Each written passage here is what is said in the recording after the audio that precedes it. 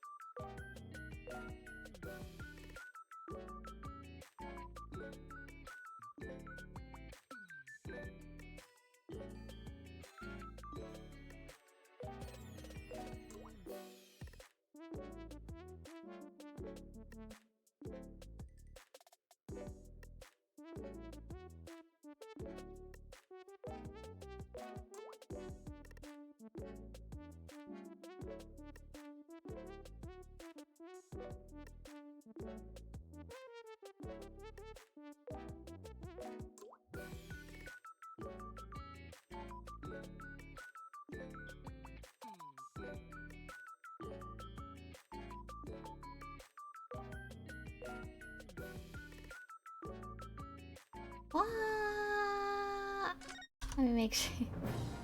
There we go. There we go. Hello. Hi, me. I'm just gonna get right into it. We're gonna start with the investigations and the memoirs of the clouded Kokoro. Let's go. Episode 2.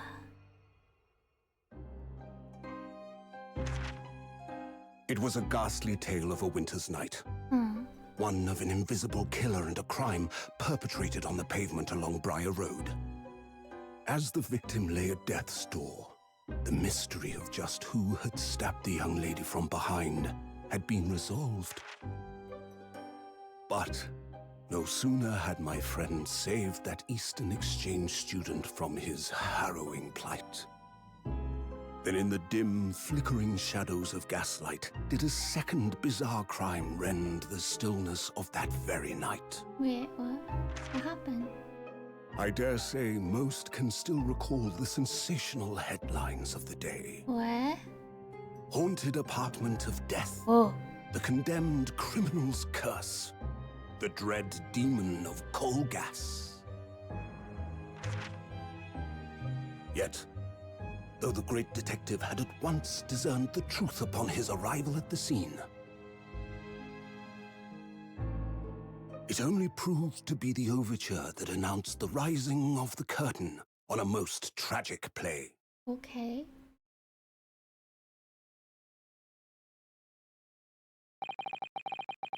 We're back at Yunosuke. 6 months ago, I arrived as a visiting student of law, having made the long voyage across the sea from the Empire of Japan to here, London, England. And on the way, in quite extraordinary circumstances, I made the acquaintance of a world-famous detective. Currently, I reside in the attic of the detective's own lodgings, from where I run my legal consultancy of sorts. I've successfully defended a number of clients in Britain's highest court, the Old Bailey. But since a particularly grueling and unforgettable legal battle 4 months ago now, I haven't returned to the courtroom. In truth, I lost my right to return. That epic trial was just one small part of an epic tale, a tale which was now about to awaken from slumber, thanks to a letter that arrived this morning from my homeland. Ohihangi.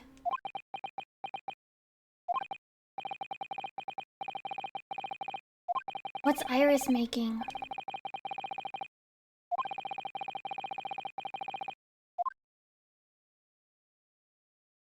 Iris making?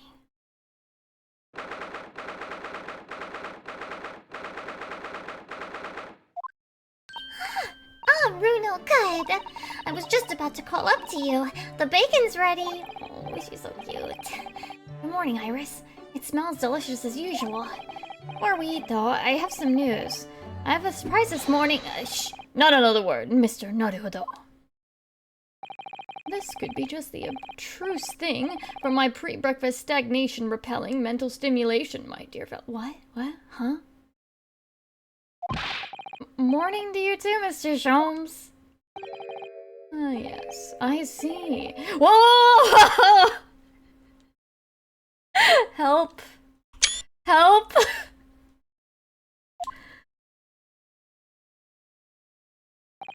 The truth is as clear to me as day. My faculties of observation have revealed it again. What are you talking about? You, Mr. Naruto, you have this very morning met with a surprise. Well, is that not the case? Really, my dear fellow, it barely warrants explanation. Firstly, your hair is particularly unkempt, somewhat reminiscent of a bird's nest.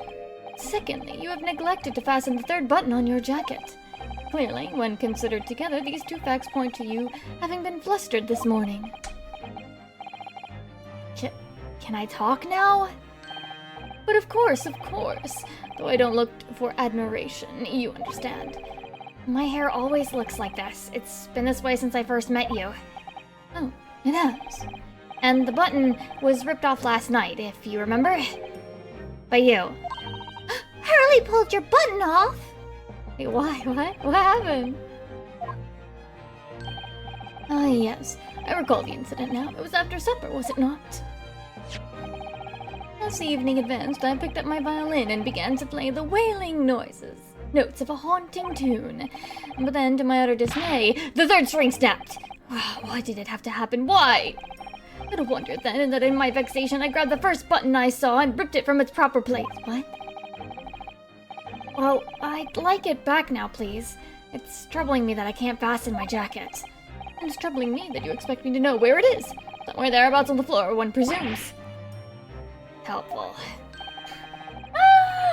What matters at the present time, my dear fellow, is simply whether or not my deduction was unerring. But Hurley, Bruno said it when he came in, didn't he? I had a surprise this morning.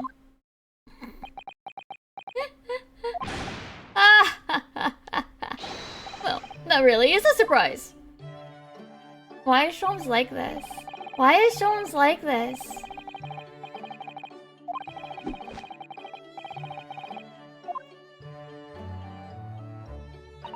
Alright then, enough of this silly conversation. Come and eat this bacon before it goes cold. And I have a new herbal tea for you to try too. My latest special blend. And here we have Iris Wilson, Mr. Sholmes' lodger and companion. A truly exceptional young girl, who's the author of a highly successful serialization here in London. Yes, The Adventures of Herlock Sholmes, as published in France Magazine.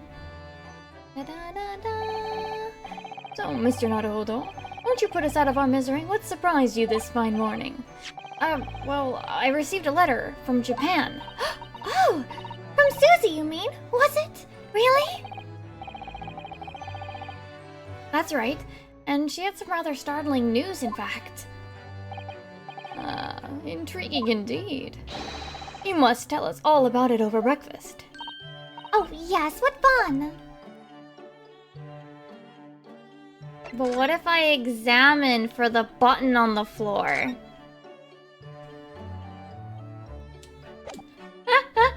What if I examine for the button on the floor?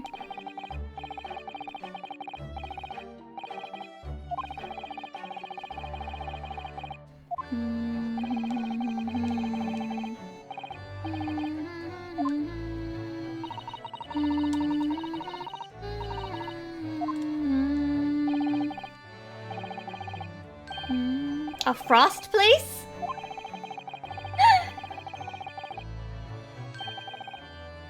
Emanates a cool breeze in the hot summer months. Don't worry, they won't ever put anything like that in British homes, apparently. A cold fire. Got it.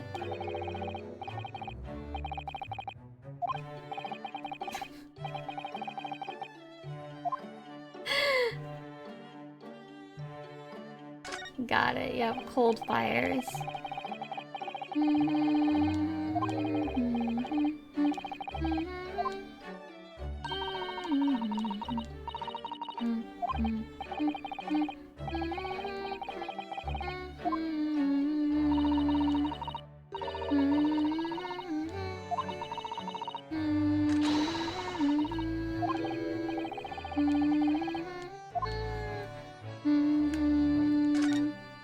Well, they're not yelling at me, so I'm exploring everything first.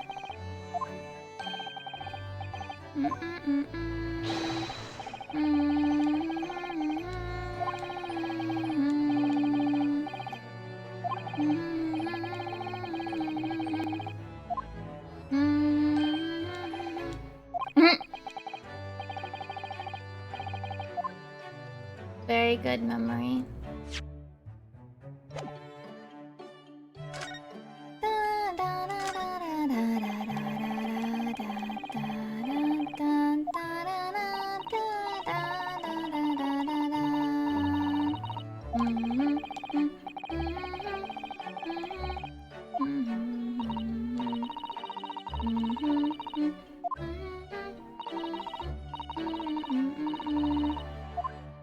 Why is this so cute? That sounds ominous. He's not gonna poison you. It'll be fine.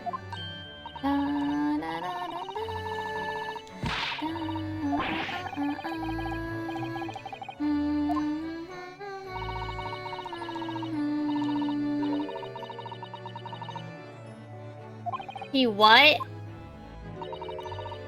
He was hungry and just chugged a random bottle?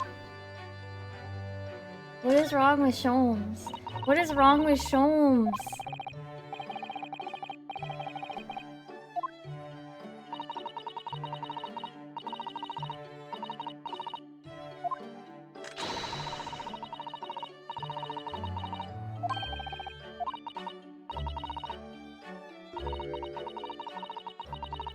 Oh no, Iris, that would suck.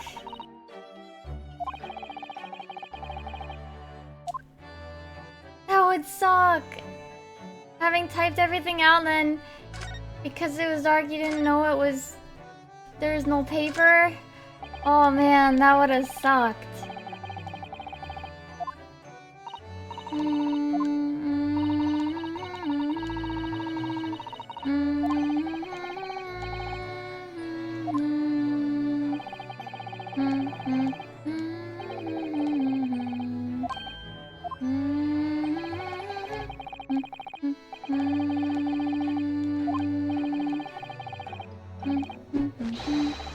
Bargain hunter? Okay, sure.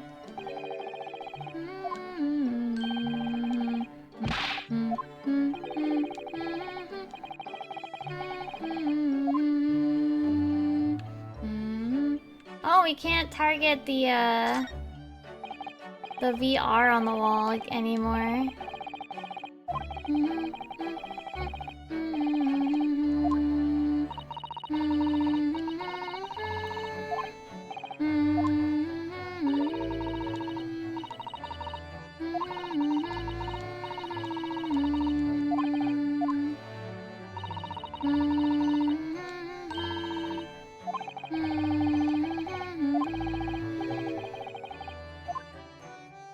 Oh, we got this thingy back.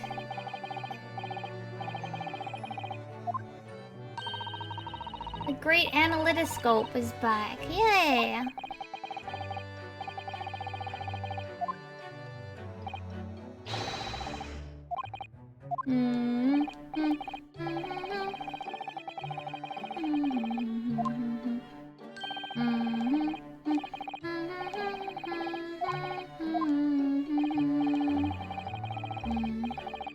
Analytoscope, analytoscope. That doesn't help. How would that help, sir? Okay, I think I've poked at everything. Okay, now we can talk. This is the letter that arrived from Japan this morning by international post. Oh, how lovely! Look at Susie's beautiful writing. I wish I could read it. And how is your judicial assistant faring, may I ask? She's very well, thank you. In fact, according to what she's written, she actually appeared as a lawyer at the Japanese Supreme Court and won a case. Really? Oh, isn't she wonderful? A cut above your good self, my dear fellow. I've won cases too, you know. Apparently, Mr. Natsume appeared in the trial as a witness. Natsume. No, I don't recall the name. Of course you do. We helped the man. Twice. You know, in those 2 cases that took place on Briar Road 6 months ago. The mustache twitchy man with the somewhat feline eyes and the mustache. You said mustache twice. He didn't have 2 mustaches, Hurley. Yes, who could forget those 2 cases? They made a very deep impression on me. Sure, although I must confess the details are a little hazy now. A very deep impression they made on you, clearly.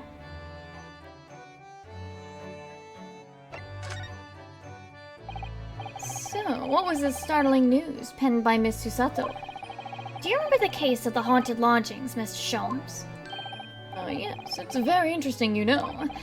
I don't feel entirely uncertain that a case of that nature did not occur. What? He's totally forgotten it. Anyway, in her letter, Miss Susato asked that we read over her case notes again and investigate further. It took place half a year ago. For what purpose? Because of something that Mr. Natsume said to her, apparently. He suggested that the real reason why she was called back to Japan so suddenly might have something to do with that case of the haunted lodgings. Oh.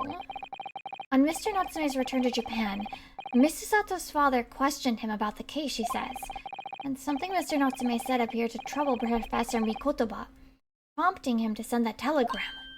Oh, that case, yes! It was very strange, wasn't it? Yeah. And I had compiled the whole story into a nice, neat manuscript ready for publication too. But then Hurley here was all funny about it, remember? He was very mean. The story must not be published, she said. Very mysteriously as well. Really? I said that? Are you sure? Do you perhaps know something about it as well, Mr. Sholmes? About why Miss Susato was suddenly told 4 months ago that she had to return to Japan? Uh-oh. Sholmes knows things. It's been 4 months now since we waved Susie off at Dover. It was such a shock, wasn't it? The way she just suddenly announced that she had to go back to Japan. Indeed it was. Due to a telegram she received from her homeland, I believe. That's right. Telling her to return home urgently. Yes, because her father had passed away. No. It just said he was suffering from a high fever, the cause of which was unknown. He's not dead. But according to this letter, that news about her father's fever was just a ruse. A ruse? So Susie's daddy lied to her so that she'd make the voyage back home? Why would he do that? I have to admit, I have absolutely no idea. But she believes it's almost certainly related to the case of the haunted lodgings.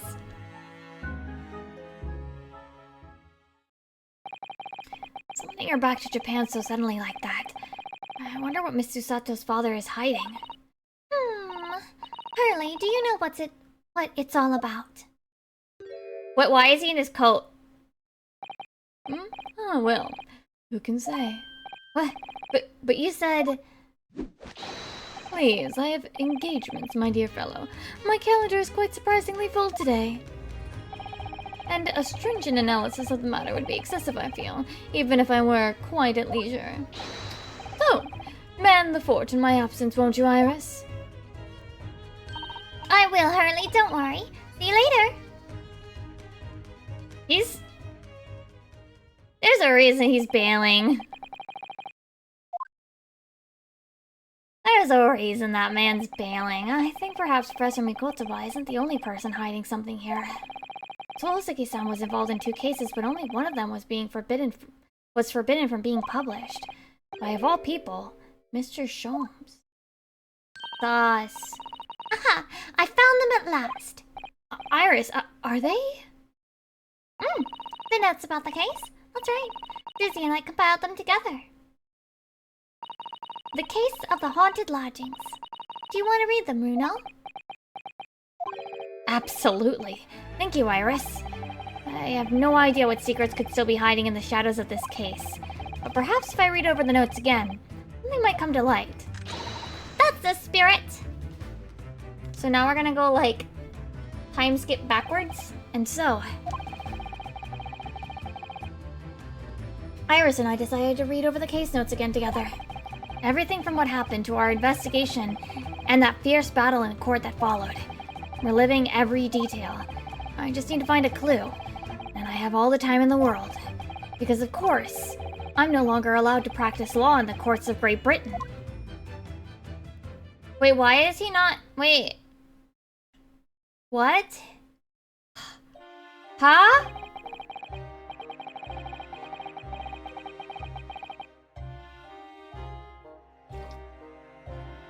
It was 6 months ago, a mysterious incident that unfolded on the wintry streets of London. Right, this one, yeah.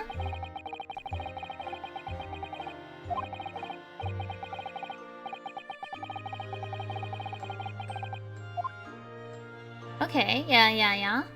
Wait, will we actually get to see the lady, maybe?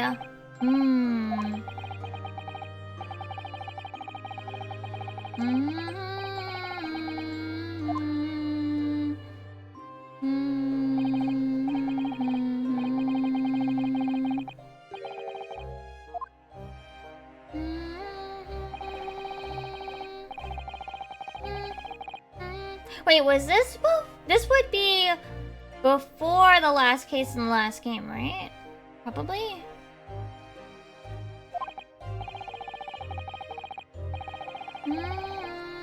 Because... you did something bad, right? His jubilant jubilation was short-lived. Right, because then he got involved in another case.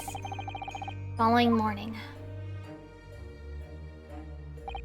The victim of the Briar Road stabbing has regained consciousness.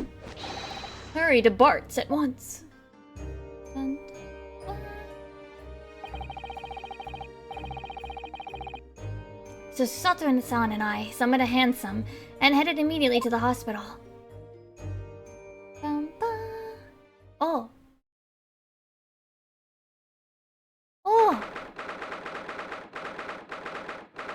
Rat! Rat! It's moving! Rat! There you are at last. Good morning, Mr. Sholmes. I think not. Oh! You're late! What on earth took you so long? Your telegram only arrived at 5 o'clock, Mr. Sholmes. And it's a 25-minute ride to the hospital. That's right. And it's 5:30 now. I think we made very good time. The time is utterly irrelevant. The fact is, I have been waiting for what has felt like an eternity. In point of fact, I myself was awoken at 4 this morning by a telegram boy. And feeling it was somewhat unjust that I alone had been roused at such an hour, I sent one to you. Well, thanks for that. Anyway, you're here now, so the victim is over there. She's only just regained consciousness. Dun, dun. You should introduce yourselves. And I shall observe from here. So that's the lady who was found on the snow-covered pavement with a knife in her back. Her name is... Ah yes, here we are. Miss Green. I want to examine things, though.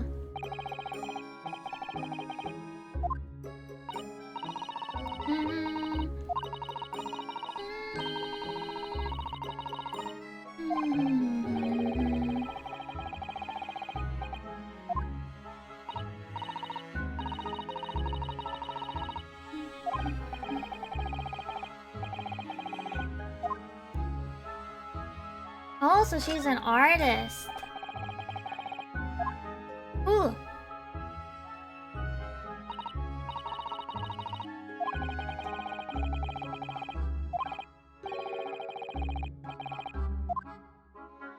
Okay.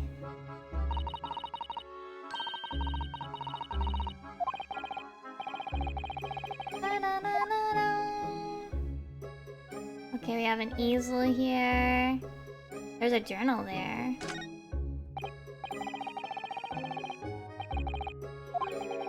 Do not feed.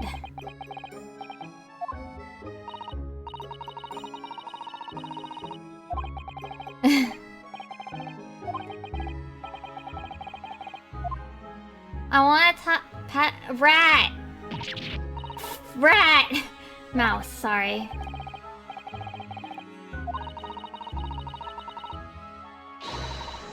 It's very plump.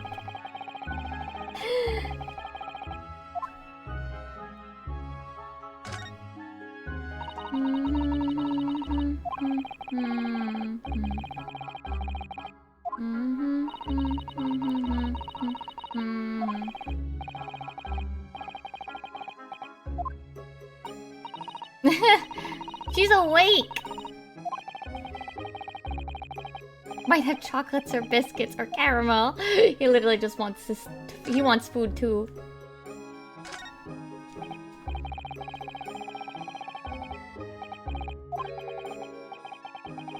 Do not permit to run around the hospital. And the patient's not here. Uh-oh. Oh dear. How worrying. Dun dun dun dun dun dun dun dun. Okay, so you have a cabinet up here too. Okay.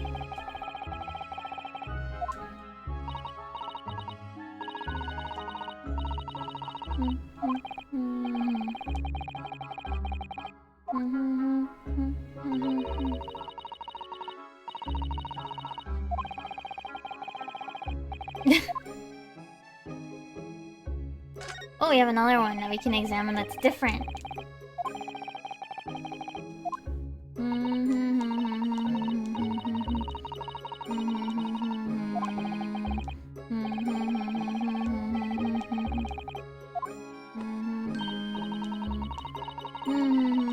Oh, it's basically the same thing. Just slightly different. Okay, now we can talk to her. Good morning.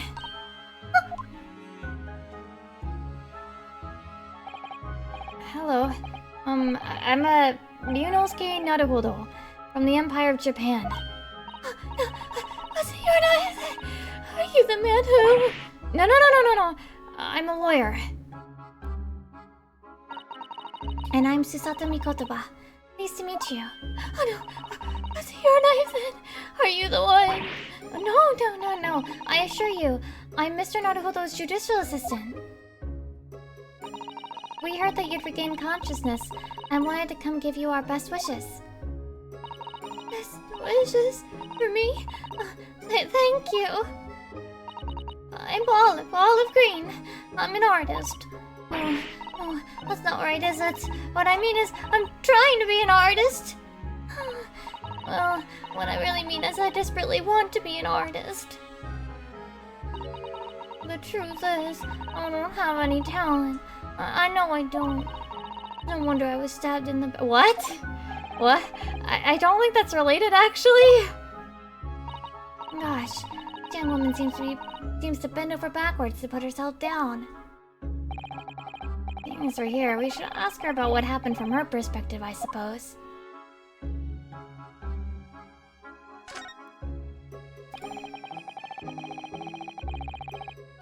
Hi, Enda, how are you?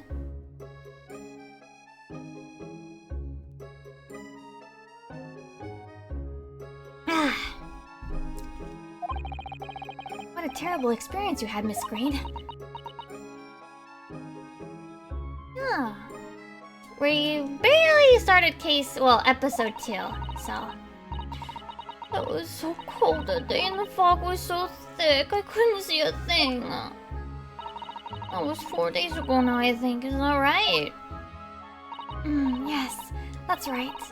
I'm afraid you've been comatose all that time. The case has been solved, hasn't it? While I've been here in the hospital, I mean.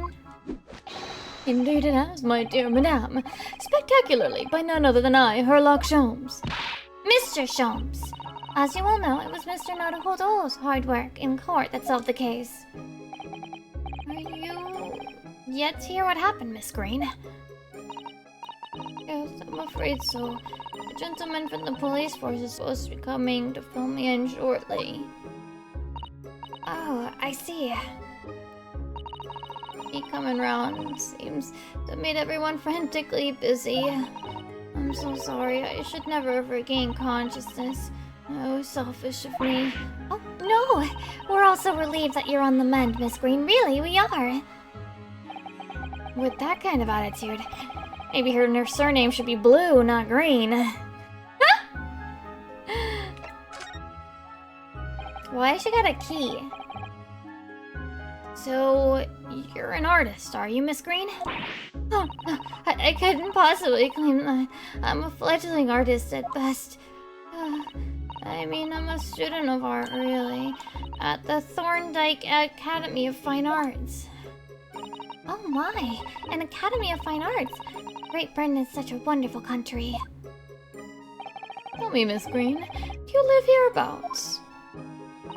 No, actually, I don't deserve it, but I have a little flat on Brixton Road. I see. Oh, very interesting. Oh no, is it? Brixton is sometimes stops away on the underground from here.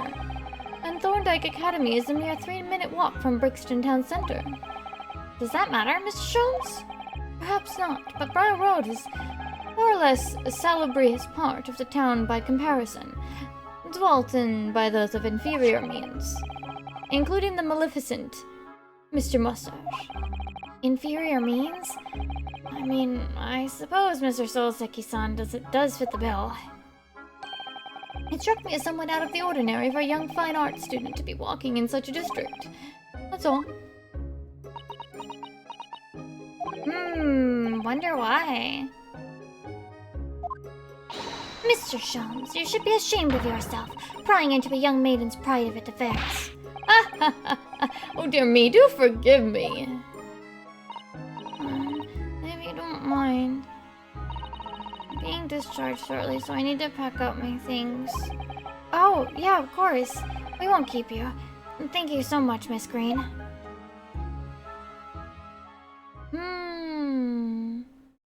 What? Mr. Narrow Fodder? Narrow Fodder? No. Well, if you're looking for Naruhodo, the lawyer, that's me, but... Ah, Mr. Narrow Fodder, good. This is for you. The message from a saucy Mr. Saucy Nutsmeg? Mr. Saucy Nutsmeg! Help, help, oh my god. Oh my god. Saucy Nutsmeg.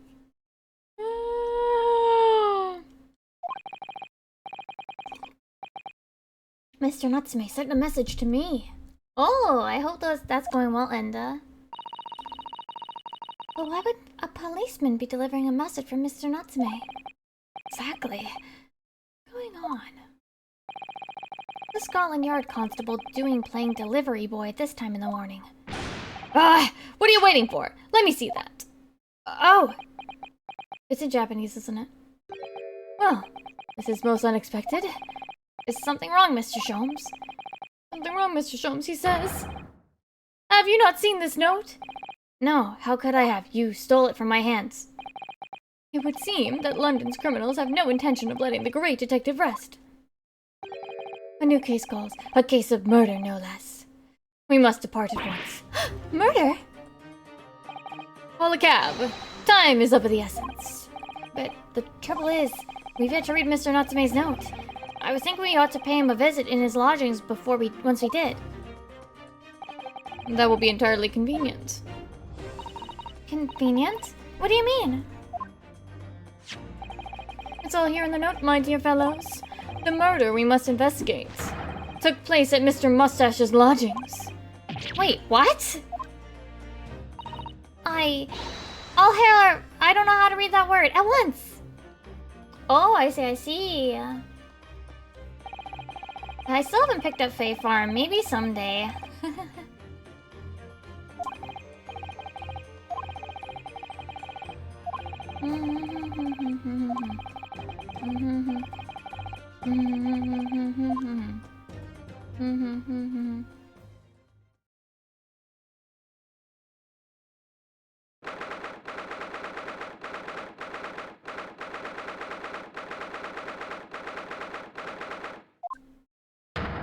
Oh, what on earth? Oh my, the gentleman is deceased without question. He's dead. Welcome, student Mr. Naruto Esquire! Mr. Natsume. Oh, why? Why is this happening? Why to me? I've only just got out of court yesterday. I'm finally home after 2 days of misery. And then I wake up the next day to this. No early bird should catch a worm like this. Woeful worm without wiggle. I see you're in high spirits again this morning, Mr. Mustache. Ah! Not the horrible Herlock Sholmes.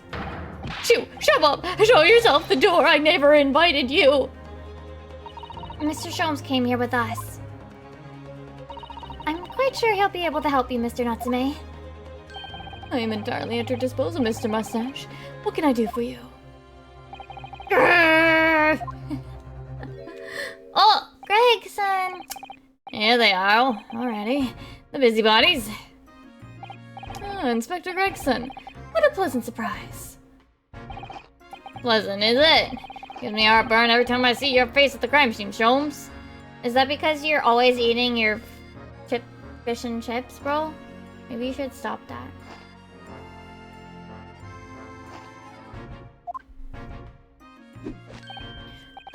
I deduce, Inspector, that your heartburn is a result of your excessive consumption of fried food. Oh.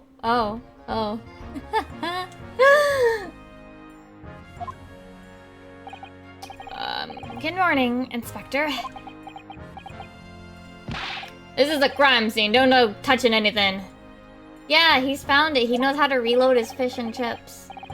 Or good morning to you too, Sunshine. Is he dead though? Oi! I said hands off! You're gonna mess up my crime scene. No, I just wanted to look. That's all. No chance. I know you're kind. You'll mess it up just by looking at it. Someone's in a bad mood.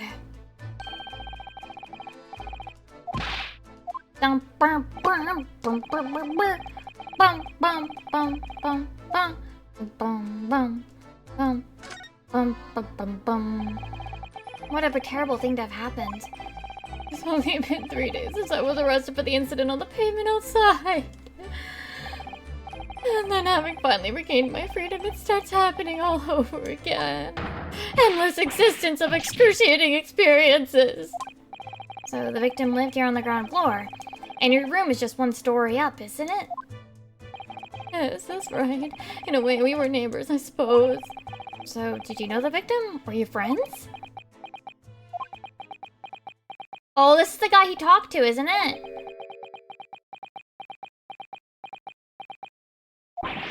What's the matter with Soseki-san now? It was an innocent enough question, wasn't it? Why does he seem so shaken by it? I suppose he wasn't a complete stranger. But did he ever invite me to his room? Never! On my honor, I swear it. What an extreme reaction. You're probably wishing you'd never asked now, aren't you, Mr. Naruhodo? When we found him here, I felt wretched, which is why I sent word asking you to come. Through that inspector over there. Hi, Greg-san. So, Inspector, what was the victim's name? Who was he? Mr. William Shamspeare.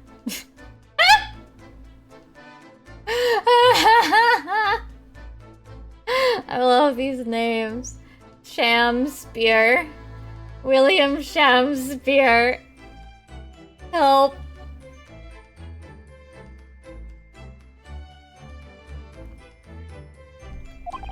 As you can probably tell, he was an actor. But Bit of a dead loss, as it happens, or just dead. Mr. Shamspeare. It was the landlord, old Mr. Garadib, and the other lodger, Mr. Natsume, who found him. The fellow didn't rise at the usual hour, so Garadib got worried and kicked the door down. But doesn't Mr. Garadib have a bad leg? Yeah, you're right there. It was a jittery Japanese hunchback over there who actually did the kicking. Really? Soulsicky's-san? The victim was pretty hard up, it seems. Even done some time inside for petty crimes. He had no money, no place to go, and no friends. He was only acquaintances with the people in his house. Miserable life and miserable end to it. So, what exactly is Mr. Natsume doing here? He's not involved in the investigation, so shouldn't you have sent him away from the crime scene? Well, I'm not saying it's because the fellow looks odd or anything, or they act suspicious. I thought it would be prudent to take a statement from the cohabiter. You nearly said culprit there, didn't you? Oh dear. Mr. Natsume appears to be under suspicion again. Certainly seems that way. He does just come across as such an odd fellow, doesn't he? Poor man. How unfortunate. Anyway, I can't say much until the coroner gets here. But I don't think the fellow's been gone that long. The body's still warm. Even if the inspector would allow it, I don't think I could bring myself to touch a dead body. Sholmes! Sholmes! Sholmes! What are you doing? Mr. Sholmes, what are you doing? You need only observe to know it, my dear fellow. Investigating, naturally. There's nothing natural about that pose. Mr. Sholmes, have you made some miraculous discovery? Patience, my dear madame, patience. We've not been here in this room 5 minutes. So far, all I've managed to deduce is what actually happened. My goodness! Only? But isn't that everything we need to know, Mr. Sholmes? Now that you propose the idea, I believe one could, indeed, see it that way. At the present time, I have managed to draw 2 incontrovertible conclusions. The first, that there was a physical struggle here last night in which the victim fought for his life. Ah! Soulsiki? Mr. Natsume, what's wrong? Is something that Miss Sholmes said significant somehow? No, don't mind me, forget I was here. And my second conclusion is that there was a poison lingering in the air here last night that passed the victim's lips. Nonsense! Alright, Mr. Natsume, why are you reacting so extremely to Mr. Sholmes' deductions? No, please. Pretend I'm not here. Invisible, ineffable, inscrutable, insignificant. Impossible to ignore. You must tell us everything, Mr. Sholmes. Spare no detail. Oh, is it time for deduction? But of course. Let the theatrical tragedy before us be unraveled by my great deduction presented to you, for your pleasure in 2 acts. We've heard some truly astounding great deductions from Mr. Sholmes in the past. No doubt this will be no exception. What miracles will unfold before our eyes this time? So, my dear fellows, I need to clean my glasses, so I can't read anything else. There we go. For your delight and wonder, let the curtain rise. For Herlock Sholmes is logic and reasoning spectacular. Act 1. The game is afoot.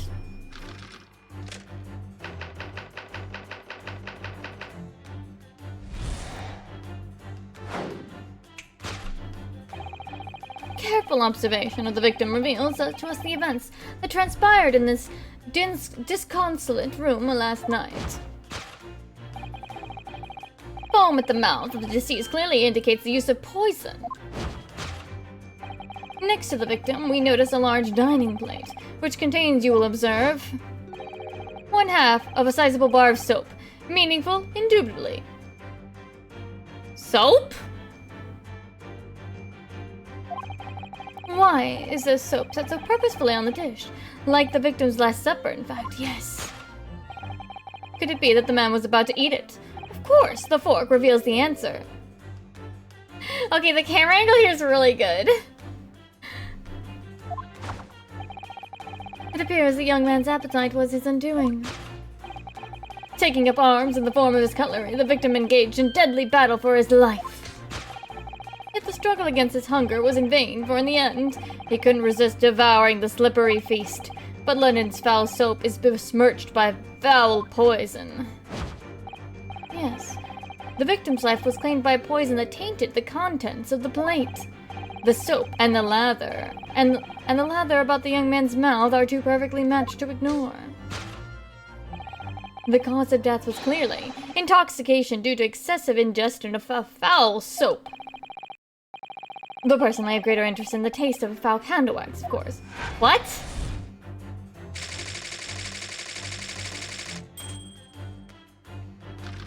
Sholmes what? Sholmes what? The cause of death identified. We proceed to Act 2, where we ponder the next question. Was this suicide or murder? The audience will recall that the death occurred during the victim's Last Supper. Did the man die and die alone? This single teacup suggests the answer. To draw a conclusion on such meager evidence would be foolish, however, certainly. The careful criminal could have absconded with his own cup to cover his tracks. Well, allow me to lift the veil of doubt, my dear fellow. What? But also no? Indeed, what reveals the answer, of course, is the broken lock. Though forced open now, at the time of the incident, this door was locked. And the sole key was in the victim's pocket. In other words, when the victim consumed the poison, he must have been alone. Alone with his inferior soap, from whence wafted an inferior scent. Why would he eat soap, though? With that acrid aroma lingering in the air, the victim met his end in tragic solitude. We can take comfort in only the fact that his soul was cleansed on its way to the hereafter. Why would he eat soap? Why would he eat soap?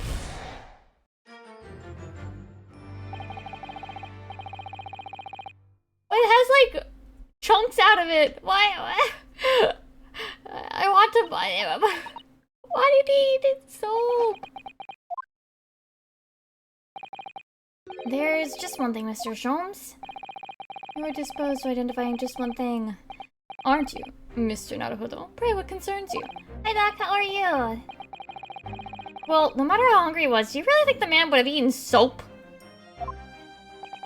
It's quite apparent that this man had barely a penny to his name. And I would eat soap just because. It's a curious thing, but one too destitute, soap can suddenly appear quite irresistibly appetizing. How extraordinary. In truth, I've tried a little soap myself. Exactly, he would eat soap. You're so bad on the copyright. I'm sorry. You've eaten it, you mean? My dear fellow, it was some time ago now. My postulation was that it would cleanse my gut. And did it? As I writhed in agony on the floor and spilt the contents of my stomach, yes, I believe it did. Sholmes, what the fuck? The experience taught me quite a valuable lesson. Soap is quite poisonous. Help! I'm dying! It has an unpleasant taste and leads to great discomfort. In summary, I cannot recommend it. Believe me, I wouldn't eat it even if you did. There's something that troubles me as well, actually. Oh? What's that? It's Mr. Natsume. Ah! I couldn't help noticing shuddering and quivering out of the corner of my eye. Almost as if Mr. Sholmes' deductions touched a nerve somehow. No, Well, that clenched teeth episode didn't last. I think, judging by Mr. Natsume's reaction, the great detective's deductions may need some gentle corrections in order to reach the actual truth. Yes, Mr. Sholm's observations and deductions are sometimes a little too sharp.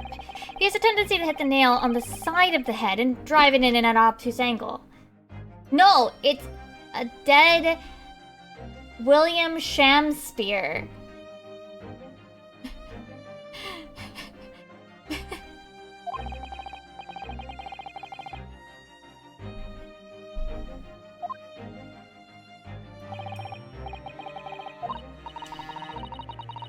This is the guy that lives under Souseki Natsume. We're back in time, reliving the past case that wasn't in the last game with Souseki Natsume.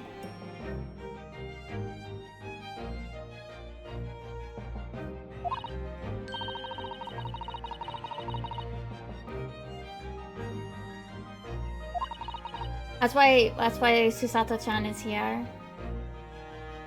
Also, what is it? Ryunosuke can no longer, practice law right now. In present day. Let me finish my tea.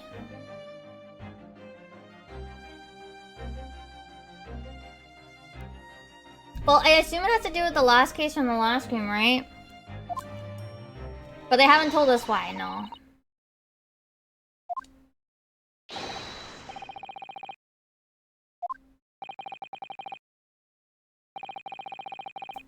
Oh yeah, in case anybody hasn't already. My reaction to the EU Fan Fest is up on YouTube as of like an hour ago. As a bonus video this week because I wanted it as close to like... It was good, I was tired though.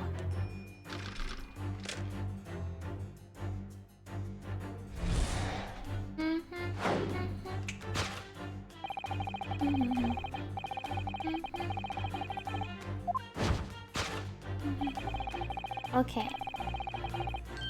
So he's been poisoned. Okay.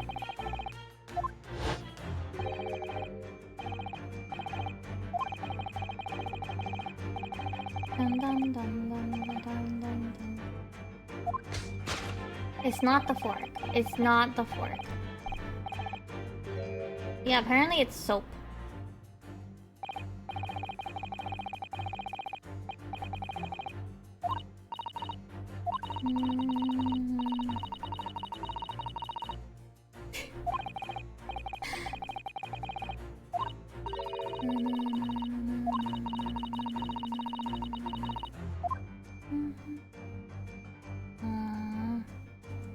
Wait.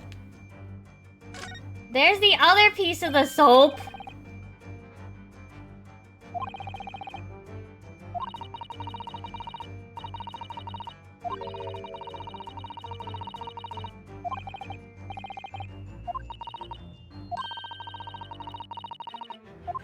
Okay, then why did it break? What is this? Okay, so it's not the fork. Drinking tea with his soap. Which tea do you guys think complements the taste of soap and probably vomit afterwards?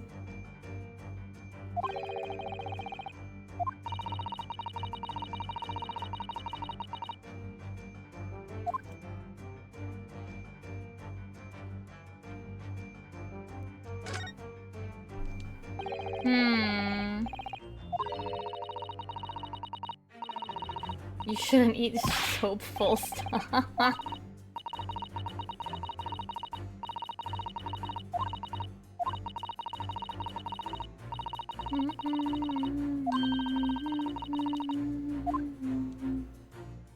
Okay.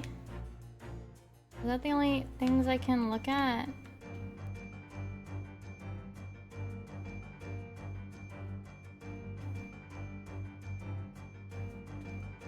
Take that! That. Yay! Could it be that the man... Oh right, I have the DLC on! I forgot! I forgot I have the DLC on! Could it be that the man was about to eat it? Of course, the other piece of soap reveals the answer. Romeo and Juliet. That's a real thing, isn't it though? It being the other half of the soap on the table. In short, the victim was not eating soap at all. But it's obvious, really, for no depths of hunger could drive a man to attempt to eat soap. Oh, they look so cool next to each other. Look at the silly little mouse on his shoulder. Even I, with my unquenchable thirst for practical knowledge, took only a single bite. Sholmes. Well, that begs the question of how the man was poisoned, because there's no sign of any food on the table. An excellent observation, Mr. Naruhodo, and one that furnishes us with the answer we seek. For London's foul soap is besmirched by foul poison. And this part's the same. The content, no. The contents of his cup. What if he just, like, washed? Perhaps he's just the man licked the soap. Oh no, it's just vibing there. Because remember, Iris has, on her backpack, she has two little, like, animal mascots that I think are supposed to represent Sholmes and herself. So she made ones for Susato and Naruhodo. I think the mouse is Luno.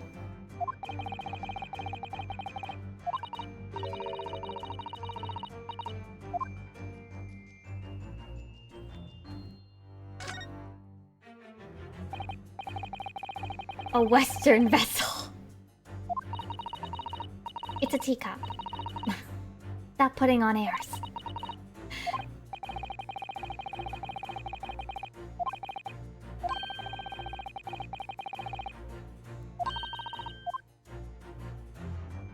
Take that!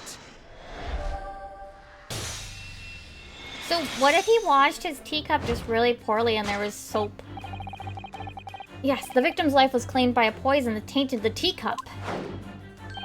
Indeed, cups have been the vessel of choice for practicing poisoners over the centuries. And it would appear that this victim drank every last drop. There's no sign of food anywhere in the room. Which leads us to the immutable conclusion. The cause of death was clearly intoxication due to ingestion of poison contained in this teacup. Okay, hold on. I want Susato to match. I'm changing her to while we're in this part. Hold on. Important. I want Susato to match while we're in London. Sorry.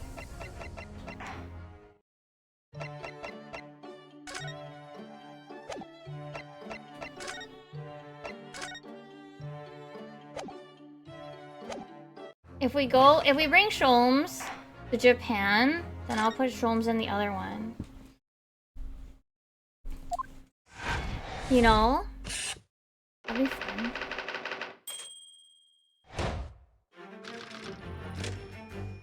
Shush! We only saw her for like a bit before, it's fine. The cause of death identified. We proceed to Act 2. We ponder the next question. Right, the suicide or murder.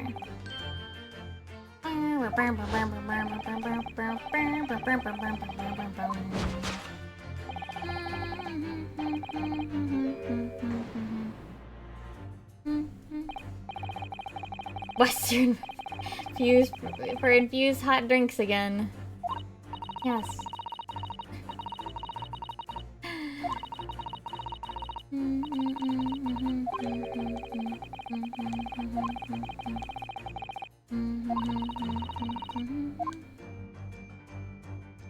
Can I?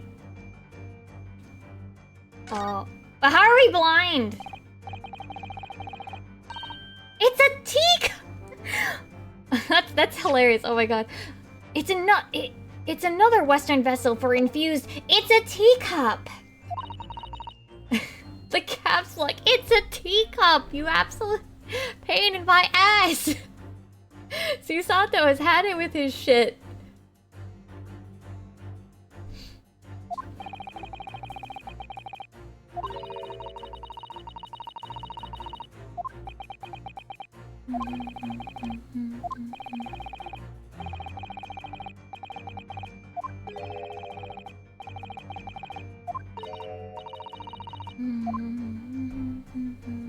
Take that!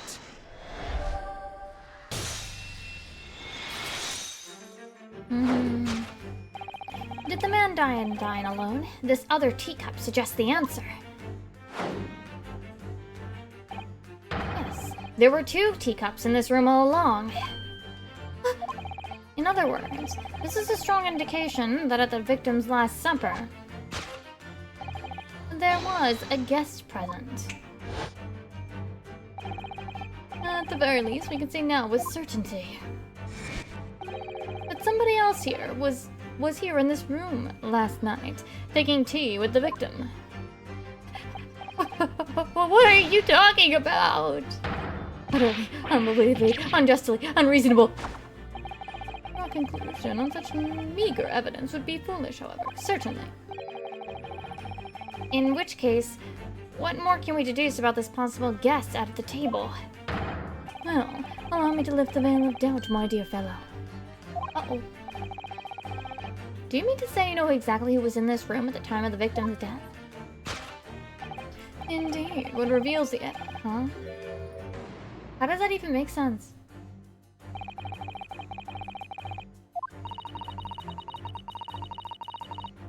I am afraid it's too late to go back to the halcyon days of eating too much soap.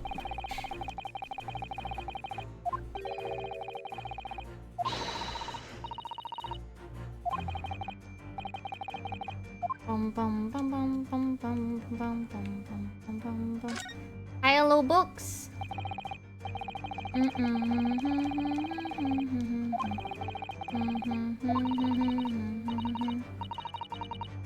Or these? Yeah. Are these the 3 books from the last?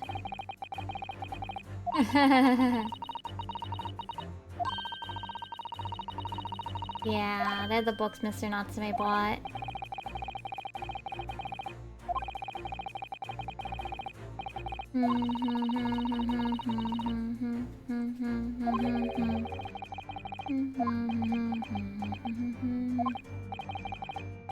But wasn't he recently deceased?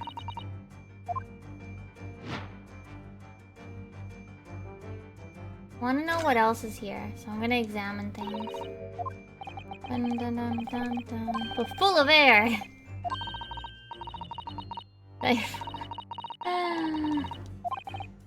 Soul sake, Susato is so done with him.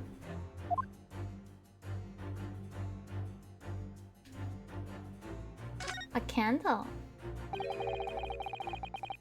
Didn't eat candle. Susato is so done with this.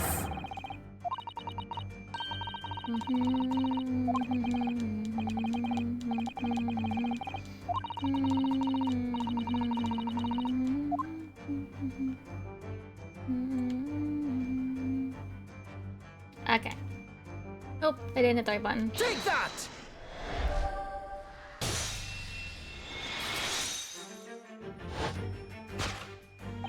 Indeed, what reveals the answer, of course, is the pile of familiar books. Quite so. It's no mere coincidence that these 3 titles are here in this room. It's the link to the truth. Ah! Mr. Natsume, you purchased these books 4 days ago at a secondhand bookshop. It's just a coincidence. In that case, you will be able to bring the same 3 titles from your own room, will you not? This very moment. Soseki. No, never. Non-negotiable. If you can't bring your own copies here, it proves that these 3 books are in fact yours.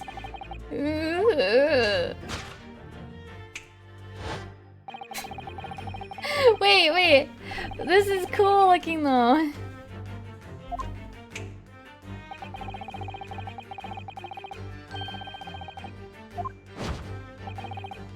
other words, you could only have brought these 3 books to the victim's room last night. Oh my god! Wait, why is he JoJo posing? Wait! Okay. The snapping is so good. That was so cool. That was really cool. In short, there's only one possible conclusion. The victim died here in his room last night as a result of poisoning. And that same night, the victim had a visitor. And that visitor...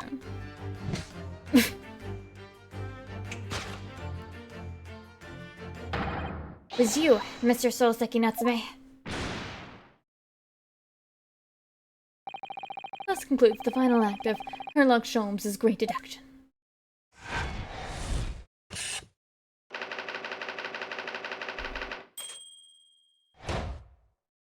This poor man. This poor man. This poor man. He's just... not again, not again, not again. Not again! Oh, that's Mr. Natsume. It would appear you're gonna have to accompany me down to the yard. Again. Wait! Hold your horses! Yeah? Door, key, lock, entry, exit, entirely impossible. He's so flustered he's being even stranger than normal. What? You think that's an alibi? You could have just made a copy. What? You live in the same building after all. You have plenty of opportunity, I'm sure. Misery me. Alright, sir. You'll get your chance to give your side of the story later. The facts speak for themselves, Mr. Mustache. You horrible Sherlock Holmes! He really has found himself an arch rival now, hasn't he? Come on now, don't dilly-dallying. Outside, there's a carriage waiting. Welcome, student Mr. Naruhodo Esquire. I never imagined I'd be in this position again, but... you have to help me, please, please! I'm innocent! Alright, I understand. We'll come to yourself later and talk about it. One more thing. Oh, yes? My poor little kitty cat. Please give him his breakfast for me.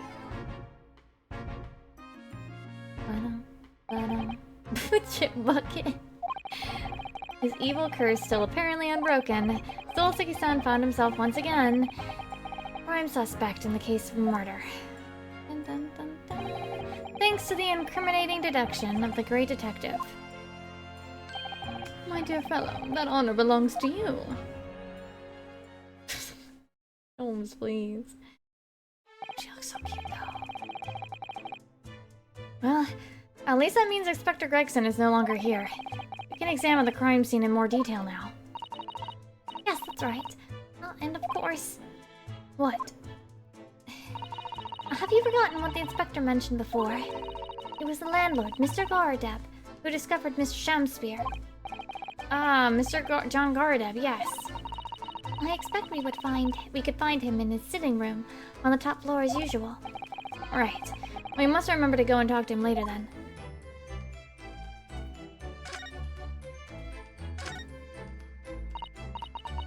Oh, the poor man. So young to die.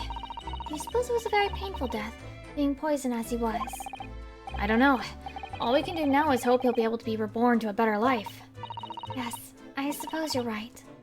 I wonder... Do you think that putting our hands together in a Japanese prayer will help a British soul?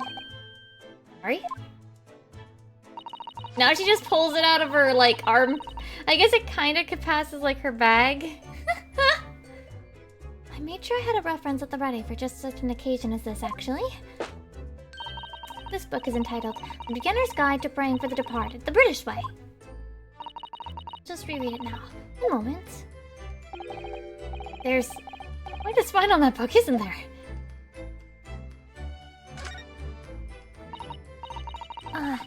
one of the teacups that Mr. Shamspeare and his guests drank from last night. Don't go drinking from them, Mr. Naruhodo. There's bitter poison inside. I'm not planning on drinking any, don't worry. Anyway, the cups are both empty. That's true. So, one was Mr. Shamspeare's, and the other must be the cup that Mr. Natsume was drinking from. Doseki-san wasn't poisoned, of course. You don't have interest in... No. Perhaps we should take these so we can examine them in more detail later. Bum, bum, bum, bum.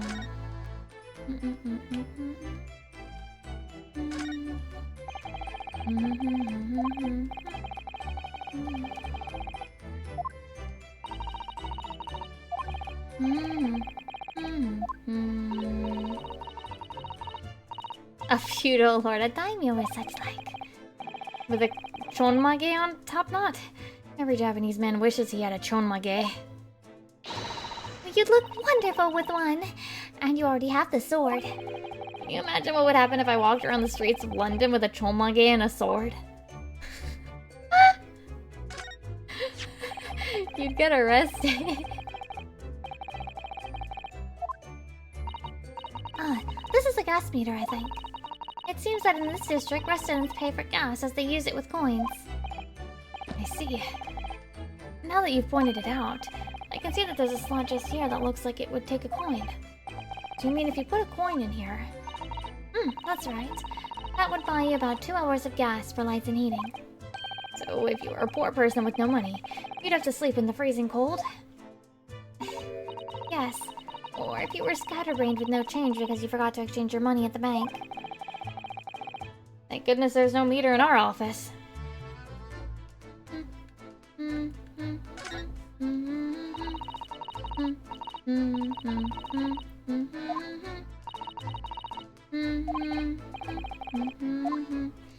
Even Susato has a little animal representation on her bag. Cute. You can barely see it. I don't even know if... Yeah, you can pray, but you barely see it at the bottom of the screen.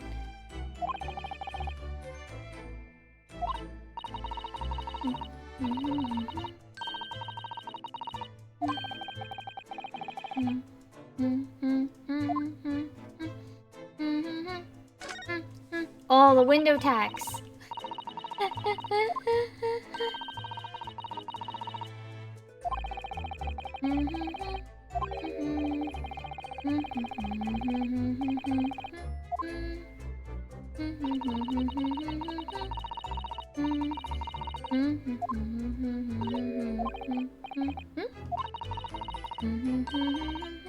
A number of the bricks are loose? Oh. Why is there more soap?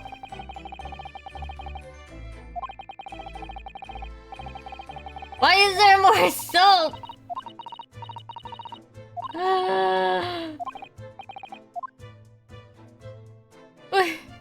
Why is there more soap?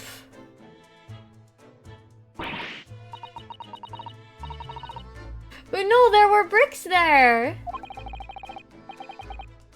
And then they put soap here.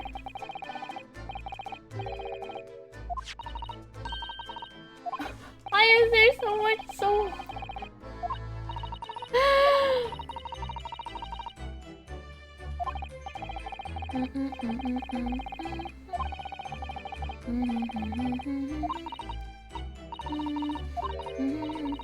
What's this? Wait, what about the soap? Wait, what's that? There's a patch that's a different color.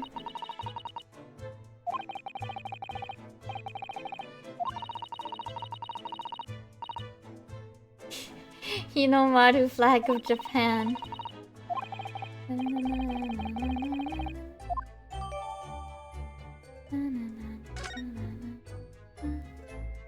Wait, what about the other bar of soap? Or is it just on the other side? Oh, okay. What the heck is this? What?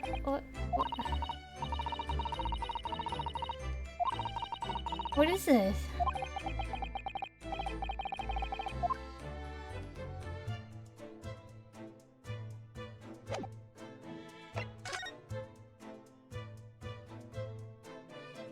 god.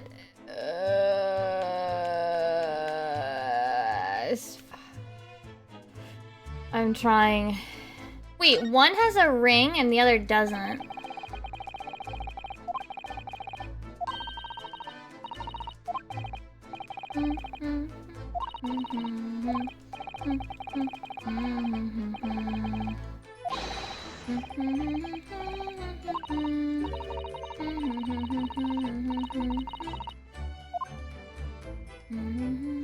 What's that at the bottom? Am I blind?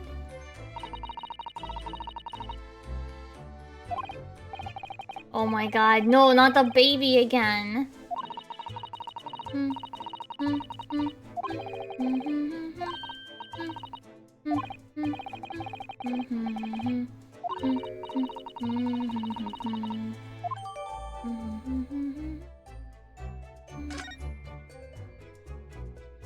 There's something printed on the bottom. Do you see it?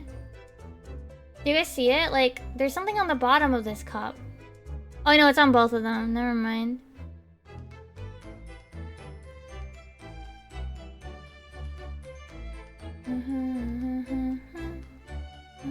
I should really do this part with just the mouse.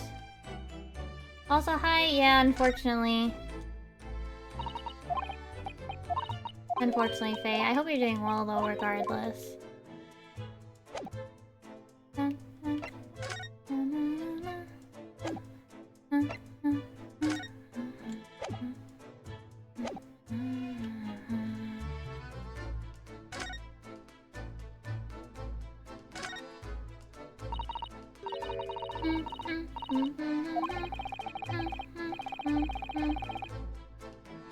Okay, so wait, Shakespeare and Shakespeare exist in the same universe?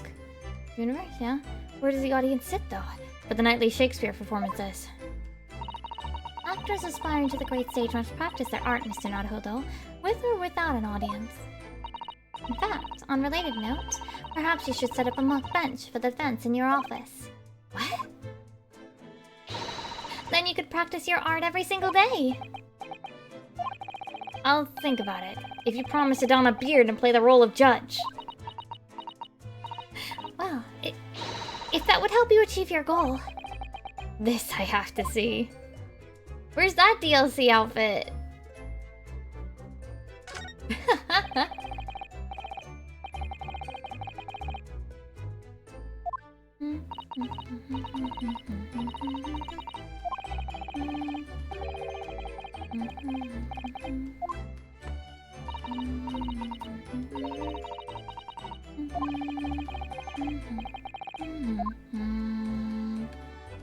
Wait, did I think I touched everything. Dun, dun, dun, dun. Wait, what is this?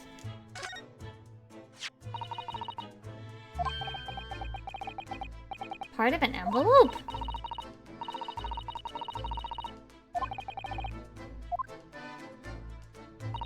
Well, it's a little out of place, perhaps. When you look around the room, there's no sign of a letter. Well, the rest of the envelope, in fact, is there.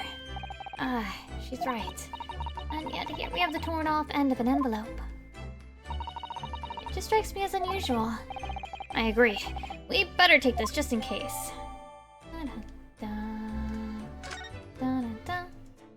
Is there like a feud between Shakespeare and Shamspeare? Maybe? Looks like you're having a good snoop around, eh? Uh-oh. We're in trouble. Inspector Gregson! Back so soon! After I threw that little Japanese fellow in the clink, I went and reported this to the investigation division. In 5 minutes' time, this place will be cordoned off by the yard. Oh, I see. Oh, we'd better be leaving then.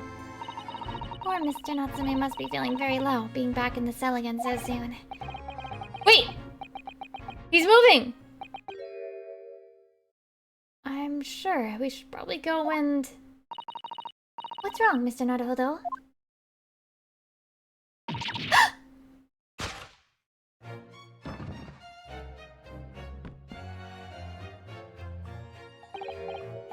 Out, brief candle. Life's but a walking shadow, a poor player. Oh no, another JoJo. That struts and frets his hour upon the stage, and then is heard no more. Now, how soundeth the next part?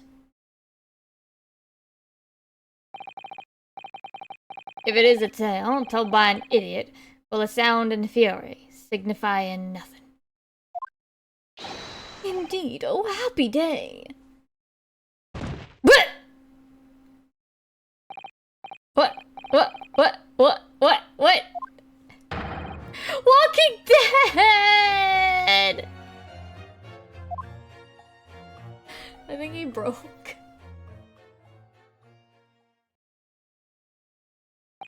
The fella isn't dead at all! What was that nonsense he was saying, though? I think, yes, it was from William Shakespeare's Macbeth. Yeah, right. Walking Dead's right. A soliloquy from Act 5, Scene 5. Shakespeare.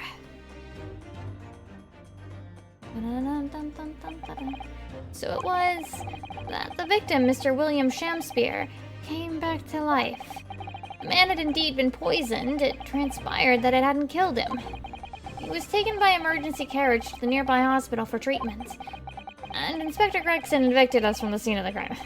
Whatever that now was.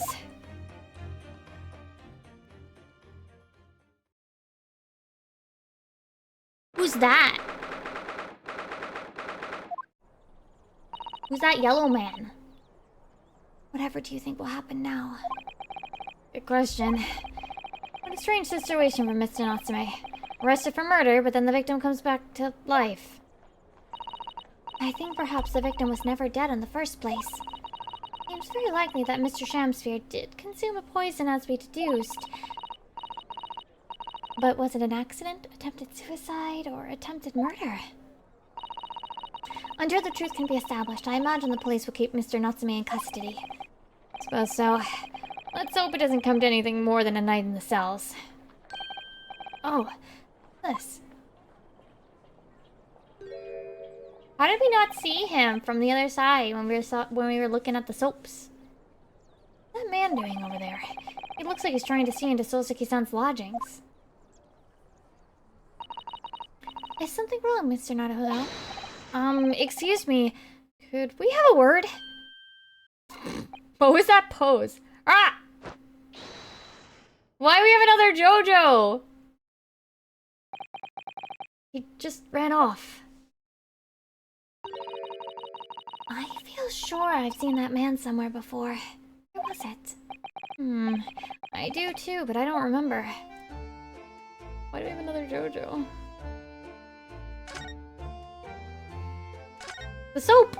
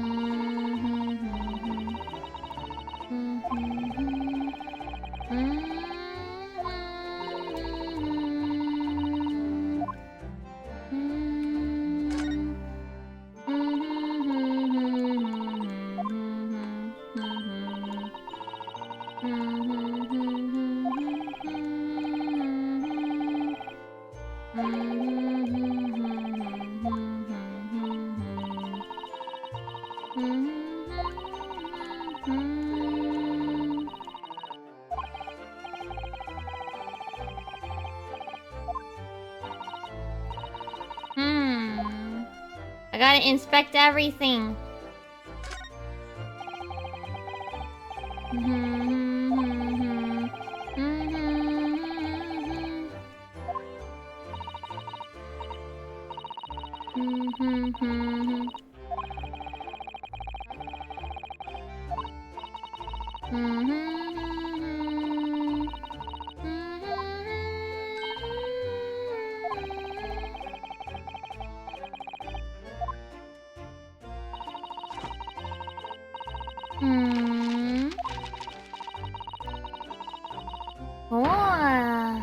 how to. Right, they want to outdo the Paris exposition.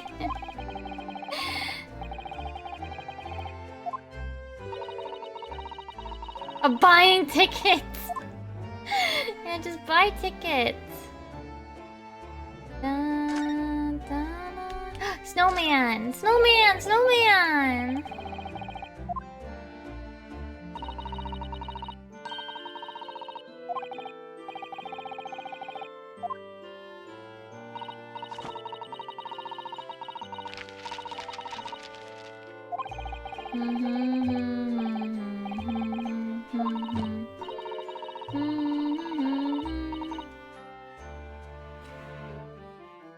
Wait, British also do 2-ball snowmen?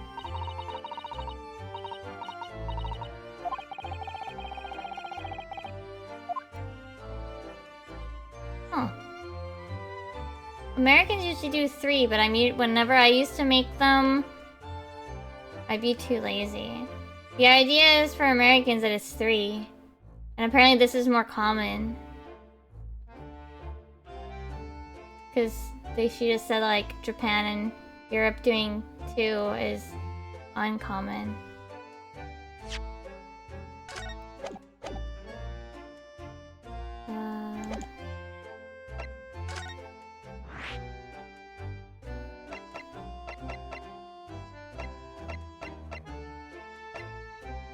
I see. I only knew Japan doing 2, so that's why.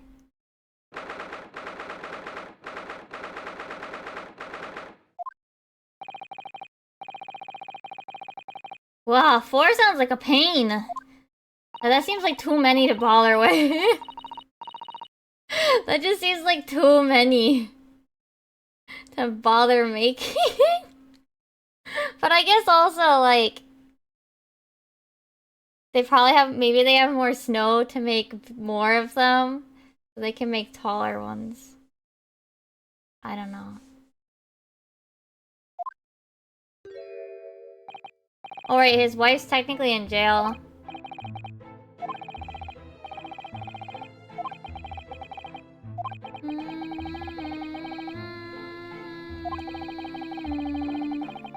A multi-snack snowman? I don't know.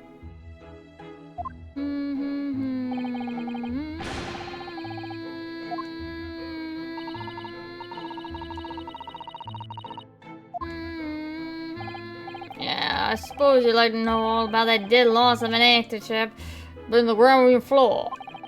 Those were exactly Inspector Gregson's words, weren't they? Oh. Oh, he's standing.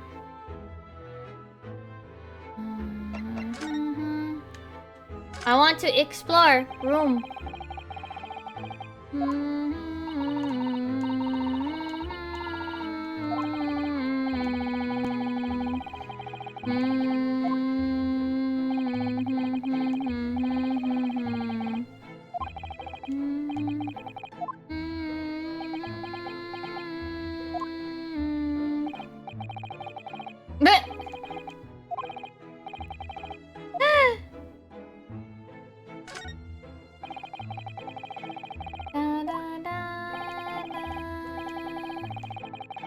Wait! The art student that used to... Wait!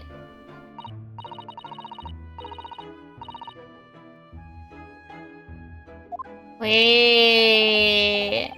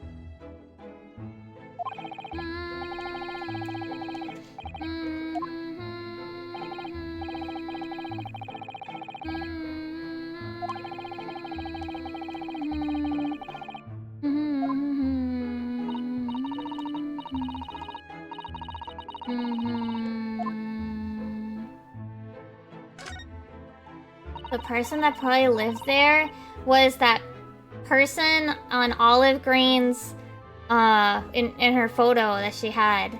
The artist that she probably looks up to, if I had to guess. Or maybe a family member, or some connection.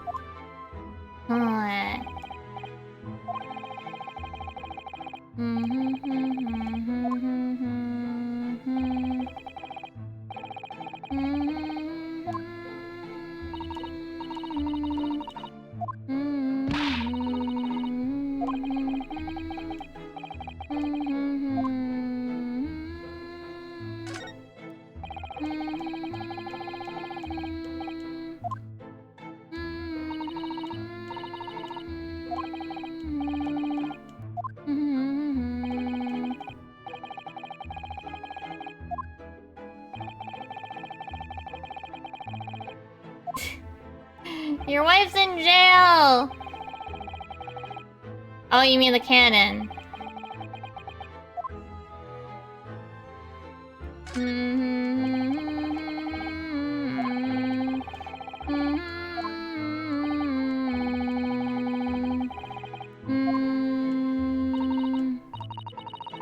Yeah.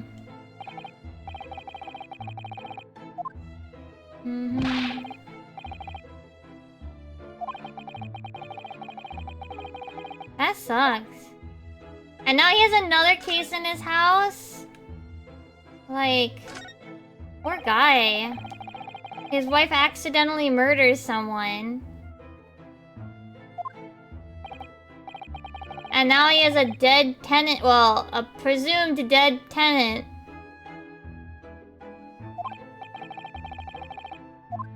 Dun dun dun dun dun da da da da da da.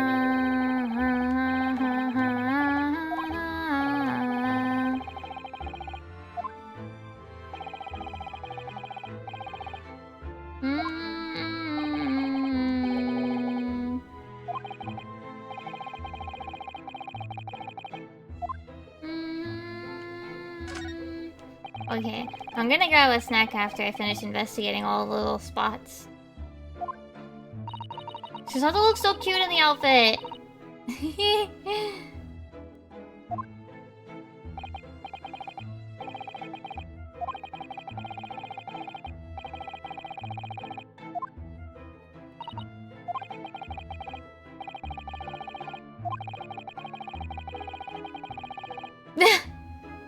Time has stood still. I might be able to use that excuse when I'm next supposed to be tidying the office. You could just tidy up, Mr. Naruhodo. Oh, and the window is examinable.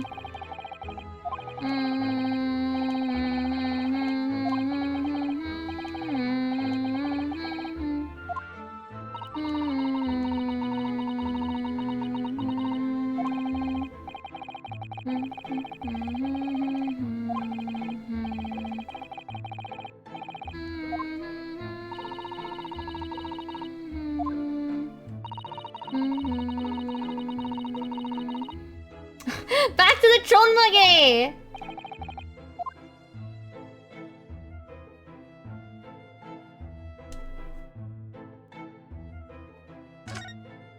Just double checking. Oh, books. The books are interactable.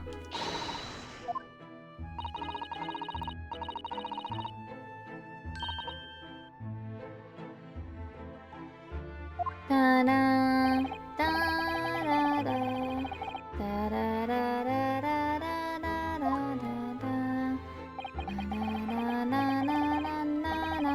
da-da-da-da-da-da-da-da-da.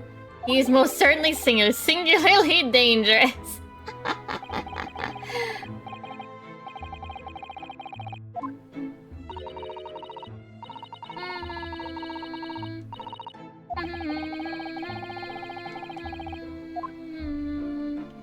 Anything else?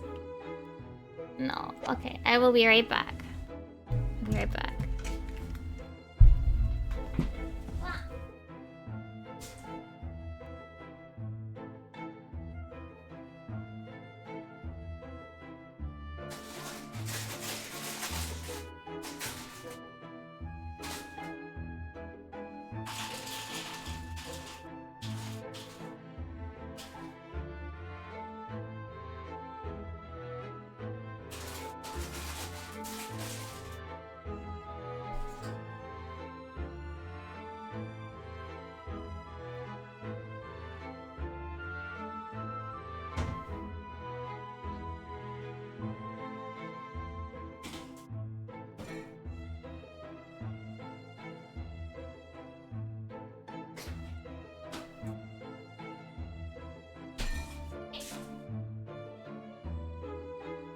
Okay. Now we shall talk to him. Now we shall talk to Mr. Goridev. I wonder how many other characters from the first game will show up again. You know?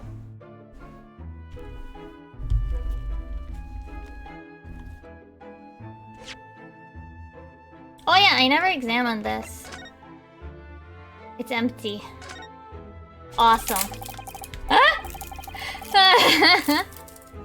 Awesome, it's empty.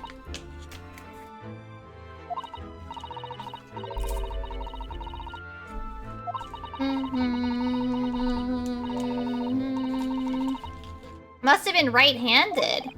Oh. Oh.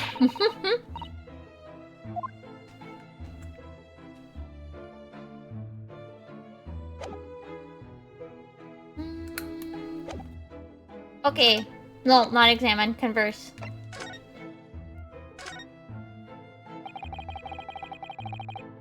It must have been a real shock for you this morning. I hear that you discovered what had happened. Ah, well, that opalist actor chap rises at 5 o'clock sharp every morning without fail. But at 5:30 this morning, he still hadn't lit the gas. I went down and knocked on his door, but no barely answer. And that's when you broke into his room by kicking down the door? Well, I called on that rum-looking Japanese chap to do the grunt work, of course. Wasn't it a little premature to kick the door down? The man could have just overslept by half an hour.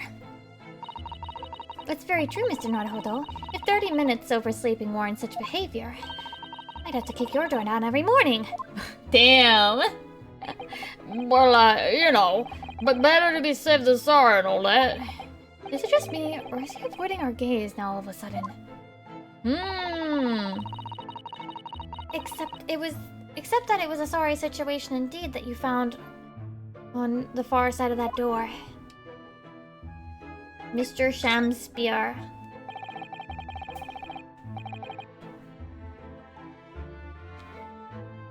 The victim's name is Mr. Shamspear, I believe. Is that right? Yes. William Shamspear. Took ground floor room 3 months ago now.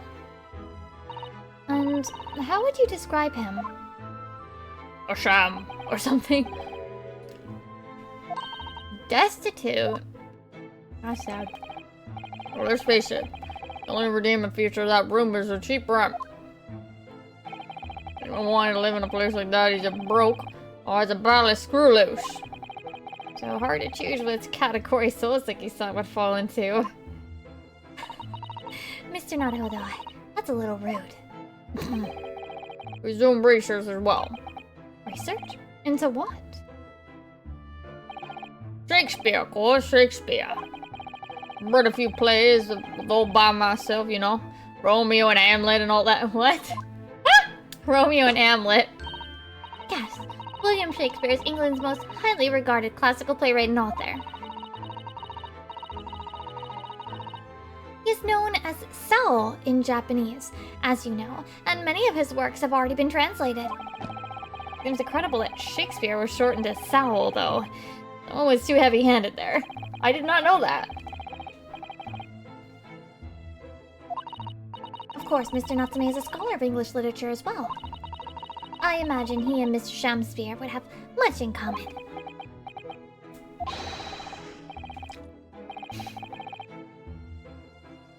I don't know, I just did not know that, yeah.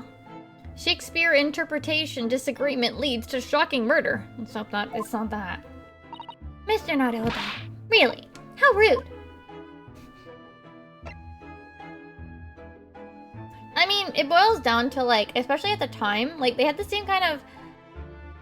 I don't know. I think... depending on the era and the, I guess, sensibilities of sorts, localizations like that are gonna happen. Like... When was katakana even, like, introduced in Japan?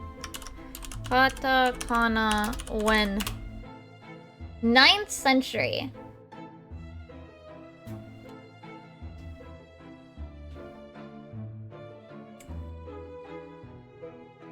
But even then, like, how they used it might have been completely different in that era, right? So it totally would have made sense for them to maybe go with something that more Japanese people would know and stuff like that. Right? So, it's not even shortened, like, Shakespeare has, like, Sao nowhere in it. Obviously now, they've, I guess, unlocalized his name to Shakespeare. If I remember correctly, I believe he's called that way in Japanese. But I mean, it's essentially like the idea of like when it's essentially the same idea of renaming Phoenix Wright as Phoenix Wright, like renaming him.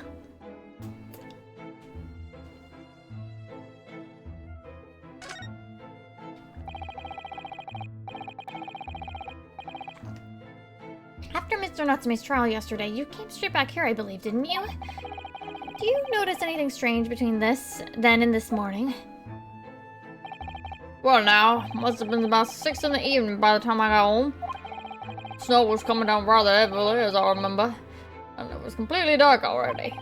I failed after Trap was out at the time. Mr. Guard, I've noticed there was no light in his room or something, I suppose.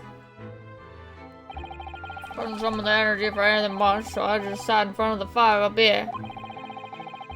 Slept at 8 before Shakespeare got back, and the Trap was up until past 1 in the morning, I'll even know.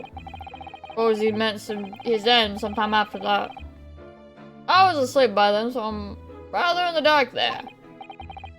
Well, thank you. That was very illuminating. Is everything alright, Miss Usato? Well, I was just thinking it's a little strange, that's all. Mr. Gardep, you're up in your room all evening, if I've understood correctly. I'm not a big fan of stairs, not with his blasted leg. Then, how is it that you seem to know? The precise movements of your tenant on the ground floor, I mean. Ah! That's a very good point. I can't imagine that you could hear noises from the ground floor all the way up here. Does this old man like to spy on his tenants? Is that it? I say, I know what you're thinking, and it's barely outrageous. I'm ex-military, don't you know? I don't go around spying on my tenants, why would I? Then how did you know, Mr. Garadep? It's the gas, woman. The gas tells me everything. The gas? Oh. He obviously knows when his tenants pay for gas. What on earth do you mean, sir? How can the gas tell you anything, let alone everything? Boys, you're probably aware the gas is supplied to the building by pipes. Yeah, I'd more or less worked that out. Every room in the building is connected by a single pipe to the gas main outside. And the gas company supplies gas to the properties via the main. Yeah, I understand that too. Let me see if I can explain. Let's say I was to light the gas lamps up here. What do you suppose would happen? Well, obviously the room would get brighter. Exactly. But at the same time, the lights in all the other rooms of the house would dim for a moment. What? They'd dim? Why? Perhaps it's because when you light a gas lamp, it briefly uses more gas than usual. And that reduces the amount of gas in the pipe for the other lamps that are connected to it. Man. That sucks.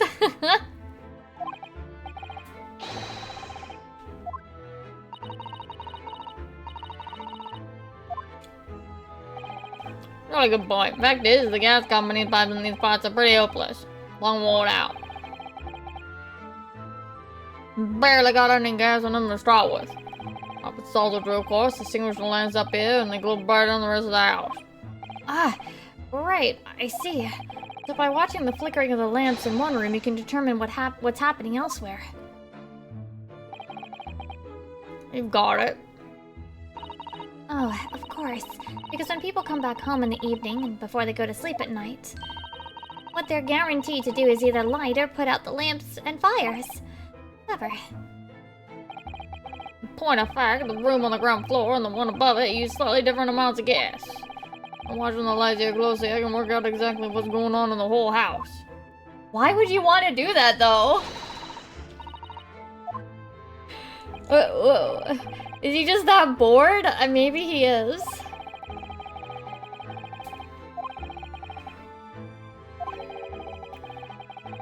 Exactly! Why is he so concerned about it?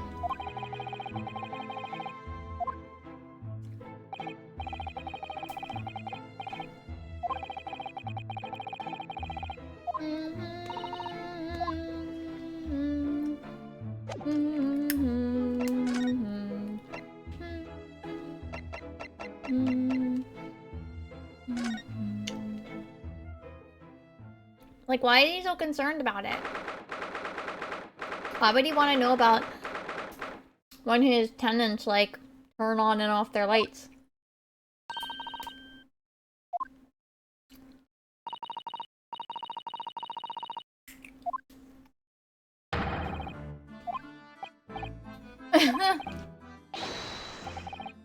Is he a ghost? Is he here to haunt me?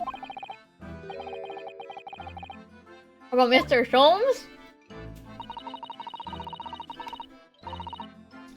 Not a ghost. They've left me. Ah, curse! I'm cursed, I tell you! Well, that sort of hurts. Credit where credit is due, Mr. Naruhodo. You were heavily involved in the deduction, too. We have some wonderful news! Your friend isn't dead! Now, in the absolutely worst case, you could only be tried for attempted... Now, in the absolutely worst case, you could only be tried for attempted murder! That's great, isn't it, Mr. Natsume? It's terrible! Oh.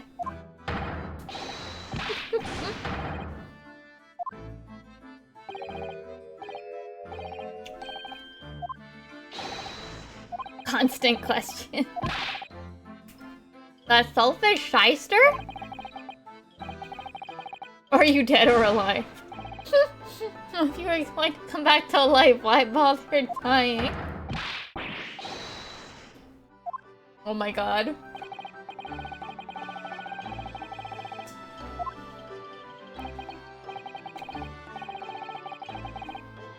Hmm?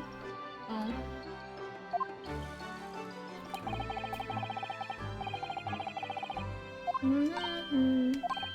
Oops! Does this mean that you did see the victim last night? You met with Mr. Shamspear, didn't you? I'm not saying another word. I demand to have a lawyer present. Who do you think I am? I am a lawyer? We have to hear your side of the story.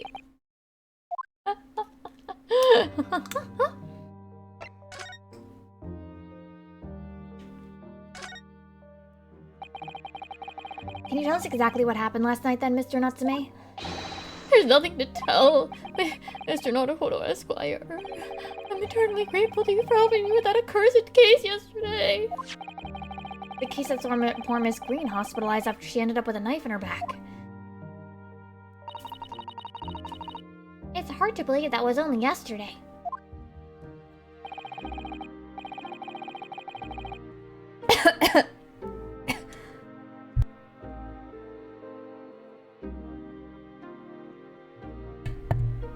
Sorry about that.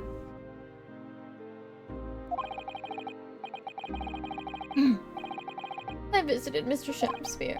So you did go to the victim's room then? As we feared. I didn't do anything wrong! I'd never been to his room before. It was the first time. Then what made you decide to go? I bumped into him when I arrived back at the house. We got chatting and it developed into a discussion, but he had to go out, so I bade him farewell. That ties with what Mr. Gardep said, that the victim went out and came back after 8. We met again later that evening at around 9 or just after. When I took him some nice tea I'd brewed as a gift. So it was you who brought the tea that had clearly been drunk at the scene then? And I suppose you were discussing the works of Shakespeare, were you? That's right. That's exactly right. Romeo and Juliet! Who was the stronger? It was a delightful... This is, who's stronger, Goku or like Luffy or something of the Meiji era? Romeo versus Juliet. Who would win in a fight?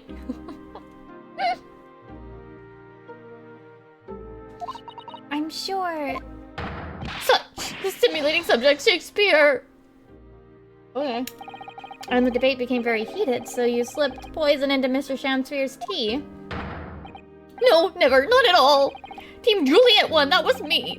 And when I left his room, the flamboyant fellow was fighting fit. I swear it, categorically!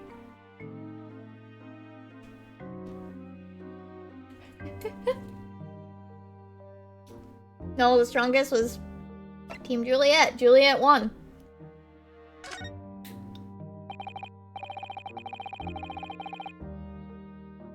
Mr. Natsume, you often say the same thing about yourself, I've noticed. That you have a cursed existence. I'm sure I've mentioned this to you before, but... I've been here in Great Britain for a year now, and in that time, I've learned that it's no place for me. It can be very trying to live in a foreign land and adapt to the ways of another culture. There are foreigners everywhere I look, and they all stare at me, they all laugh. Do we need to go through this again? Do we need to go through this again? That you are the foreigner, not them. Bro. Bro.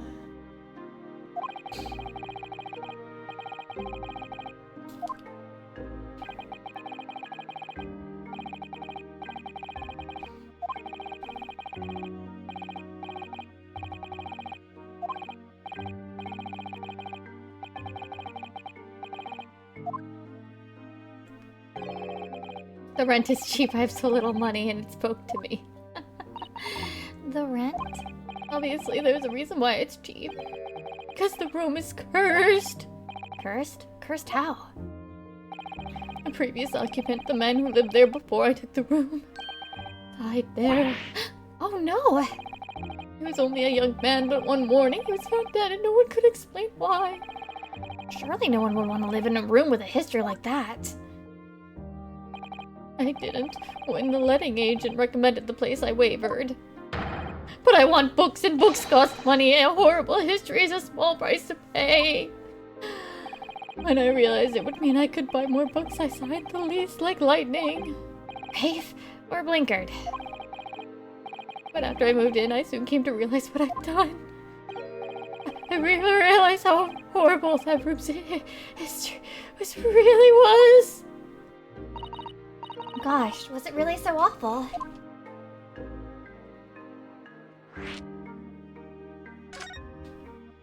Okay, so what happened? How did the room's horrible history affect you, Mr. Natsume? What happened? At first, it was just a feeling. A feeling of beady eyes boring into my back, watching me. Do you think that might just have been your mind playing tricks on you? No. My mind doesn't know any tricks. It was someone else. It's been one long nightmare ever since I was given the keys to the place. A nightmare? You've been having bad dreams, you mean? All the souls who've died in that room lean over me in my sleep and try to strangle me. That really is horrible. And now I've come to think of it, it happened again last night too. The very same night that Mr. Shamsphere was writhing in agony for the poison in his body. I was on the verge of being suffocated silently by those miserable spirits in my room. You must simply move out of that room as soon as possible. Yes, you're right. I know it, and that's why I'm already searching for the next room with a history to call home. I think perhaps you should try to avoid accommodation with any kind of history at all. Oh, Sato. Otherwise, I'm scared that you yourself may become history. Ooh, Susato-san knows how to make the man listen. Holy crap.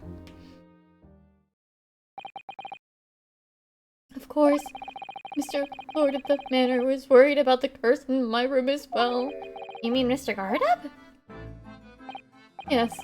He knows that if people keep dying there, he'll never be able to rent that again. Well, that's true. I, for one, wouldn't go near the place. Ah! Perhaps, that may explain why the landlord pays so much attention to the gas lamps and his tenants' movements. You mean because he's worried about their well-being? He does seem to have a usually keen interest in the amount of gas in the pipes. There must be a reason why he keeps such close tabs on the occupants of his let rooms.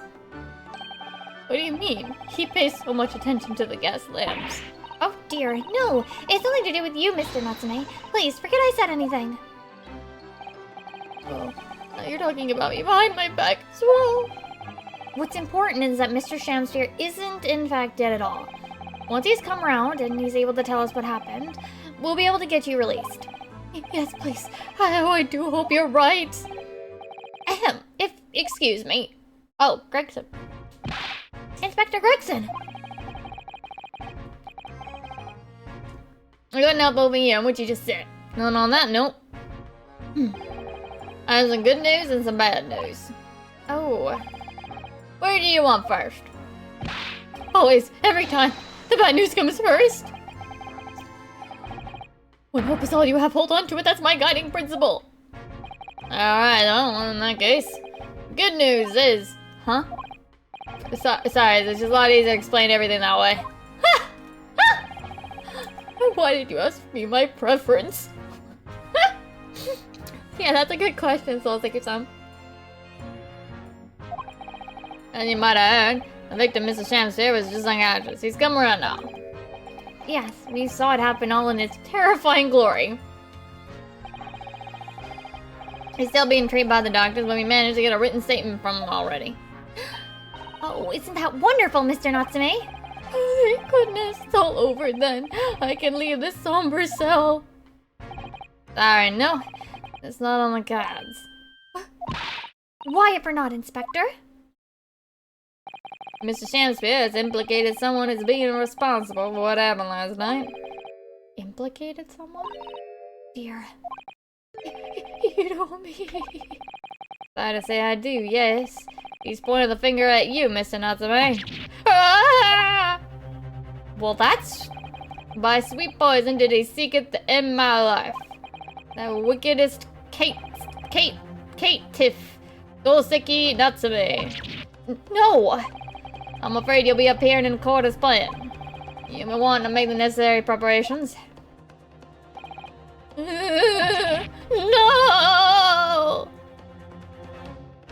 Well, that... sucks?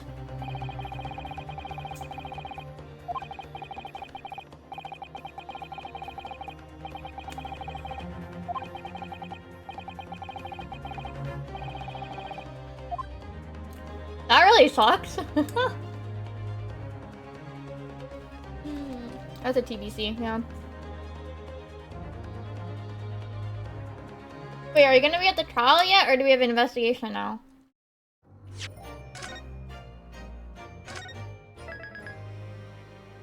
Oh, the trial already!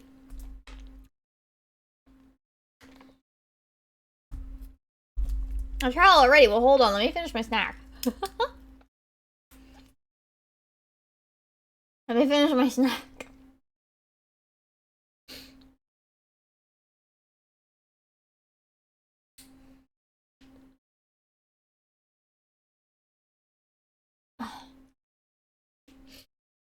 But yeah, what is it? Yeah, actually, today I spent most of the time working on the YouTube video because I really wanted to make sure that I got it posted today, like, as quickly as possible, essentially. I had actually worked on it yesterday, even though Saturday, outside of the streaming stuff, I try to, like, not do work, but I'm like, no, I want to make sure that this gets done earlier. And plus, Thursday, I had a really... No.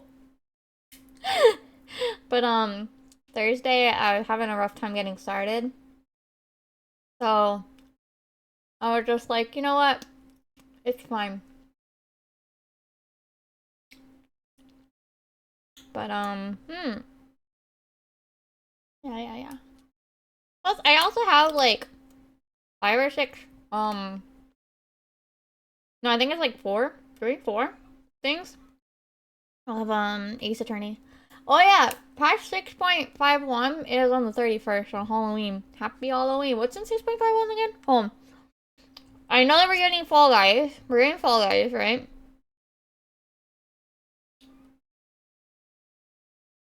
We're getting Fall Guys on the 31st.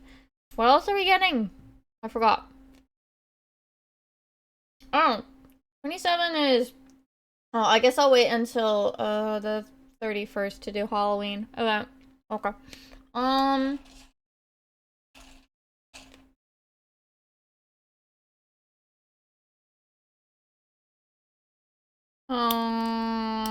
Where is it?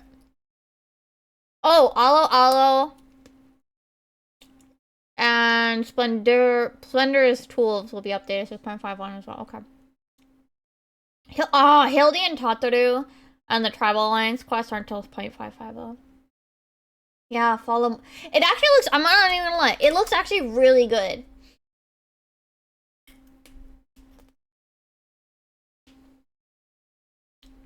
Because it looks like they're utilizing things like in-game mechanics that already exist and things that already exist and taking and utilizing them as part of the obstacle course. Like using, you know, the little like spinning cursor thing in some of like the evil Easter eggs in a couple of the dungeons. That's being used in it. The spinning mechanic, well, actually you probably haven't seen this yet. There's a boss in, I forget where. Oh, in like the Endwalker, like the 6.x stuff that like gets you to spin like a top. And it has slightly wonky controls because of the way that you're spinning and you're trying to like maneuver it, but like you don't have full control over it like usual. That's part of it.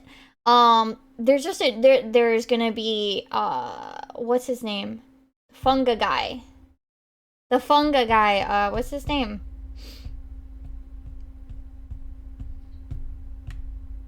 I don't remember him. Yojimbo is gonna be in it. Like, it's got a lot of, like, really good... It feels like it's taking advantage of all of, like, the things and using them in a new, interesting way that I'm legitimately think it's gonna be actually really fun.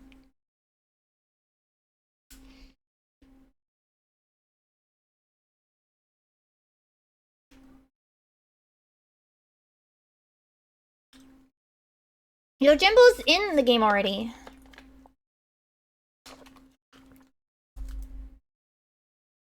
Yojimbo's already in the game.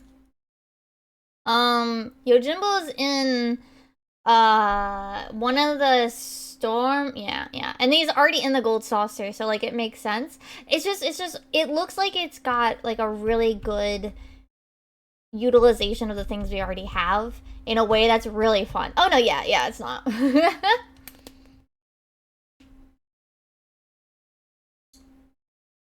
I just think it's like a really, really fun idea. And it's not it's not just haha funny Fall Guys, but like it actually really utilizes all the options they have available to them like really well. So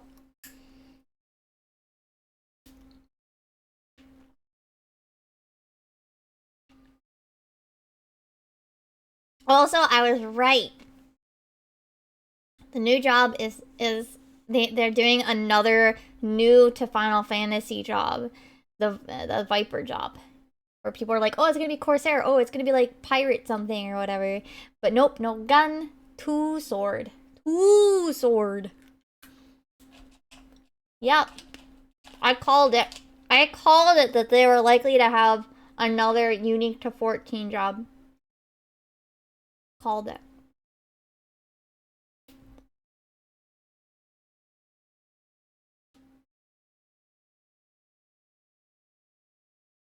That said, we're also getting a new limited job. One sec. Be right back.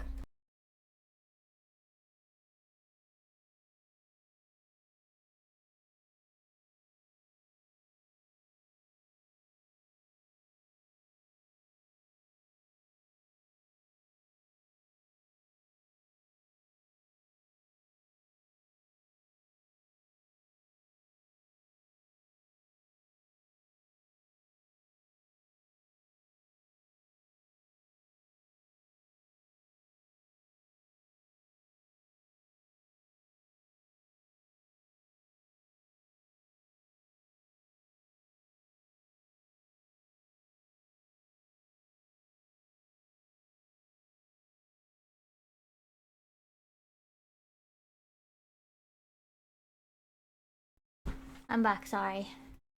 See, someone actually did shout Blitzball. What limited job do you want? We heard a lot of people saying Beastmaster. We heard someone scream Blitzball. And someone shout Fisher. See, I'm still surprised that they're doing another limited job after, you know, the reaction that people had to Blue Mage. The reaction that people had. But, what I was saying is that I kind of hope that, at least in some content, Blue Mage and whatever this is, can play together. And, like, it won't impact Blue Mage's, like, Blue Mages will still be, like, guaranteed 100%, like, chance on the learning spells or something. I don't know, I think it'd be neat if they can work together as limited jobs together. I think, having them split might be a bad idea as well. Because then you'd be kind of, like, dividing the groups that way.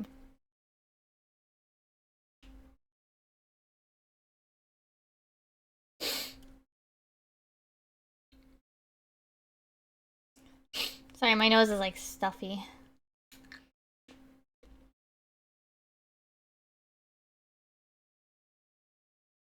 But yeah.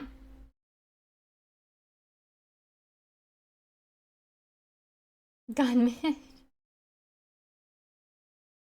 They also mentioned the idea of Puppet Master.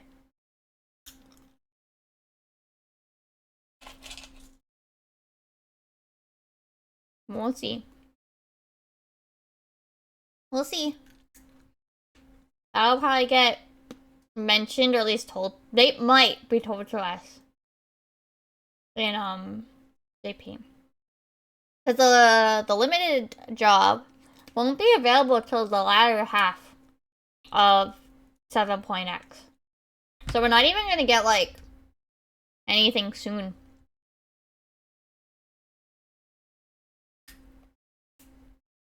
Like, at most, we're just gonna know that it's existing.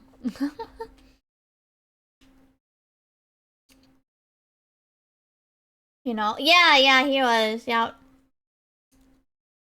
He didn't actually get on stage for the FF16 thing announcement. We're getting Puppy. We're getting Puppy. Too Puppy. And there was, like, a hint how they might want to do more 16 collabs in the future.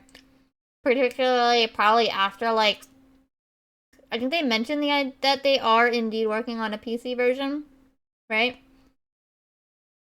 So, like, because this event will not spoil things, right? This story will not spoil 16, because it's still PS5 exclusive.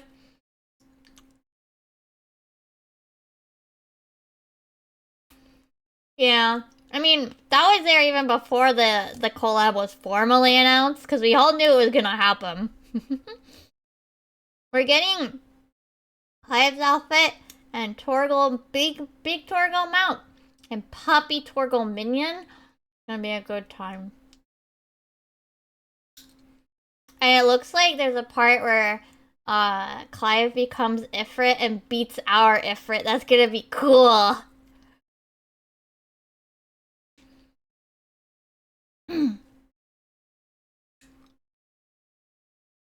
Almost done, sorry.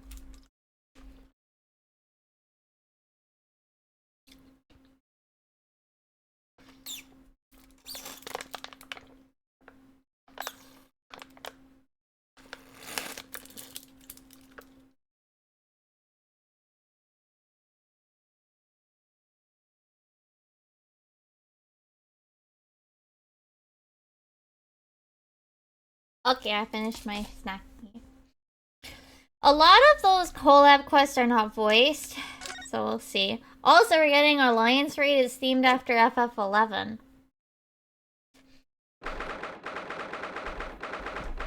For the next X-Pack.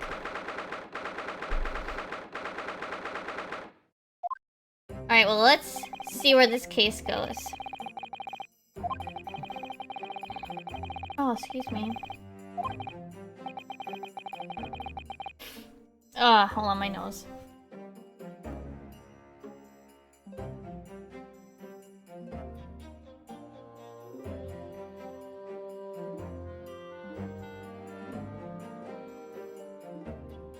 Okay, sorry. I want to blow my nose. Well, I didn't think I'd be back here so soon. That's my line! Good morning! Good morning, Mr. Natsume. It was only 2 days ago that I was declared not guilty here. Yeah, we somehow managed to prove you didn't stab Miss Green in the back. And now this! Another morning, another murder, and here I am again in this hellhole! Can't keep coming to court! I'm beginning to think he's right. It really does seem as though he's cursed. Mr. Naruhodo, I'm afraid I have bad news. Mr. Natsume. Good morning. Yes, morning. So, here we are again. Yes, again. Judicial Assistant Miss Mikoto Esquire asks, what's the bad news? Oh, dear. You heard, did you? If you come in shouting at the top of your voice, people can't help hearing what you say. Oh, I'm sorry. You found nothing wrong, Miss Susato. Now, what is it? Well, it seems that the prosecution in today's trial will be led by Lord Baroque Van Zykes. Van Zykes? Ah! Wait, that's not his first name, isn't it? Or is it? Is it? Oh no. Oh no no no no no no no! Wait, that is his first name, right? Okay.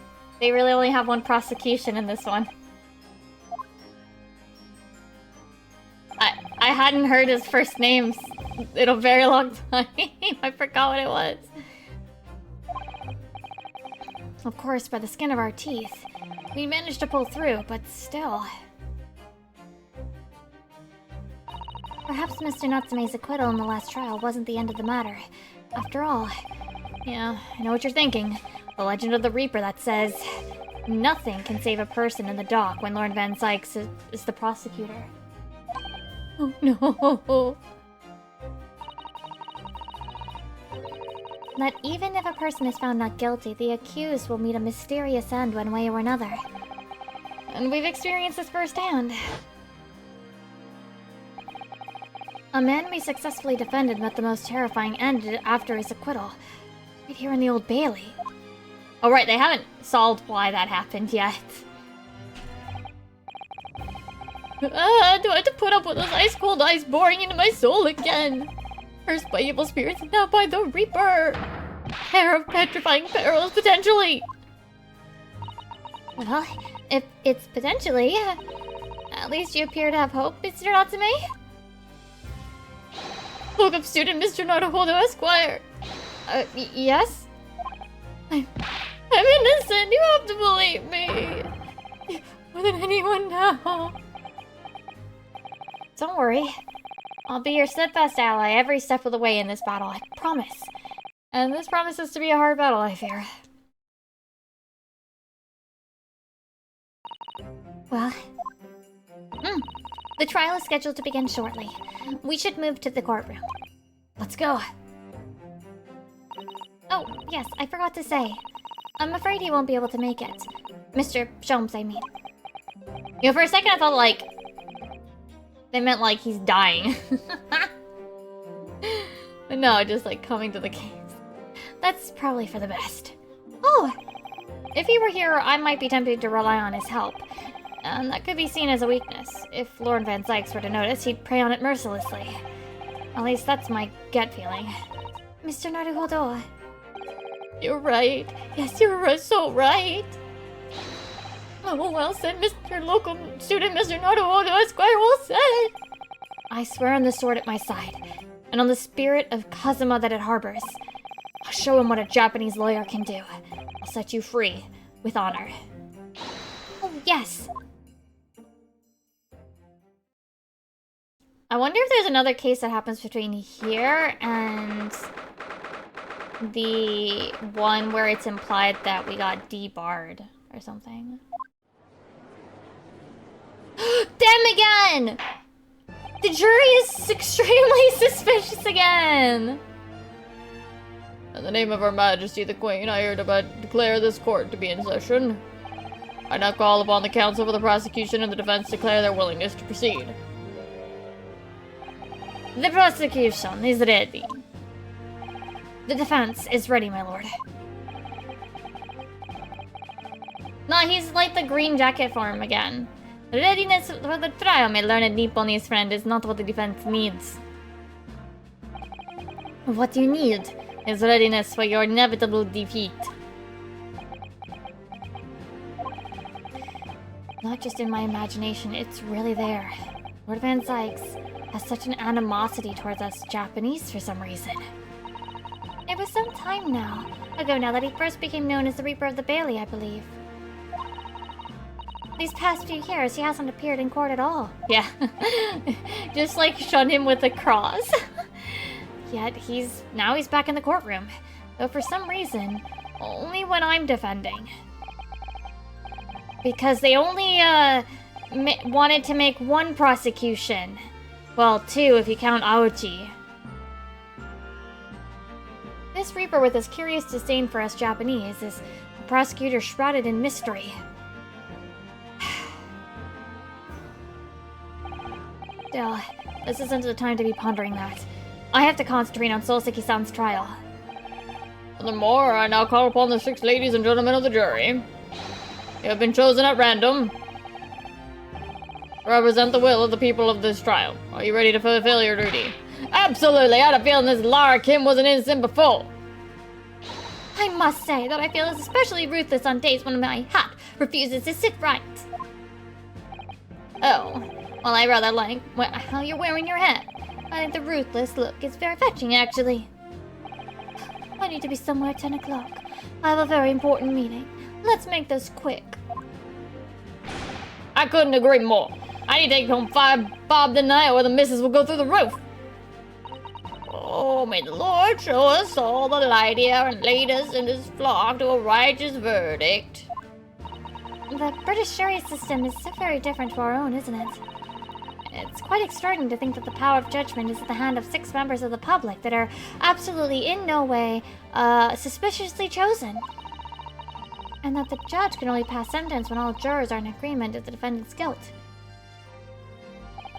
6 citizens of London, chosen at random. Or at least, that's the idea. There's only one new person on this jury!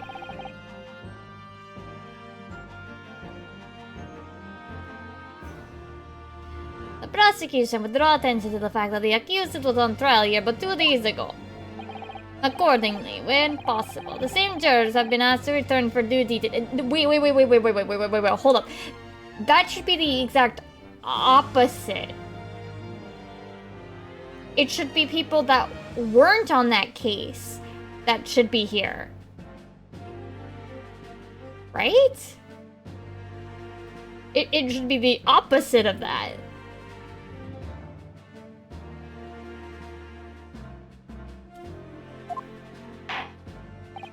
Very well, let us commence the trial. Lord Van Sykes, your opening statement, please. Ladies and gentlemen of the jury, it is not the intent of the prosecution to count doubt over your past decision. However, the innocent verdict afforded to this eccentric Nipponese before has had dire consequences.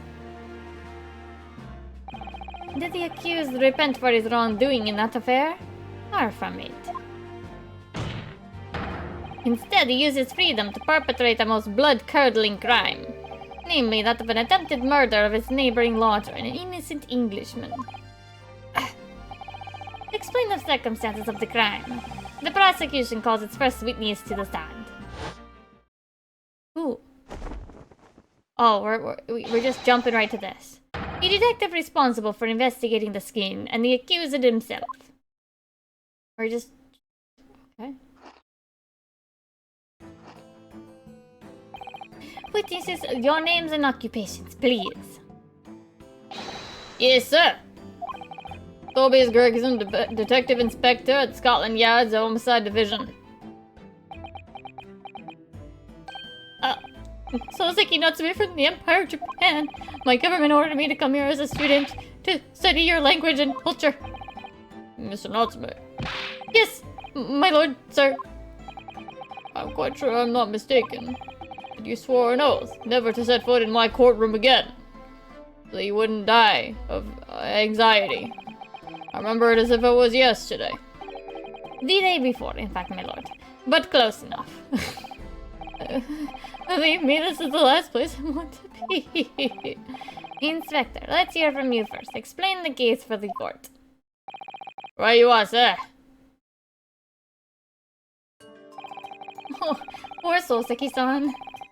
The incident occurred at the Garadeb household where the defendant has lodgings. In the ground floor of the room of the victim, Mr. William Shamspeare.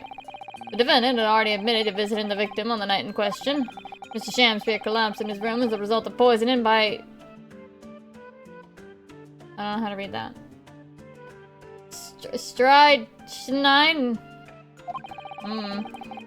It was found the following morning when the landlord, suspecting something wrong, broke down the door.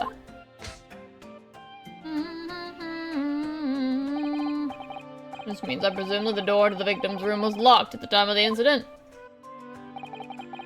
Correct, my lord. He was locked from the inside, making entry to or exit from the room impossible. Although the victim, Mr. Shamspeare, lives to tell the tale, he very nearly didn't. The man was halfway to heaven when we first found him. I was the first officer on the scene, my lord. And I have a photographic print here that I took at the time to show how I looked.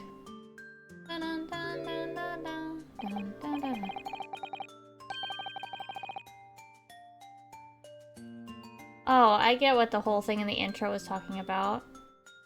He almost just... He basically just... almost died of gas poisoning.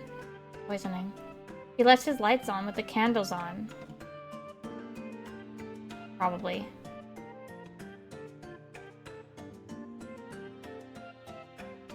Now, what about the poison? I don't know.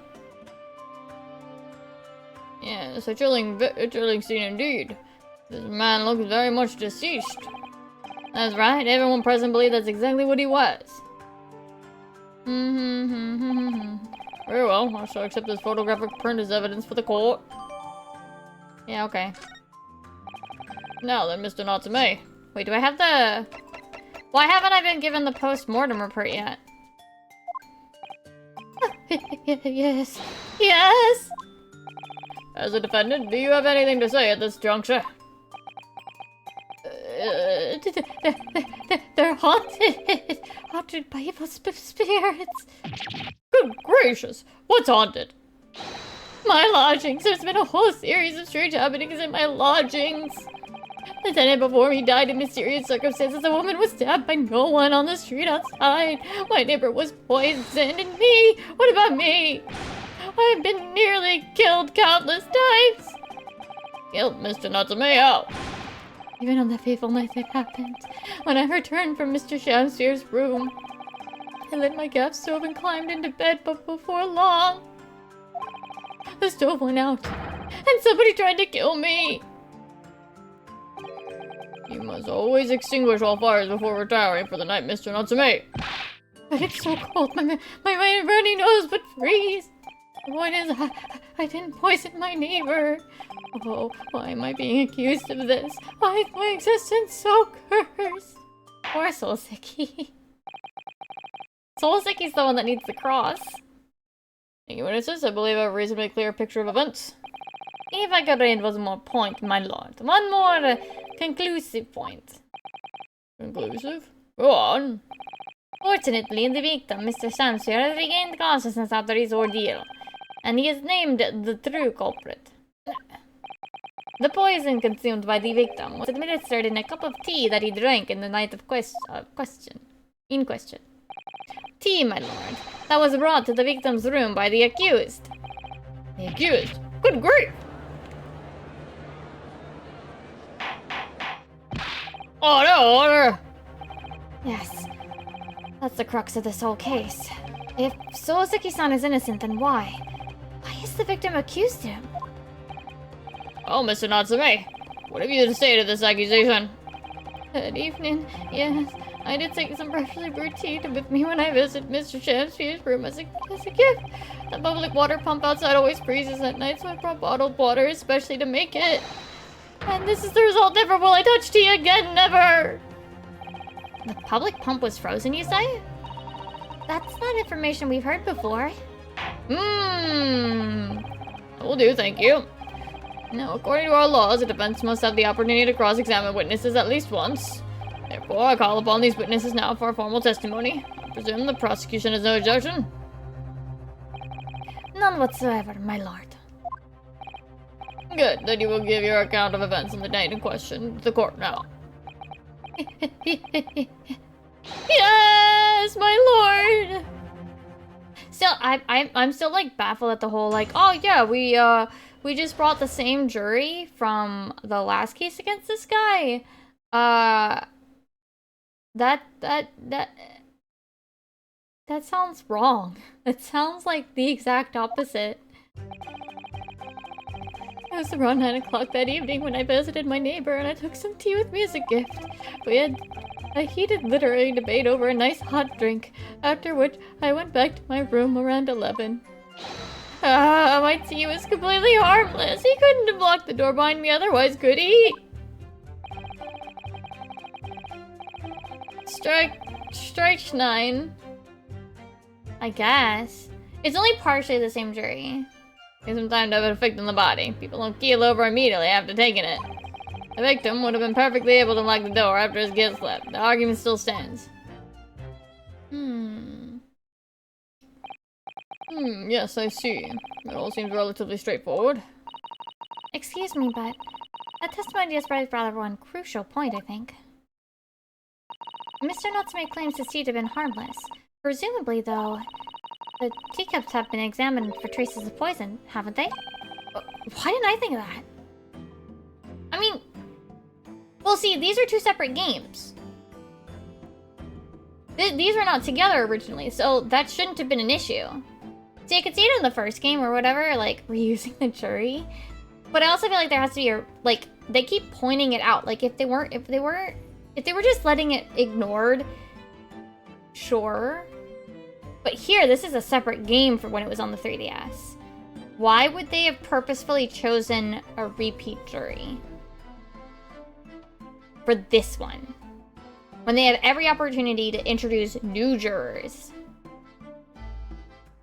that have no relation to the last case? There has to be a reason. Well, as it happens, no. We haven't been able to. Did I hear you correctly, Inspector? Development time? I don't know. Scotland Yard has failed to examine the suspect substance? How could you have overlooked something so important? Isn't that the first thing you should have done? My learned Nipponese friend is falsely incensed. The inspectors at Scotland Yard was unable to examine the tea. Not that it was overlooked. Unable? Why? It's simple enough. There was none left. Not a drop. One must have been very thirsty indeed. With current scientific techniques, it is not possible to test for poison under certain circumstances. I only need a drop, but that one drop does actually have to exist, funnily enough. The lack of examination notwithstanding, it appears nothing other than the tea passed the victim's lips on the night in question. I see, thank you. The matter is clear. Wait! Is this tea then? Wait. Wait, he's gone!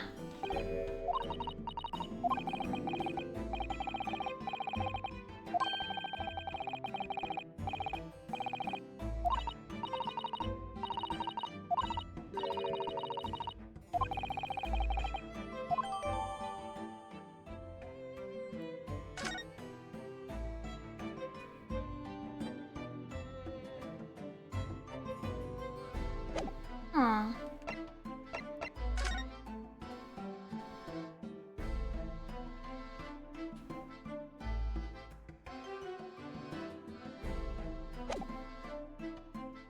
I see.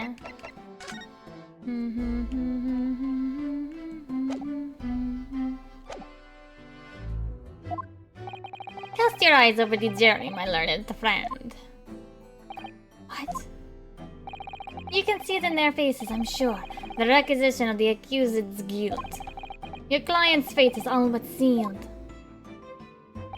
In mere moments from now, you will lose, and your compatriot will be damned for all eternity. He's right. I can feel all 6 of the jurors looking daggers at me. But I can't let them beat me down. I won't. Counsel for the defense, proceed with your cross-examination. Yes, my lord.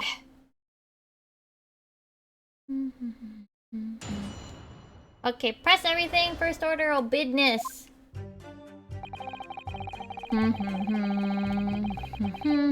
it!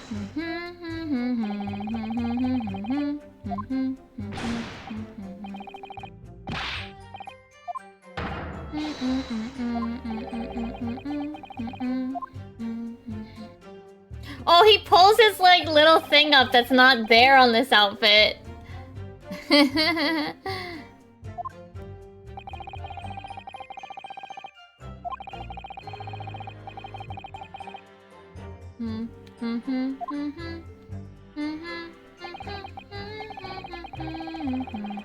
I'm gonna kill this man. I'm gonna kill Van Zykes. I'm gonna fight him and I'm gonna kill him and I'm gonna bury him in a shallow grave.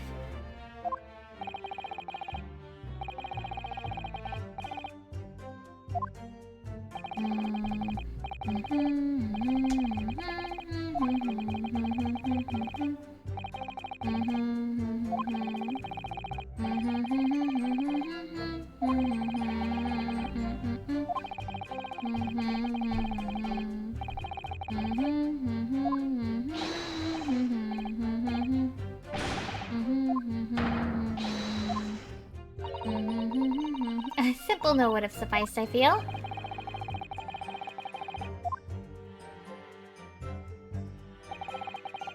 Shank his heart with, yeah. Hold it! Like, oh, you could never understand our English literature. Oh, shut the fuck up.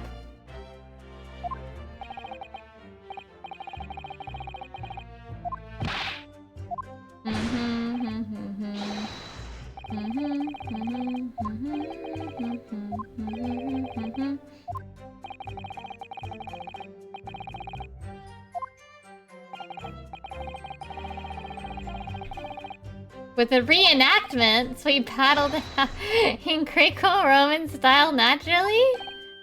What? Mr. Shakespeare, and all sorts of costumes is a room for such a contest. So when you say reenactment, you mean you were actually in costume? He is Romeo and I is Juliet. Oh my god. After a vigorous wild tussle, I as Juliet came out on top. A victory I shall cherish forever. I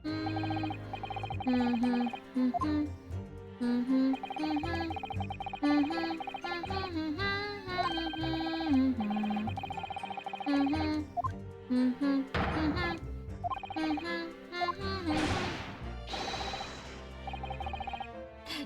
that's what I figured as well.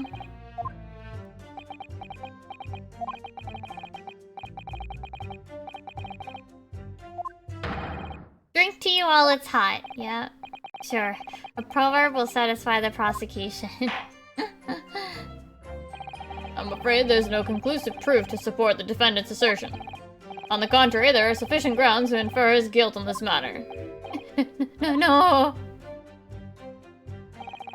That's the extent of their testimony, is it? If I could voice a personal opinion, Mr. Naruhodo. Of course, go ahead. Mr. Natsume is arguing for his innocence so adamantly and so persistently, yet Inspector Gregson just brushes off what he says, aside. It's really quite infuriating. I agree. We need to find an inconsistency in what the inspector is saying, I think. I'm afraid so. As things stand, the jurors are sure to find Mr. Natsume guilty. As I see it, we need to focus on the poison and the tea. Let's listen carefully to the testimony again.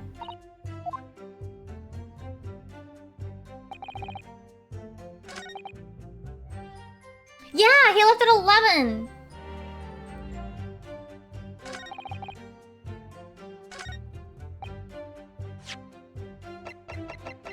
Objection!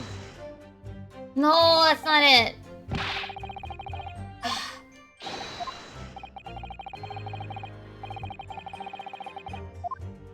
Learn to read!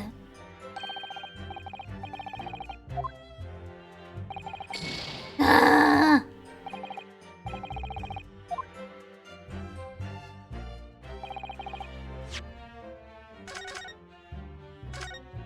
It says it would have happened at 1:30 a.m. He was already gone, long gone.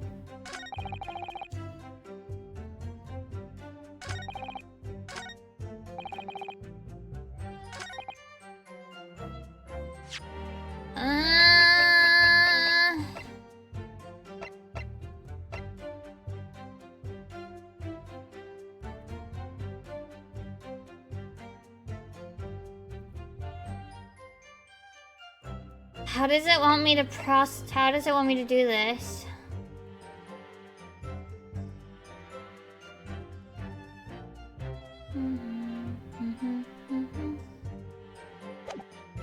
How does it want me to do this?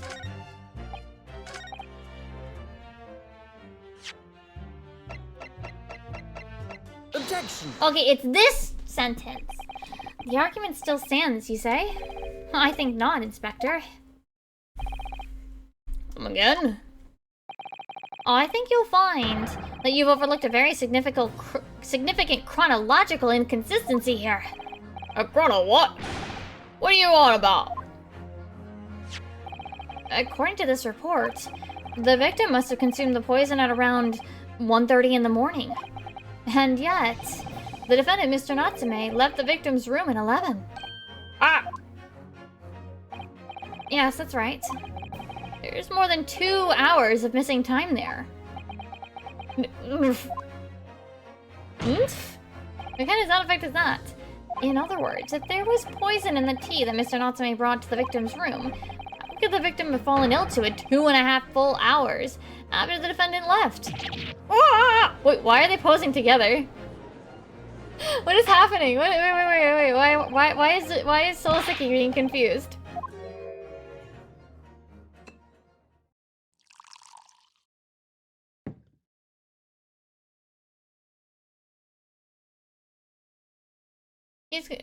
He's gonna break it. Pray forgive the discourtesy if my mind has wandered. I was considering what cuisine would best complement the contents of my hallowed chalice this luncheon. How could it have happened, you ask? I do hate to shatter illusions, but my Nipponese friend appears to be chasing a phantom idea. A phantom? What's with all these ghost puns? It's so hard to imagine that the victim drank his tea after the accused had left. For example, at the time stated in the medical report. Yes, around 1:30. Objection! Mr. Natsume brought the tea with him to drink together with his neighbor. And in Japan, there's a well-known saying. drink tea while it's hot. Objection! And in my country, there's an even more apt saying. There is nothing more refreshing than cold tea. The point is, if there was such a long gap, there may be other ways to explain how the victim came to be poisoned. Other possibilities. We drink hard. What sort of possibilities, Counsel? Well, for example, the man could have had another visitor. Another visitor. That's a very bold assertion, my learned friend. From someone who has nothing to substantiate it. Or the victim could have taken the poison of his own volition. You're suggesting this may have been a suicide, Counsel? Objection! Mr. Samster has categorically denied suicide. The idea can and must be discounted. Objection! Oh no, the baby slaps are back. But he could be lying.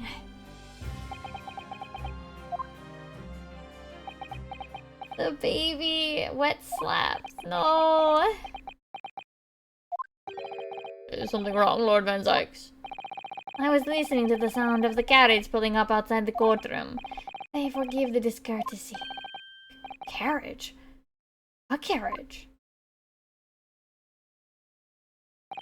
It would seem that the key player in this case has just arrived. Ooh. Ooh. Ooh.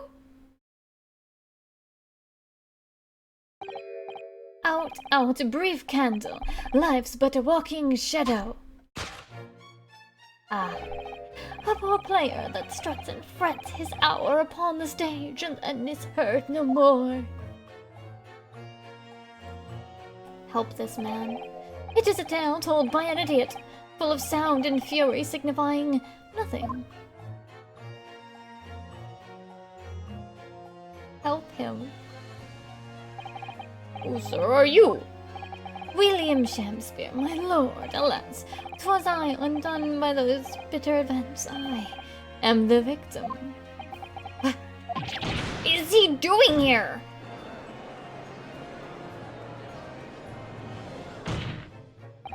The prosecution seeks to call this gentleman to the stand. With these testimonies, my learned friend's futile resistance will be utterly crushed. You're calling him as a witness? For his own murder? Very well, Counsel. I grant you this request with interest. I'm curious to discover what the court shall hear from the victim himself. Oh, this man is unhinged. If he is not a culprit in the future, I don't know. I call BS. Happy am I, Shakespeare, to regale thee with my tale of my woe. Of woe, my lord. I still have my own tale to tell, my own tale of worse woe. I can regale the court with the tale of my perfect innocence in perfect English. That will do, Mr. Natsume. Let the court now hear from the victim. Oh my god, he is so unhinged. Who is this? Why is he here? Why is Yellow Man here? Alright, so that's Mr. Shakespeare. But who's that other man behind him? Yes, I think I feel sure we've caught a glimpse of that man before. State your names and occupations for the court, please, witnesses. A writer of words so sweet they do scent the breeze, an inventor of ideas so profound they compose the earth, the unrivaled poet, the unmatched scribe, William Shakespeare, were the great bard to be recalled to life anew. Lo, what a magnificent man! Good fellows, I am he who ponders such a miracle, William Shakespeare. What? Name's Meet a Man. Adram B. Meet a Man. I don't get the pun, but okay. Oh, for the Altamont Guys Company East End Branch Office. Ah! I remember now, it was yesterday on Bry Road. Oh, yeah, she's right, it's him. Oh, what's this?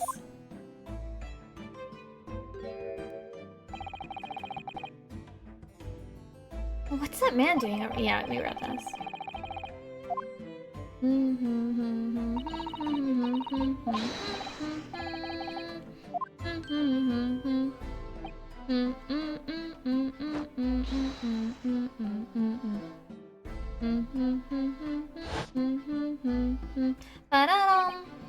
Yeah, we spotted him outside Mr. Gordeb's house that morning. And he's a gas company employee? What does he have to do with this case? Oh, Mr. William Shakespeare, you are the victim in this miserable affair, correct? Oh, heaven. Oh, hell. Do you command me to remember that sweet poison that didst cross me and cross mine innocent lips?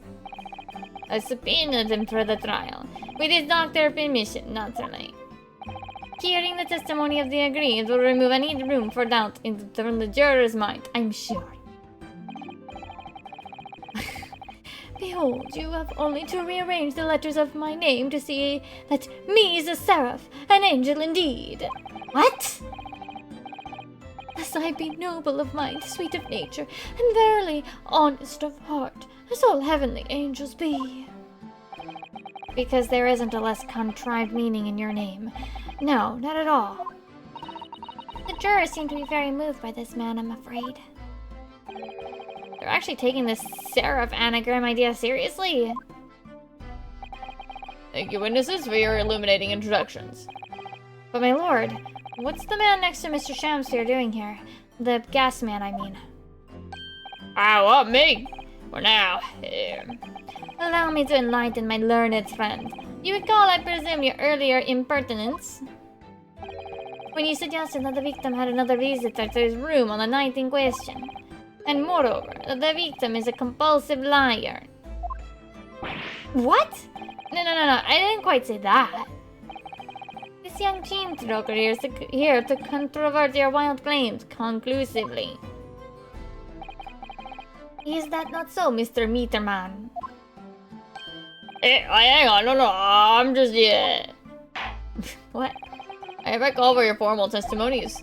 You will tell the court as lucidly as possible what happened on the night in question. Oh, one may smile, and be a villain.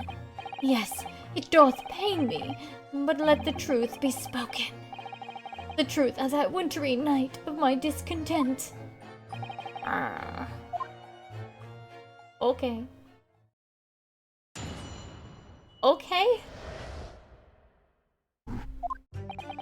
Snow lay about. My neighbor did cometh in the evening bearing a gift of tea. But merry bitter was his drink, and when he left, I did fall prostrate on my table. 'Twas the tea that alone that did pass my lips at that late hour, naught else.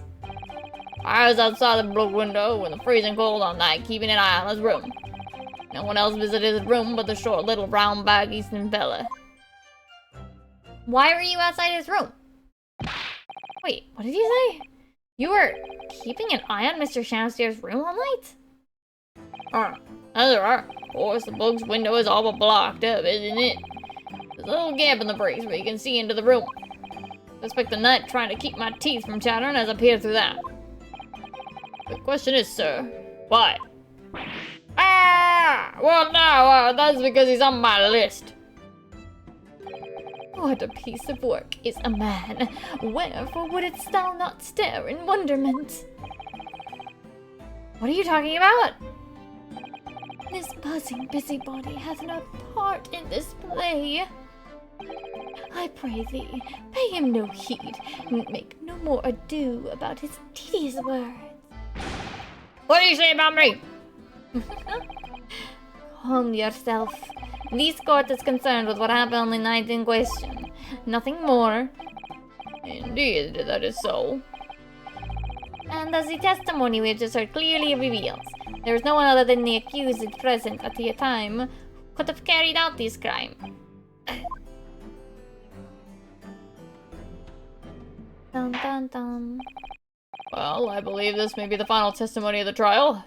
Now, counsel, the defense may proceed with the cross-examination. Yes, my lord. Okay.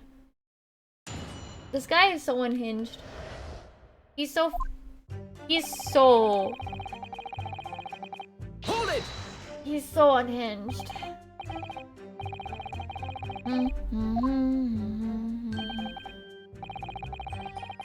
Oh god, I cannot. Mustachio Nipponese. Why does he have to talk like this? Why does he have to talk like this? Help!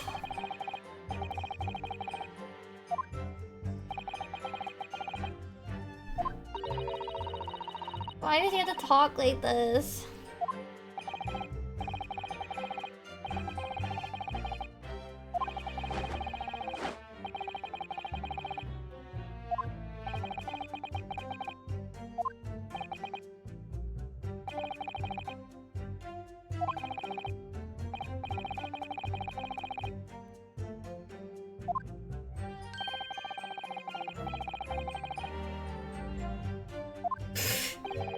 Juliet beat Romeo up. This is not helping our case.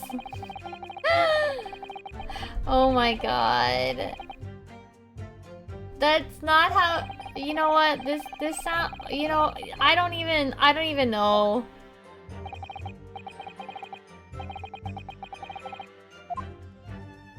I don't even know. Hold it! What are they doing?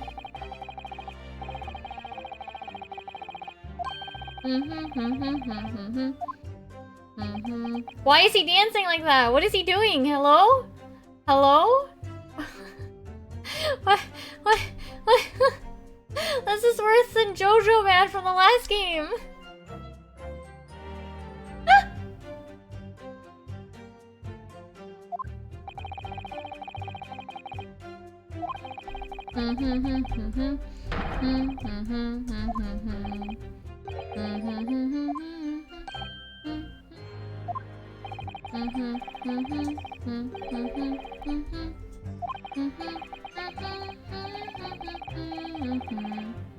Objection!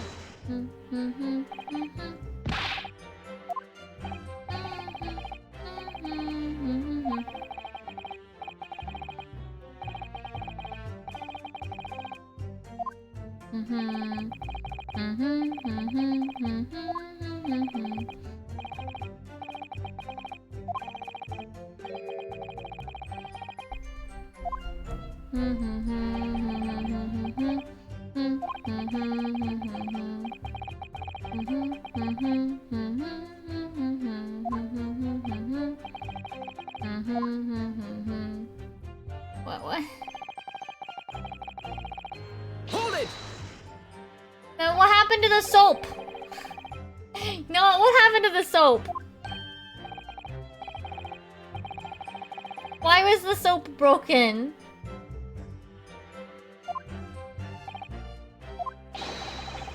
You know? What is he doing? What is he doing? What is he doing? What?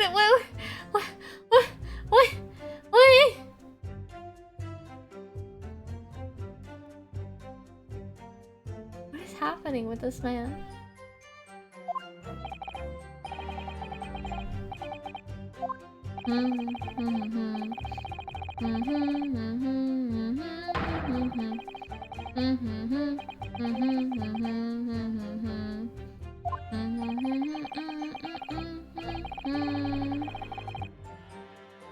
A rodent was found starved to death in his room.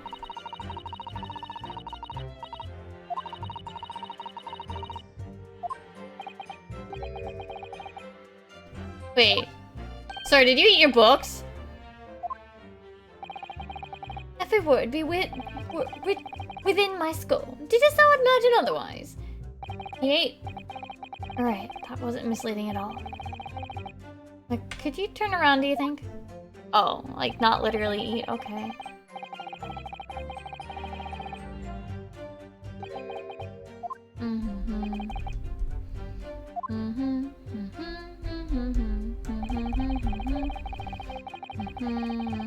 Hold it! But why? And we keep bringing up the window tax.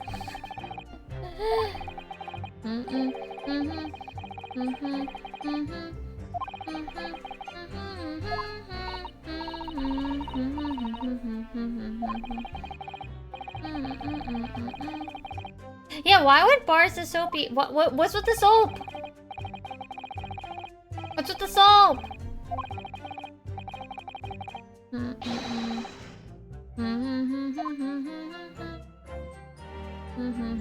Why is he bowing?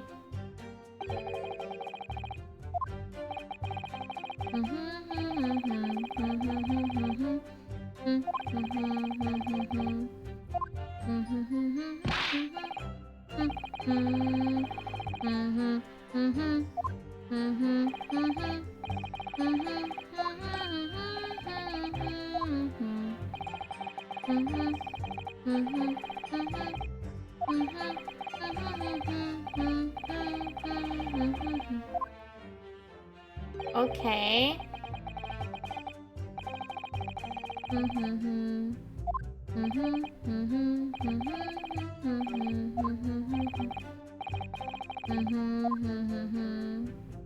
Okay, but I gotta press this last sentence. Hold it!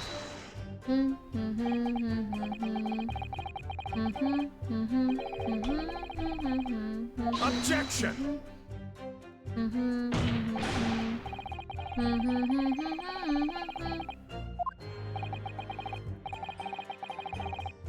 Exactly!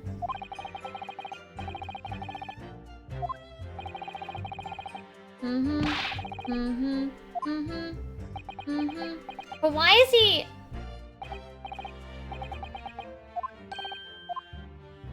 Why is he watching?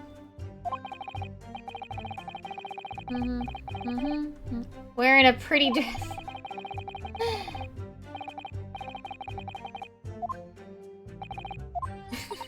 A wrestling match between Romeo and Juliet. Got it.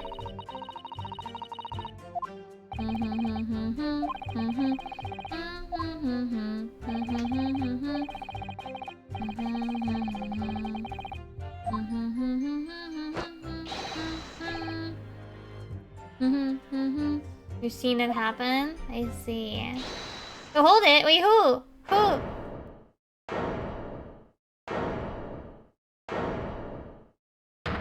Oh!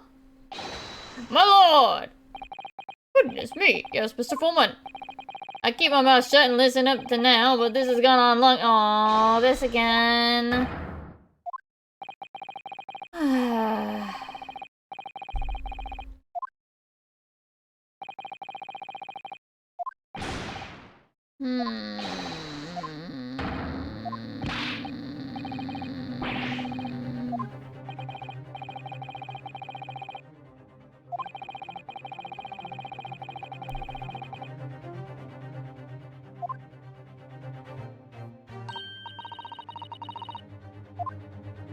So wait, they want to believe us, but then they're like, oh, no, no, it doesn't matter. What?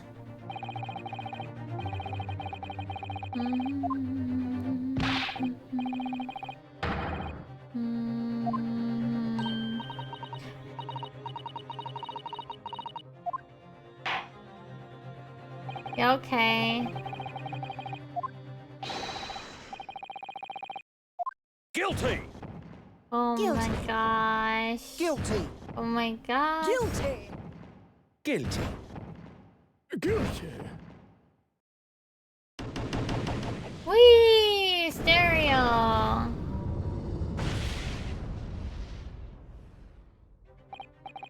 All of you? Well, it would appear the jury is indeed unanimous. I don't remember, Faye. Well, this time at least, it seems justice will be done. All is well that ends well, as they say. These calls for a toast, I feel. To the guilty being punished. Yeah, I don't remember a lot of things. Get up, Mr. Naruhodo, please! The trial isn't over yet.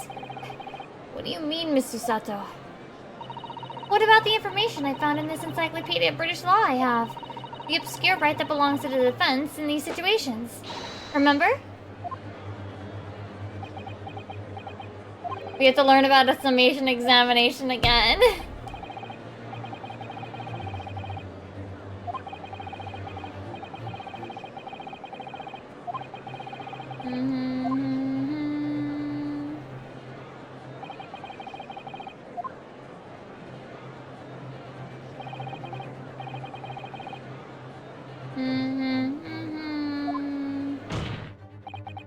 The defense moves to invoke its right to a summation examination, my lord.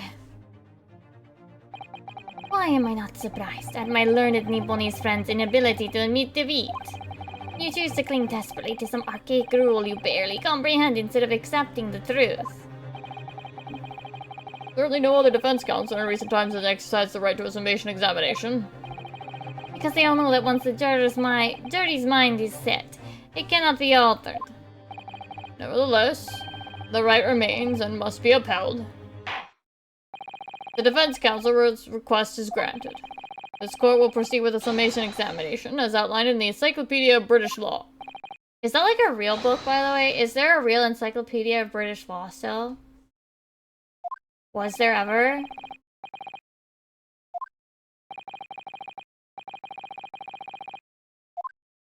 Yes? Okay. I mean, it makes sense to exist. I just wasn't sure if it was actually called Encyclopedia of British Law.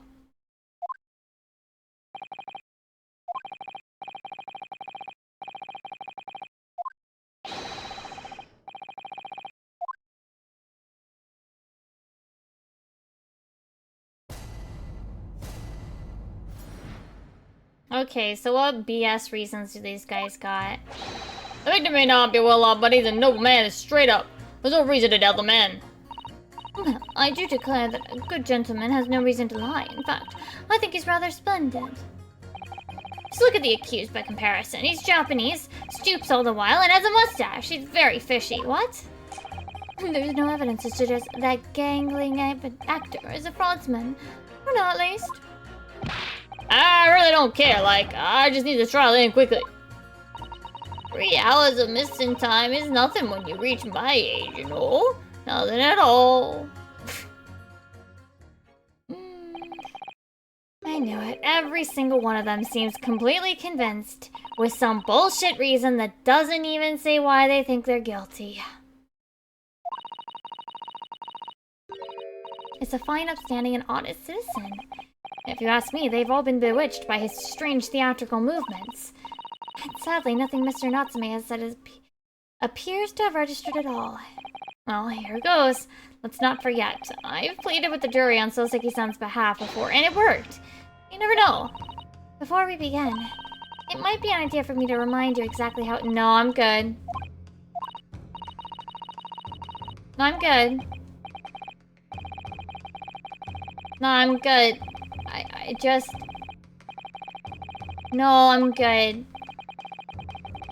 No, I'm good. No need. I literally did this like a week ago.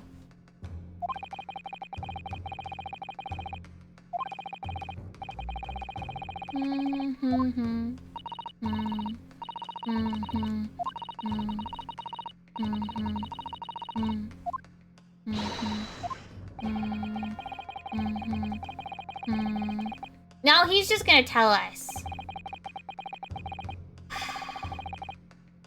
Why say, oh no, Susato, don't tell me how to do it. And then Ryunosuke is gonna do it.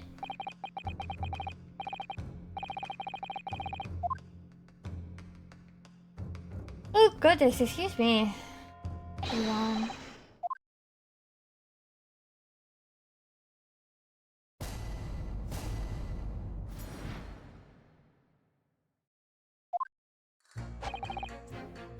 Okay. Well, I'm gonna press everything. I'm gonna go be right back and grab a Tylenol for a little headache.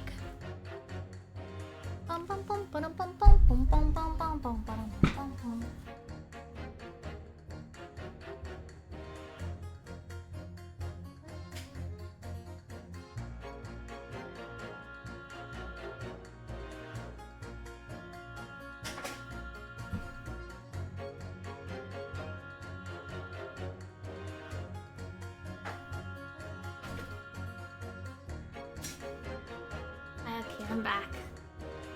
My head's been bothering me a little bit, probably because still dealing with the messed up sleep from FanFest.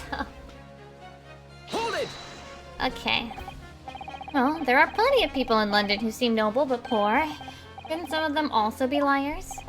I've no doubt about it. Like that shaky client of yours, for example. Absolutely not. Mr. Natsume is no liar. Look, the point is, the only thing that passed the victim's lips that night was that Japanese man's teeth. When you take the gas man's testimony into account as well, the truth couldn't be any clearer. Well, That's alarmingly logical. Well, let me be frank here. I'm a gentleman with a gentleman's values. It turns out that that old Shakespearean chum is a rotten lie after all. I gladly changed my decision about the defendant. And I'm sure my fellow gentlemen of the jury would do the same. Isn't that right? yes, perhaps. I don't see it happening.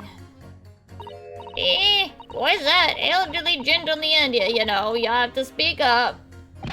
Look, I really don't care about the nonsense. I just need this trial to be over. How many gentlemen do we actually have on the jury, then? None?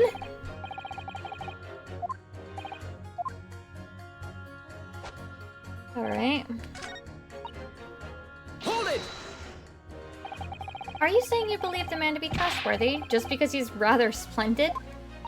No, that's not what I said. The point is the man is the victim here. What reason would he have to lie? And yeah, he is rather splendid. So you say, yet again. Meanwhile, the man who stands accused behaves so suspiciously. It's exhausting to look at him. I'm afraid he's not splendid at all. Splendid logic there, madam. Thank you so much. Ha! Hold it! No. Not one of these things is a reason to find the man guilty. But he is fishy. There's no point dancing around the fact. He's Japanese, he has a mustache, and he stoops. You see, you arrive at the conclusion in just 3 steps. 3 steps. Like a waltz, in fact. You know, the more I think about it, the more this trial seems like a dance. You seem to be several steps ahead of yourself, though. And you're on the wrong foot! No, there's nothing but circumstantial evidence here. There's no actual proof to the defendant's guilt. But the victim's version of events is backed by what the big chinned man next to him says, isn't it? 1, he saw the Japanese man there. 2, he saw no one else. And 3, he saw the Japanese man there. Sure. That's another 3 steps. That's the same step twice.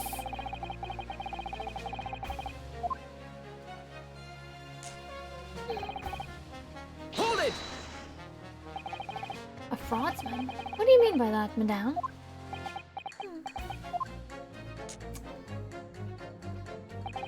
It really is a most tiresome problem for the company. Most irritating. Oh, she's part of the... Okay. We can be absolutely certain that a customer is stealing from us, but without hard evidence. We can't even threaten to take action for fear of being sued.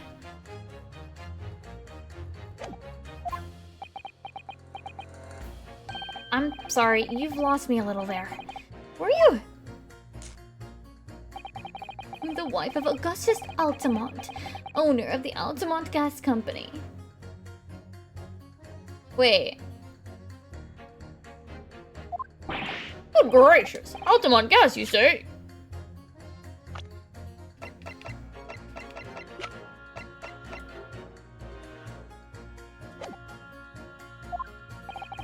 Gas is the future of energy in this country and and around the globe, but proper handling is essential. As I'm sure our company from the East End branch office would be the first to agree. Absolutely, Lady Quimbley. Gotta be used properly. Altamont gas is the best in the world, of course.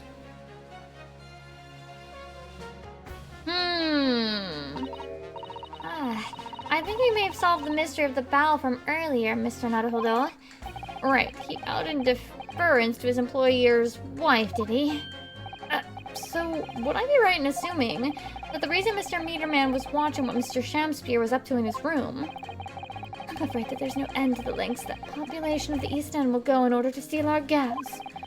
But really have no choice when the company identifies somebody as a possible fraudsman. but to dispatch a worker to watch the suspect day and night. Whoa! There. Wait, Drekikona, thank you for the raid. Hold on, shout out. Oh, I see. I hope your stream went well as well. We are on episode 2. Hopefully we'll finish the trial today.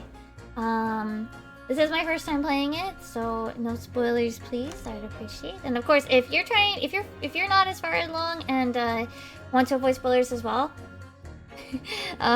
you know. Oh, okay. If you're trying to avoid spoilers, do feel free to like pop out or what have you. I see. But yeah, my name's Mimi. I mostly actually play Final Fantasy XIV, but I play some variety games as well. Like obviously Ace Attorney is the current one we're working on, and I also do a lot of art and stuff. Yes. Yeah. So yeah, we're just gonna keep on going. Is this the boat or the carrot? This is episode 2 of game 2. So this is actually, yeah. Yeah.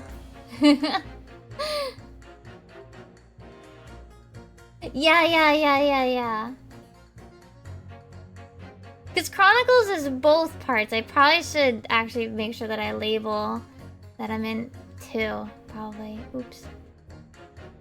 Yeah, this is the one with Yam Spear.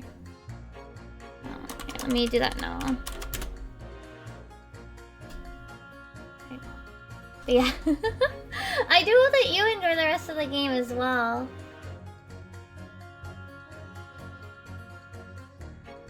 Oh no, you're fine.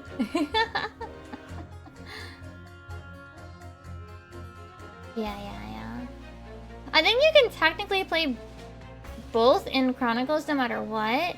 It's just whether or not like, I mean, it's just if you've never played it before, there's no reason to. Because this is I didn't ever play it on the 3DS. I had a Japanese 3DS and I didn't feel like buying it at the time. Yeah. No worries. Enjoy your evening. Oyasumimi, or what have you. Whatever time it is for you.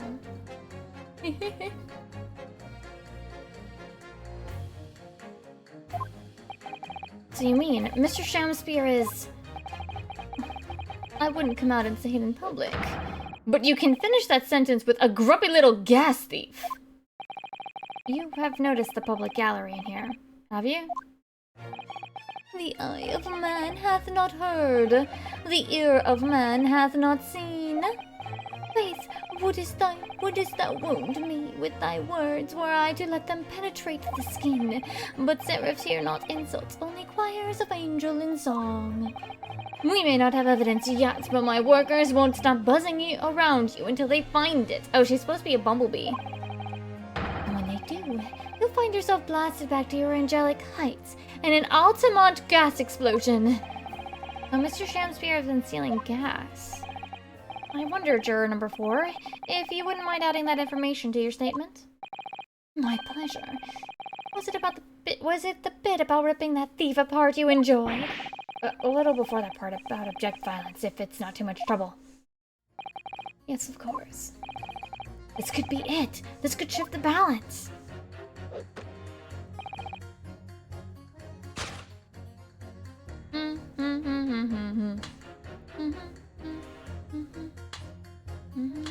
Objection! Does this work? No, it's the other one. Damn it.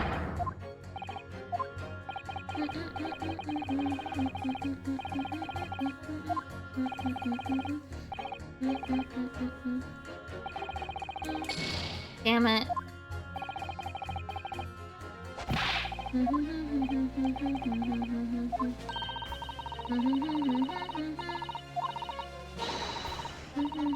I know!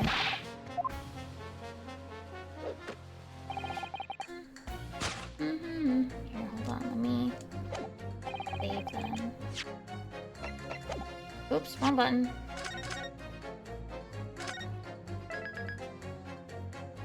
You know, if this part 1, it probably does have multiple parts, too.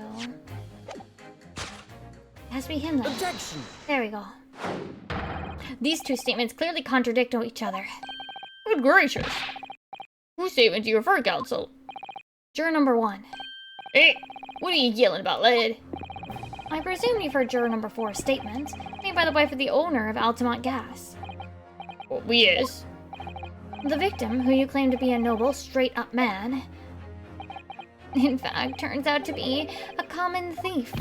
So the good lady says, but there's no evidence, is there? You and I both heard him say that as much. It's true. We don't have evidence as such, yet. But the claims aren't baseless, you know. What? You heard me. Seeing as his operation has already been compromised. I would suggest that the court hears testimony from our East End branch office employee over there. Oh, he's also dressed like a bee. That's why he's yellow. I'll do whatever you say, my lady. Gas man's honor. Oh, he's like a worker bee.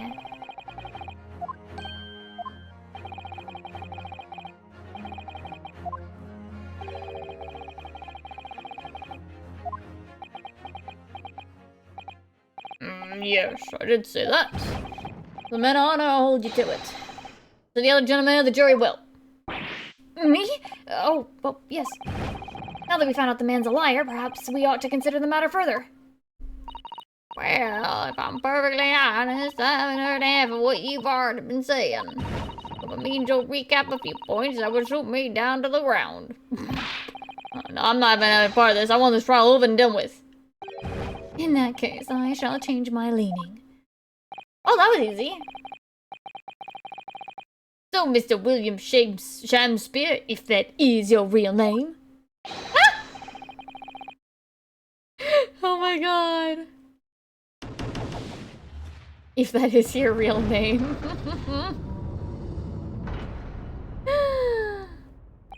That's 4 jurors. 4 for not guilty. Yes, Mr. Naruhodo. Victory! Susato looks so cute in the DLC outfit. Ah!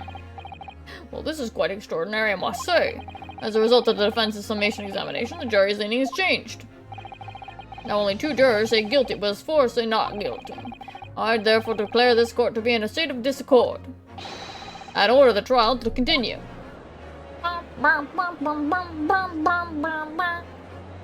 long do you guys think this trial will take? Okay. You have spoiled the bouquet, Mr. Samsphere. Spear. The whole stream? Well, yes, the whole stream. But in, like, actual time. The ladies and the gentlemen of the jury now find they are unable to trust you, the victim. Oh, he's doing the hear no evil, see no evil, speak no evil. But you gods will give us some faults make us men. So God bend me. I do swear. This man speaketh that which concerned him most. Naught but gas, naught but thin air. Aye, it burneth bright a while, but it hath no substance, and it doth reek foul. Oi! What do you say? Do I take it, Mr. Shamsphere, that you deny all the allegations of gas thievery? Most heartily, my lord. Hast thou forgot I am a seraph, an angel, noble of mind, sweet of nature, and verily, honest of heart. Ah, me flowery mouth pompous bimbo! This guy haven't got the evidence yet.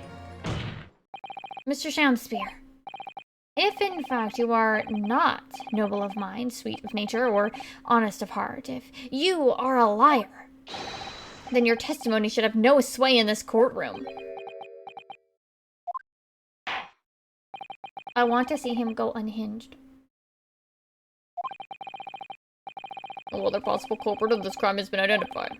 All testimonies heard by the court thus far heavily implicate the defendant. In short, it would not be unreasonable at this stage for me to rule on the case. Wait, hold up. That doesn't make any sense! However, in light of the fact that the jury has expressed concern about the fidelity of this witness, believe it would be inappropriate for this court to not pursue the point further. Objection! I assure you, my lord, that would be a waste of the court's time. The gas in this case are unrelated. No. Juror number 4. Yes. Didn't you say before that although you had no hard evidence to prove this man has been stealing gas, you have strong grounds for suspecting him? That's right. We do. Don't we? Worker. Absolutely, Lady Quimbley.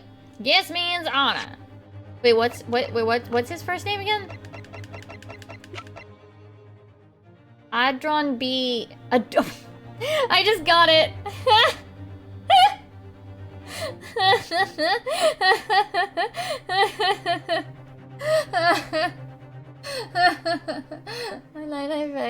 A drone bee. No, I do not. I don't really see a reason to go to TwitchCon, no. I don't have that kind of money either. So no. But also, hi Kitsune. Yeah, TwitchCon was the same weekend as FanFest. So it was this past weekend as well, yeah. I did hear about the emotes thing and about the simul streaming, but all the simul streaming has extra stipulations that kind of make it pointless. Unfortunately. But personally, I don't really see a reason to go to TwitchCon. I don't know. But yeah, I hope you're doing well, Kitsune. You will tell the court precisely why you believe the victim, Mr. William Shamsphere, has been stealing gas. Yes, my lord, it'll be my pleasure. On the Altamont gas in my sway. If I may, my lord. Go ahead, madame. This worker's testimony may have a significant bearing on the good name of my husband's company. Therefore, I should like to take the stand alongside him in a supervisory role, if you wouldn't mind. Woohoo! Yeah, sweet as honey! Yeah! Oh my god. Very well. As an exception, I shall honor your request. Thank you, my lord. Wait till the boss gives you any info. Oh, it's gonna sing you my. Oh my god, these bee puns are so insane. These bee puns are insane. Clear as Altamont gas, my lady. Which is the clearest of the world.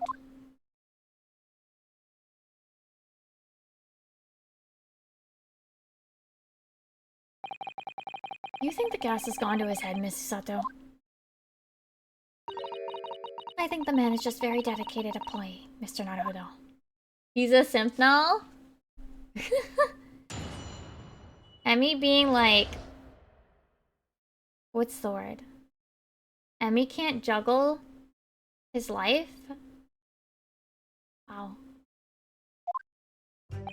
I'm proud to be the company's East End branch investigator and meter money collection agent. Altamont gas meters accept through penny bits, each coin giving customers about 2 ounces of gorgeous gas. And yet, the meter in Shamsphere's room didn't have a single coin in it.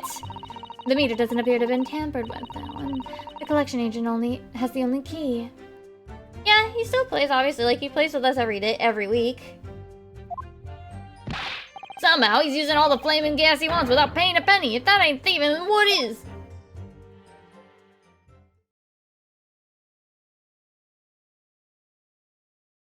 I see. So chat is in on the tea with Emmy. I see.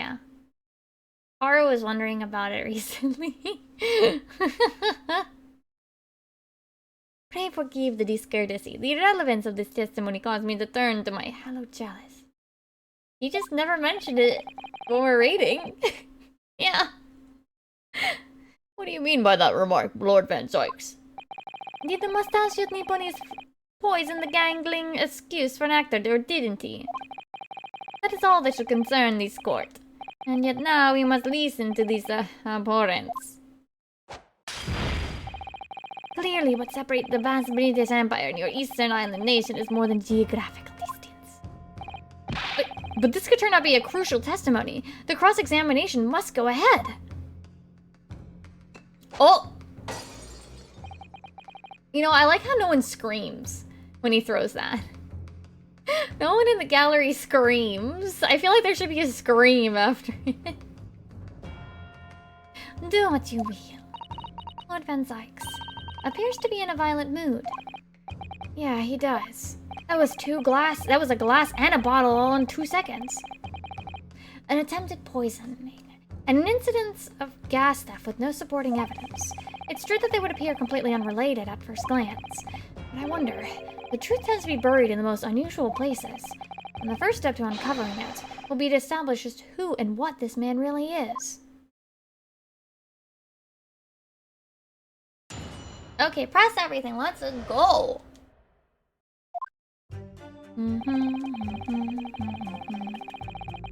Hold it!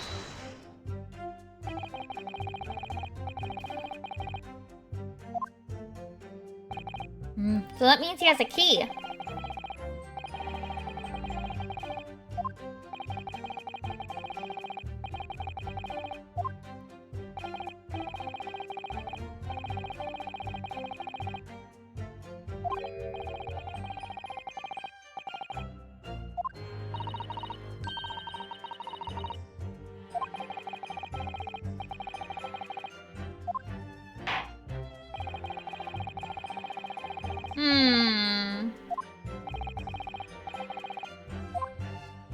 I'm just pressing everything. I knew that probably wasn't gonna have much, but...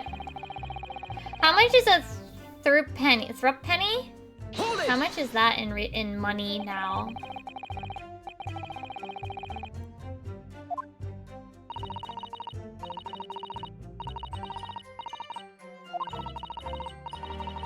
I assume it's not a lot, right?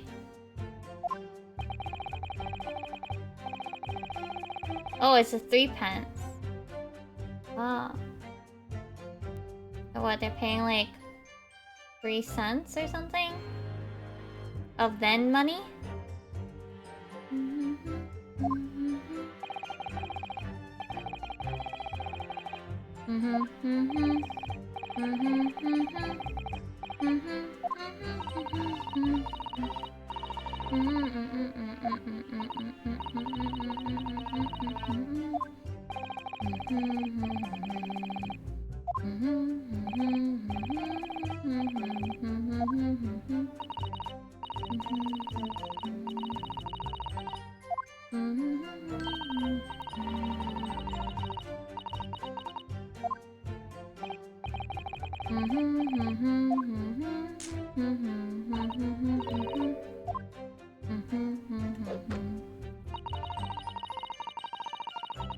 Hold it! It didn't have a single coin in it. Weeks and weeks.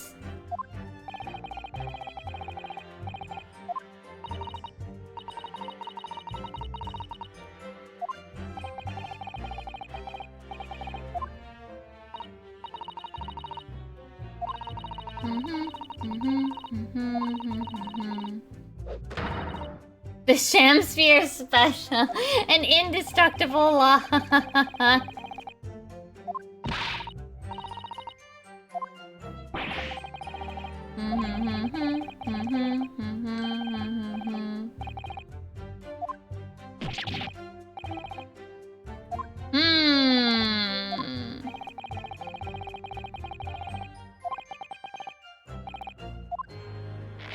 Why is he choking himself?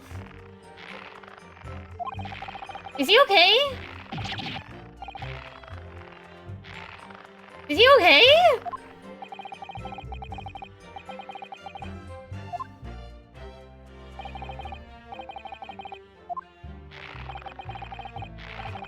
I don't think he's okay.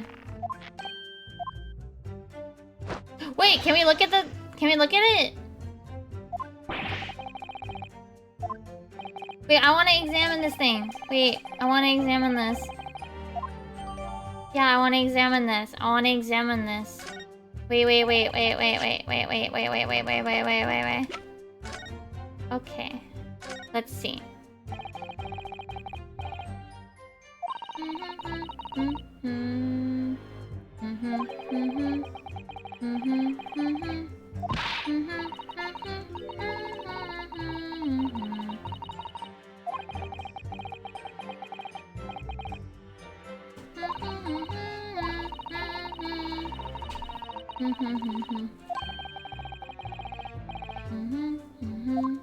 Wait, what's that green thing there? Wait, there's a hole in it!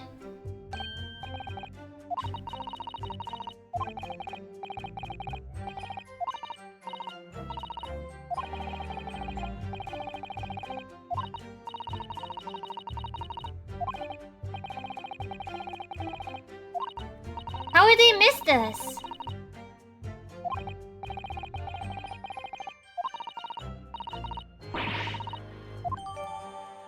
How could you miss this?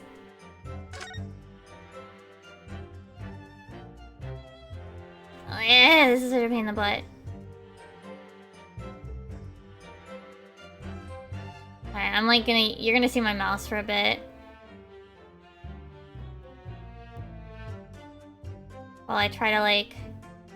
There's no... Okay.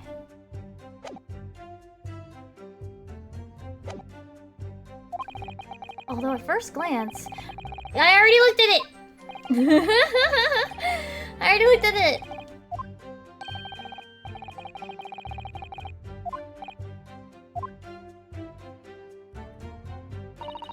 The meter doesn't appear to be in tamp. She's dumb. Hold it!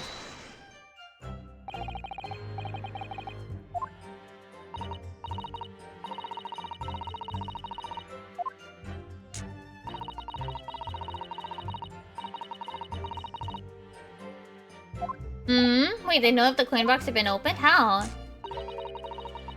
Eh? Run out, order MDME tape to unlock the padlock to remove the cover.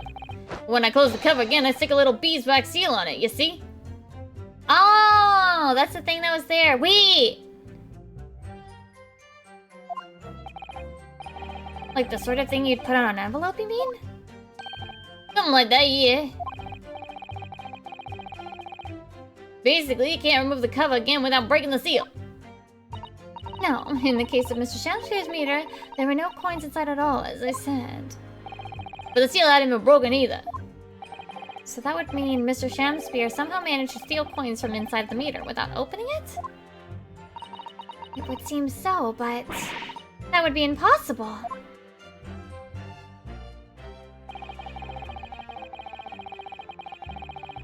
Hold it! Wait. It has to do with the... That has to do with the soap! It has to do with the soap!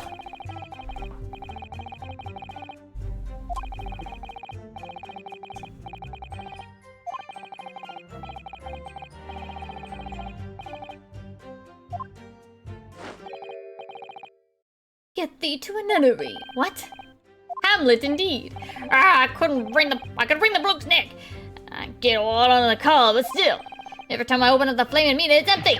He's robbing me of my salary, too. What's wrong with the... Why does his head do that? Why does his head do that?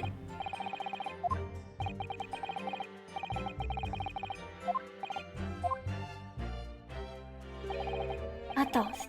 Do you eventually realizing that the gas man could be an accomplice? You what? Why does his head do that? Good Lord, eminently possible indeed. Well, what do you have to say for yourself? Oh my God. Oh please, Lady Quimbilly, I'm a faithful worker. And besides, the money as gasman collect doesn't tally with how much gas has been used. You doc I'll pay by the same amount. So you'd be stealing money only to have the same amount taken from your wages. That makes no sense. Perhaps it's a case of losing the battle to win the war? No, I'm not gonna stir up that war in this nest. If I was stealing from the company, I'd be finished. It would seem that there's no evidence to support the claims of thievery made against the victim, because Mr. William Shamspeare is innocent. Glass number 2? Or 3? 2 to the lamp, but I think he smashed one with his hand earlier, so I think we're at 3 glasses?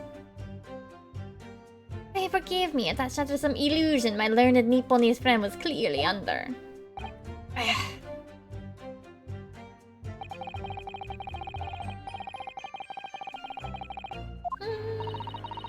According to the testimony, it's only the meter in Mr. Shamsier's room that's under suspicion.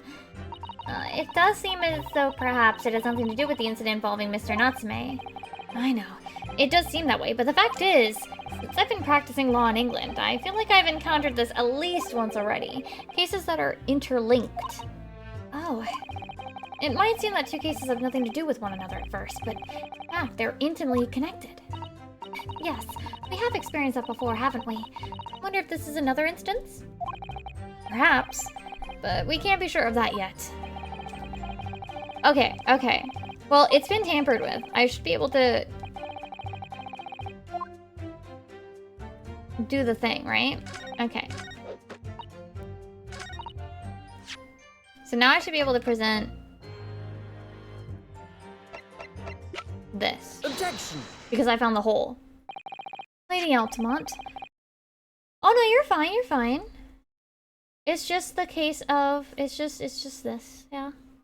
I'm afraid to say that this meter clearly does show a sign of having been tampered with. What? Get away! I've been over and over that thing. I'm telling you, there's nothing wrong with it. In that case, what do you have to say about the small hole that's been made at the base of the coin box? Oh, what? You're right. You're quite right. There's a little hole there. The meters aren't supposed to have that. None of the others do. In other words, we can assume that Mr. Shamspear secretly opened up this hole himself. Yes. Wouldn't be all surprised, but why? Why? I mean, it's tiny. You couldn't get a farthing through that. Lady Altamont, I wonder if you could give the court some more details about your meter design. What sort of details? Well, what I'd specifically like to know is... this makes sense. How it differentiates coins. How does a meter tell the difference between different coins? What do you mean? Well, for example, if someone were to put in a 1 penny coin, that wouldn't work presumably, would it? No, of course not. So, well, how does the meter know what the coin it's been fed is a threepenny bit? Or a penny, I don't know. I see what you're getting at now. The meter tells coins apart by their shape and size, which includes their thickness. A third penny bit is about 3/4 of an inch in diameter, you see. Other coins just won't fit. I see. It's clearly been well thought out. Okay. Wait.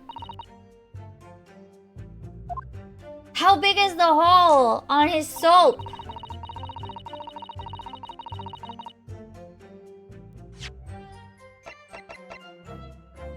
Objection! Oops. I didn't mean to actually present that. I wanted to look at it and I pressed the wrong button. Damn it!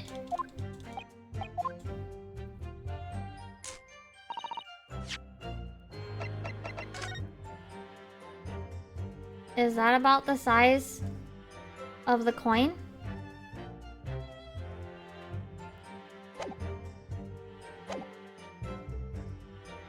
Hold it! But conversely then, it would seem that anything matching a 3-pence coin exactly in terms of diameter and thickness would equally be used as well. Would, that be true? No. Yes, in a way. The weight comes into it to a certain extent as well. We've thought of that, though, anyway. If I find any fake coins inside the coin box when I empty the meter, the contract says the customer has to pay 100 times the amount they diddle is a fine. We live in moments like that, us yes men do. Live for them. You know, whatever makes him happy. Oh, robber, gather up our cash, ultimate all the way! Sir? That's quite enough of that. Oh my god, the whiplash! I love that whiplash, that's so good. Remind me, how big are the third penny bits? About 3/4 of an inch across. What do you think, Mr. Naruhodo? Is this 2 centimeters measurement significant? Or perhaps there's some other aspect of the meter's construction that we should be focusing on? Yeah, you may be right. Perhaps I should try a different tack here. Like asking about whether or not the meter can be dismantled, for example. Sure. How can the meter be dismantled? Dismantled? Yes, given that there are no signs of having been forced, I'm wondering if perhaps rather than being broken open, it might have been taken apart. Well, yes, that does make some sense. The padlocks are made by first-class locksmiths from the finest quality steel, and the meter box itself was made from plate steel as well, welded shut to ensure it can't be opened again. I can assure you, it's quite impossible to dismantle it. Oh, yeah, nothing leaks from Altamon's meter. No coin, no gear, no nothing. I see.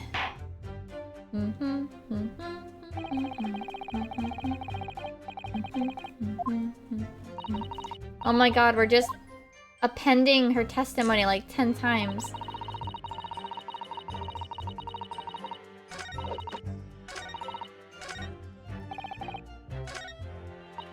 Hold it!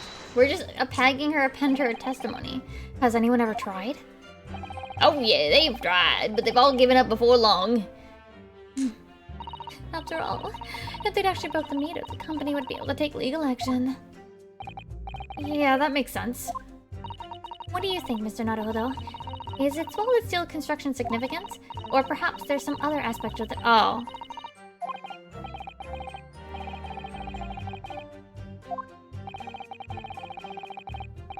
That's the one I should be appending to her testimony. Shoot.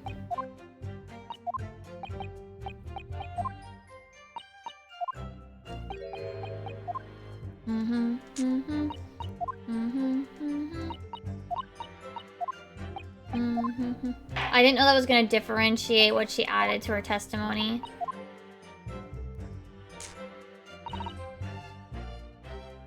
Hold it! But conversely then... Oh, I know, I already did this. This is old.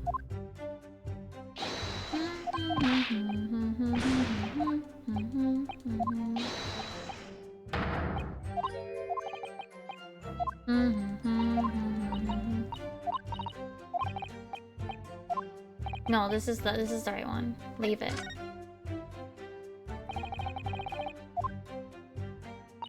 Of course, my lord. As I was saying, Altamont meters are unsurpassed. They can't be manipulated. Okay. I certainly didn't expect to uncover another crime. Okay, this is what we already said. Okay.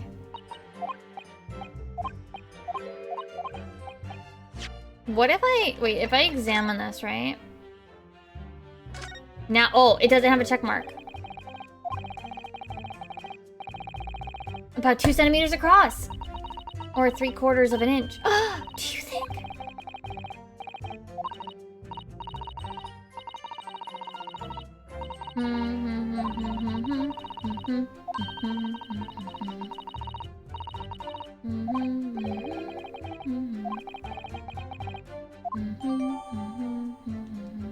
Okay.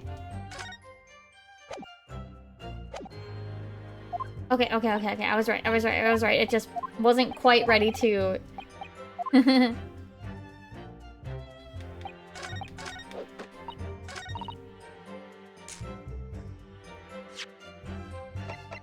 Objection! This one! Yay! Let me just confirm something here.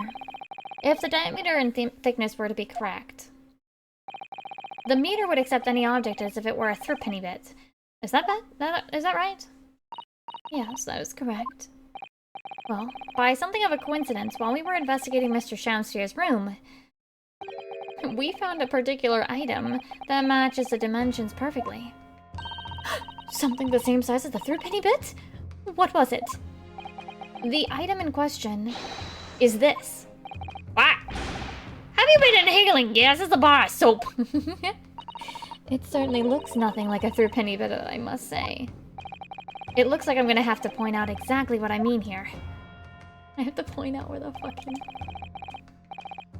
Is this part here? Rotate. Okay. Got it! Got it.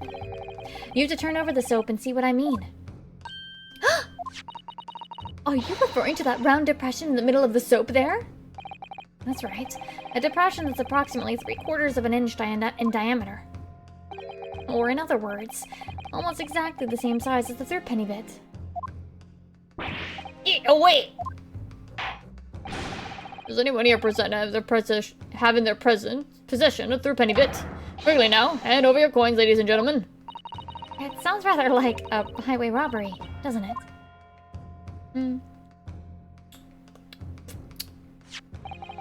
Think to a kind member of the public in the gallery.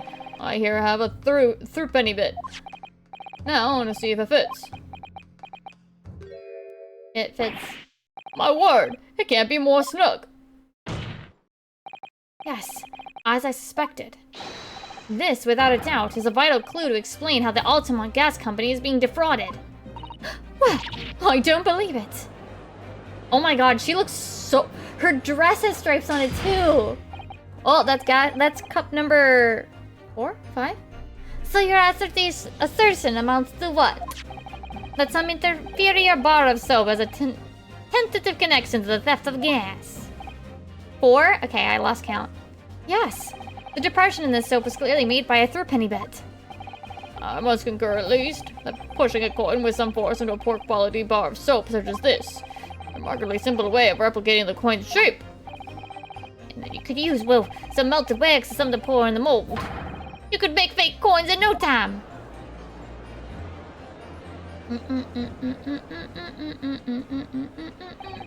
This brings all the pieces of the puzzle together. The mess that Mr. Shamsphere has been using to steal the gas. That's the missing link. And now, if I follow the chain of thought, it's gonna bring me to a new explanation for what happened that nobody's considered yet. But this is all nonsense. If the man had been making fake coins, my worker here would have found them when he emptied the meter. Quite true, Lady Altamont. In the absence of some black magic that could make them disappear. I see. That's what we're dealing with, is it? There's one form of black magic that could cause the fake coins to disappear in thin air, yes. Exactly. And the meter here gives it away. What on earth? There are remnants of the magical method used visible on the gas meter, taken from the victim's room. If that is your assertion, Counsel, the defense will identify these remnants at the court at once. Wait.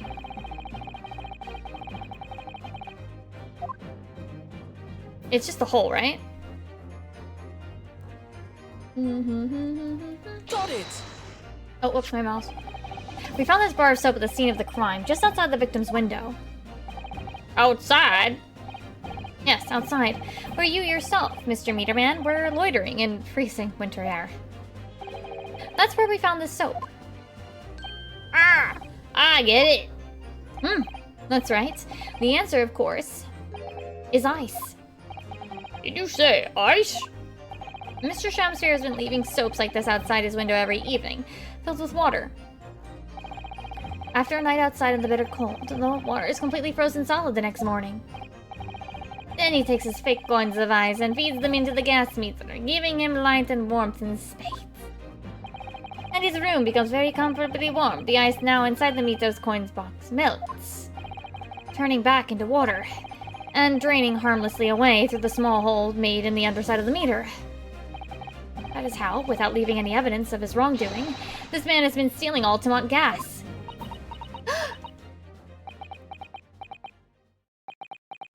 Okay. Just like that. So simply. Is he trying to make us look like idiots?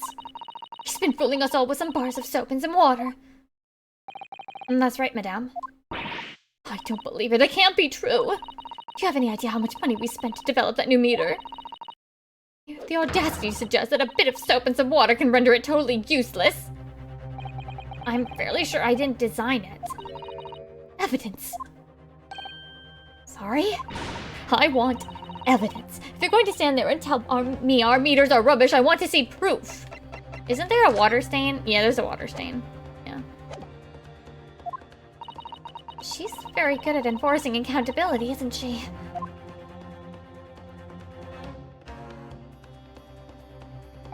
Very well, Lady Altamont. If you'd like evidence, I'll provide it. What? Mr. Naruhodo, are you saying you actually have evidence to support this theory? I did notice a trace of something that bothered me a little at the time. And I have a feeling that this theory we've come up with now could explain it. I'm gonna, like, save... Because I think I know...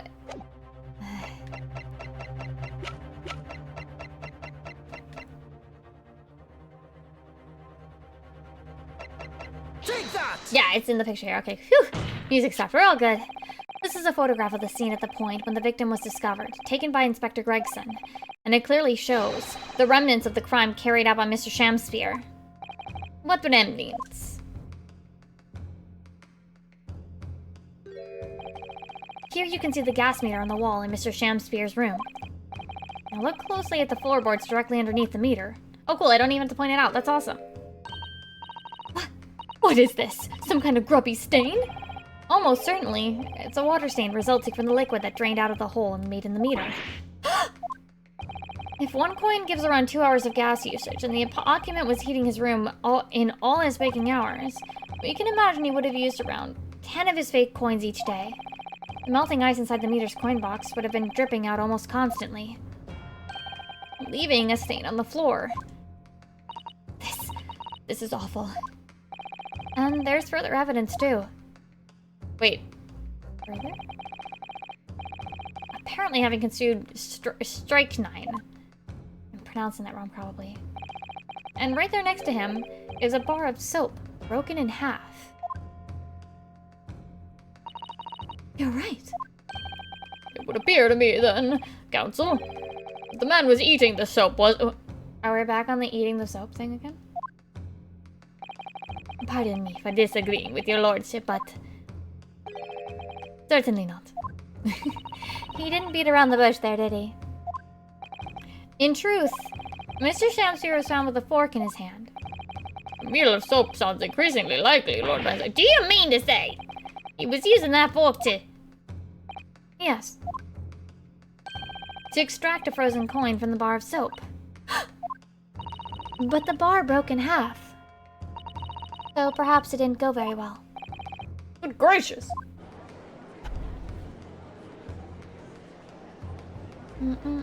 Oh! Alright, we're at 4 glasses and 2 bottles. Lord Van Zykes! I was throwing my hand up in despair, and happened to catch my hollowed bottle on the way. Pray forgive my maladroit mistake. What is the meaning of this, Counsel? Allow me to pose my learned friend a question. What exactly did you establish with your most recent cross-examination? Well... that Mr. William Shamsphere is a liar and a thief. In other words, that his testimony is unreliable. Yeah, that's it. That's exactly it. Thank you, Mr. Sato, for saving my ass. Very well. Let us assume this man is a liar. Now allow me to pose another question. What possible difference does that make? Well, we know that suicide can be discounted. Scotland Yard's investigation revealed no sign of another vessel that contained poison. And on the night in question, there were no visitors to the room except the accused. The young gasman's testimony, which we have no reason to doubt, has confirmed that. Furthermore, the only possible way the poison could have entered the victim's body is via the tea. The court has seen no evidence whatsoever that suggests otherwise. Even if William Shamsphere is the liar you claim him to be, these facts have been objectively established.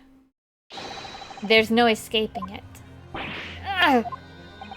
Therefore, in light of these facts, the prosecution calls for immediate adjudication. I'm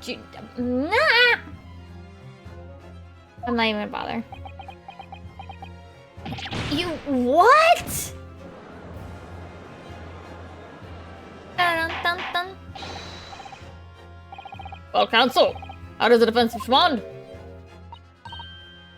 Mr. Naruhodo? What was the point of that last cross-examination? Did it actually get us anywhere? Did it make no difference at all, like Lord Van Zykes is saying? Raise an objection! No, this isn't over. The defense will not rest. What? But counsel, you've successfully explained everything. You've identified and substantiated the unscrupulous method employed by Mr. Shamsphere to consume gas. What's more is there to discuss? Lord Van Zykes just highlighted 3 facts in order to make his point. But contrary to what he would have the court believe, not all of them have been objectively established at all. What are you trying to say, my Nipponese friend? At least one of those so-called facts is an assumption made due to lack of evidence. But the situation has changed now, following the cross-examination of the latest witness to take the stand. Don't be absurd. What is this nonsense?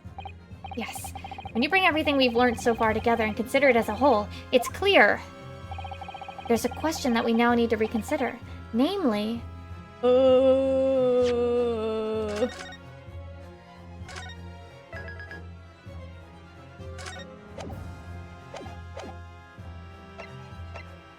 I feel like it's this one, but I might be wrong.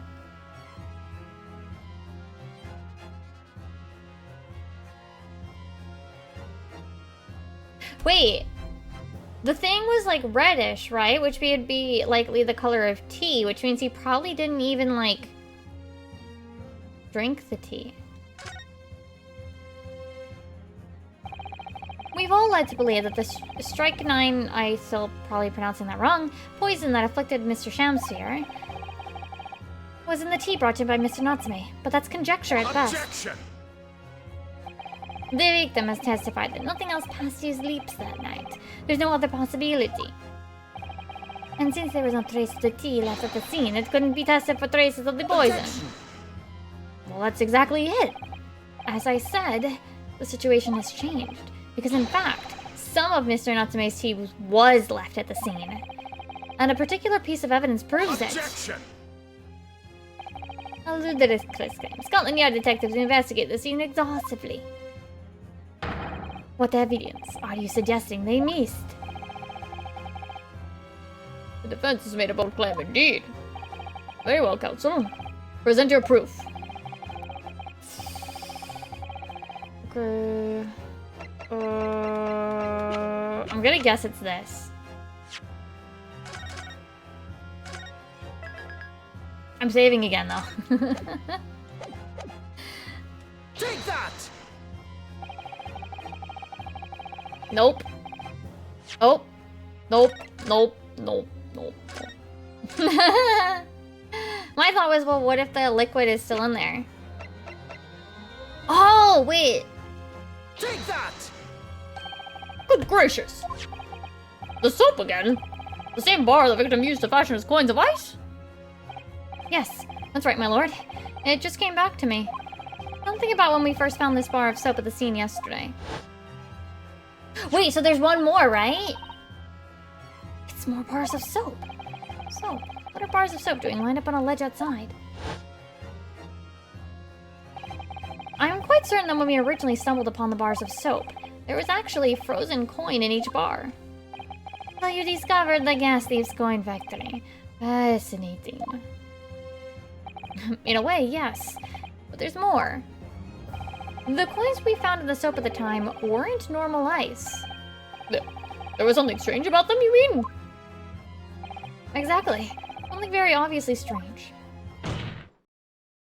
They were red. The ice was red. No. You mean... That's right. It's obvious to me now. The fake coins in the soap were made from frozen tea. What? I would remind the court of a statement made by Mr. Natsume earlier in this trial.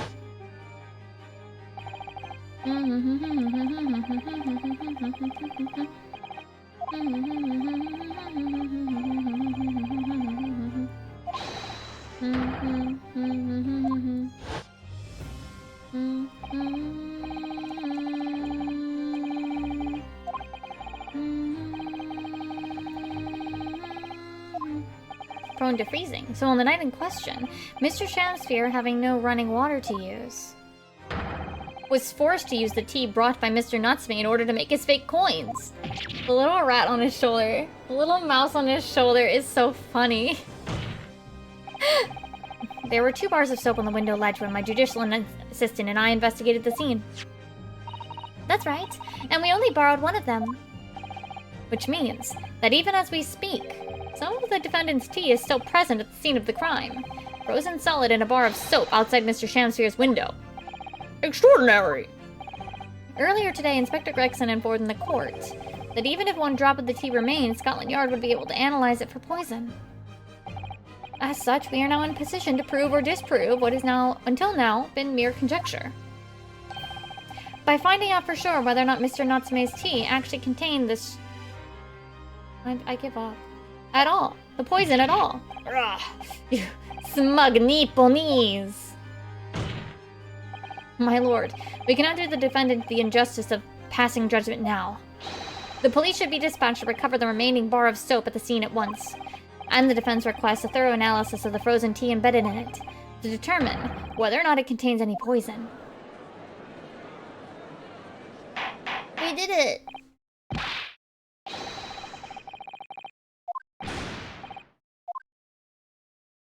We made Van Zykes mad!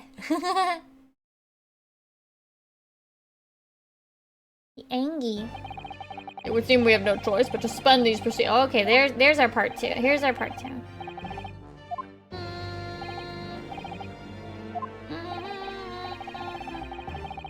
Oh, it's 4 hours already, but I want to see the end of this. Hour tomorrow? Wow. Wait, further investigations?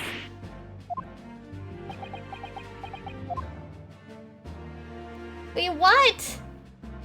That is not what I expected.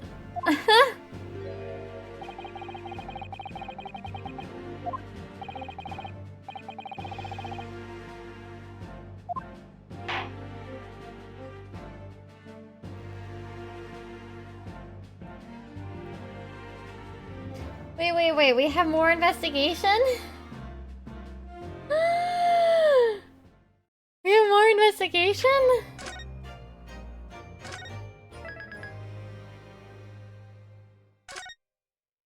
Oh no. That's not what I expected to happen.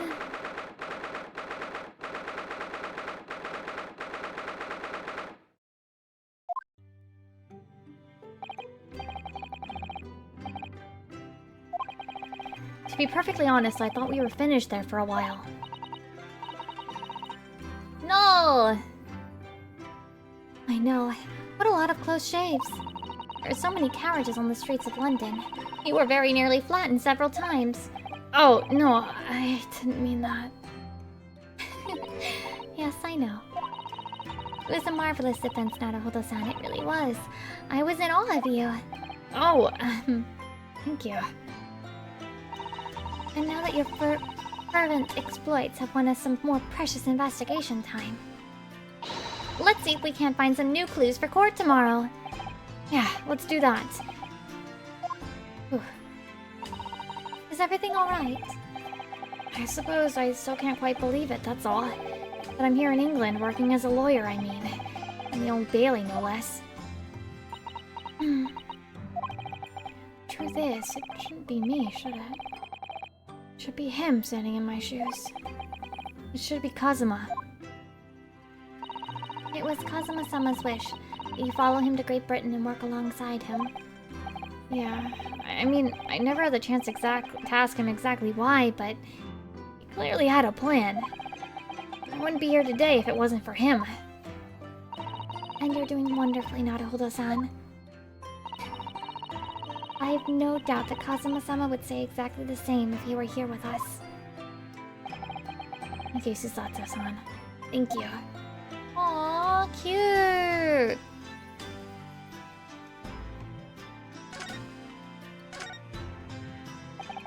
It was quite a shock earlier today, wasn't it? When the victim himself turned up in court and took the stand. I know. Not only that, but then finding out that he's actually a bare-faced gas thief as well.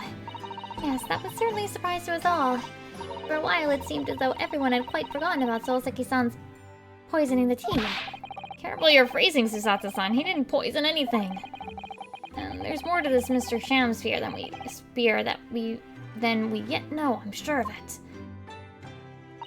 Mr. Sham's spear certainly wasn't the noble, upstanding man everyone thought he was at first. What's become of him, actually? I was told that he'd be returning to the hospital ward where he was receiving treatment. Oh, which one is that? Let me see. Yes, he's at St. Bartholomew's. Or Bart's, as Londoners call it. We know that place, don't we? Yes, we visited Miss Green there yesterday. The same hospital which she was taken. Yes. After Souseki-san stabbed her in the back. Do be careful if you're phrasing, Naruhodo-san. He didn't stab anyone. Perhaps we both owe Souseki-san an apology. St. Bartholomew's. Yeah, we should probably visit the hospital later. I'm gonna go through these dialogues, and then we're gonna stop here, because I feel like probably the investigation and the second half of the case should be done together. Hi, Amy! We're actually gonna be wrapping up because I feel like I should probably save the second half of this for later. For next time. Because it's probably gonna be another like 2+ hour in the trial. And we still have to do the investigation, which might be another 4 hours total. So, and it's getting late. So, we know that Souseki-san took the tea to the victim on the night in question. But as he isn't the culprit, then obviously... Yes, the poison surely wasn't in the tea. But if that's the case, how on earth did the poison get into Mr. Sham Spear's body? Wait, what if they poisoned the gas? What if they... I don't know. I'm sure we'll find a clue at the scene. There must be something in Mr. Sham Spear's room that will help solve the mystery. Like, what if they found a way to, like, put the poison so that it would only go to his room or something? Well, naturally, Scotland Yard detectives have been over the place already. It couldn't hurt for us to have another look around, I think. Definitely. And I'm desperate to know the outcome of the investigation into the tea left at the bar in the bar of soap.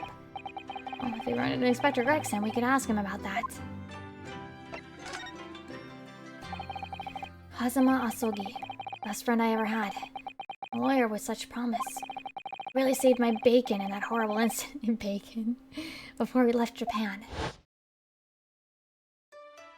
I can still picture him now, looking so fierce and determined in court.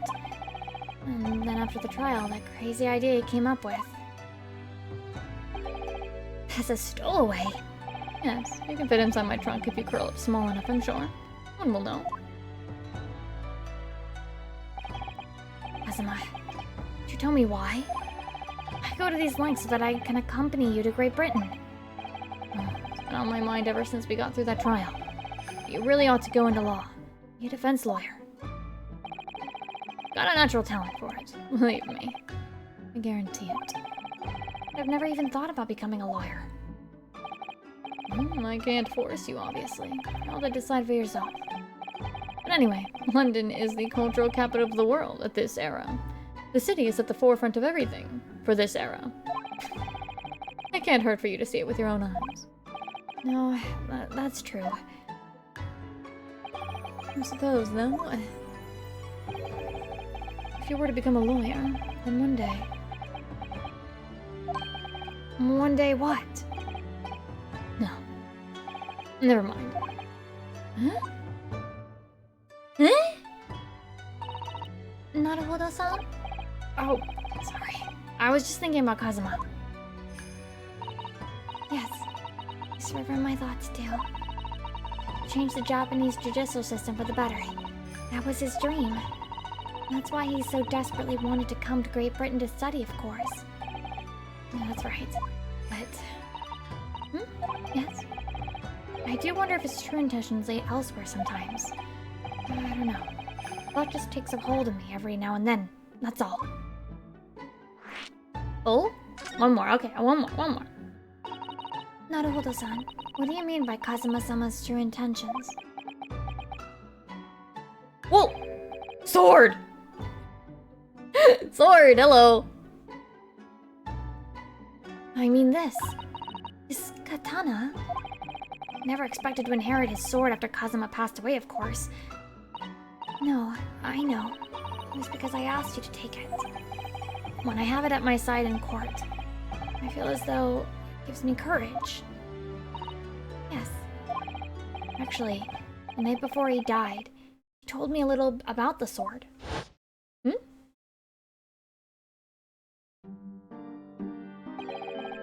Haruma. Oh. I vaguely remember this. That's right. So the bride's sword has been passed down through the generations of the Asogi clan.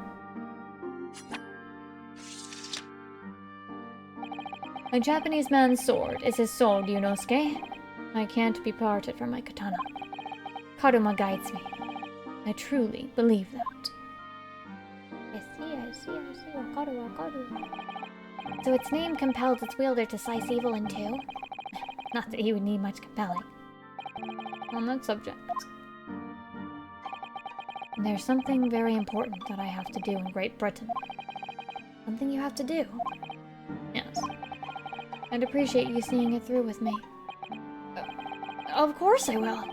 Whatever it is, I'll see it through to the end with you. I knew you wouldn't let me down. What did he mean by something very important that I have to do? I had hoped the answer to that question would become apparent when we arrived here, but as yet I've not found a single clue. I see. God, Susato's so cute. Susato's so cute! Anyway. Where will we have to go? Oh, we have, like, everything for the last day. Okay. Alright, well, we're gonna stop here because I think this is gonna be another, like, 4.5 hours.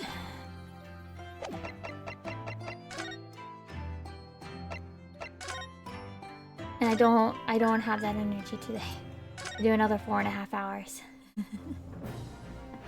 I just do not. And I think that's understandable. So let me stretch a sec.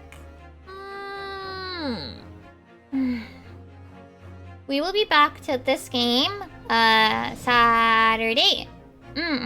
Saturday. Wait, no! Sunday. Saturday, I believe I will be playing... Wait, what the heck's going on with my cup? Did you guys see? Some of my emotes are bugged. Oh no, I have to go fix it. Why are my emotes bugged?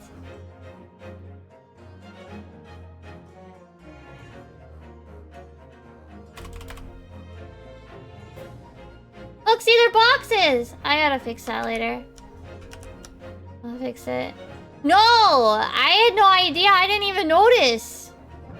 Anyway, so yeah, Saturday on the 28th, Bon and I will be playing Splatfest. So we will actually be continuing this next Sunday. So 29th. Okay? And I guess we'll finish the second trial. I guess it actually works out pretty well, because then we don't have, like, this happen again where, like, it's split across, like, 2 weeks. Okay. So let's see if we can go say hello to... And I guess I'll try to fix whatever's going on. Hold on. What if I, like, reload it? Hold on. Let's see. No! It's so broken.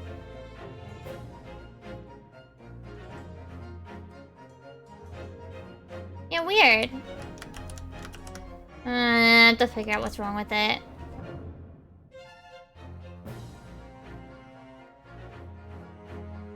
Okay.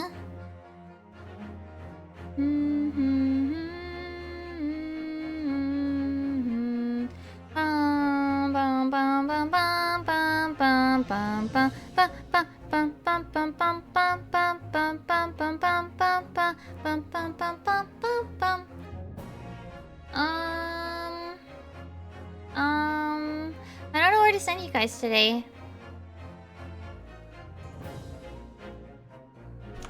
I don't know where to send you guys today.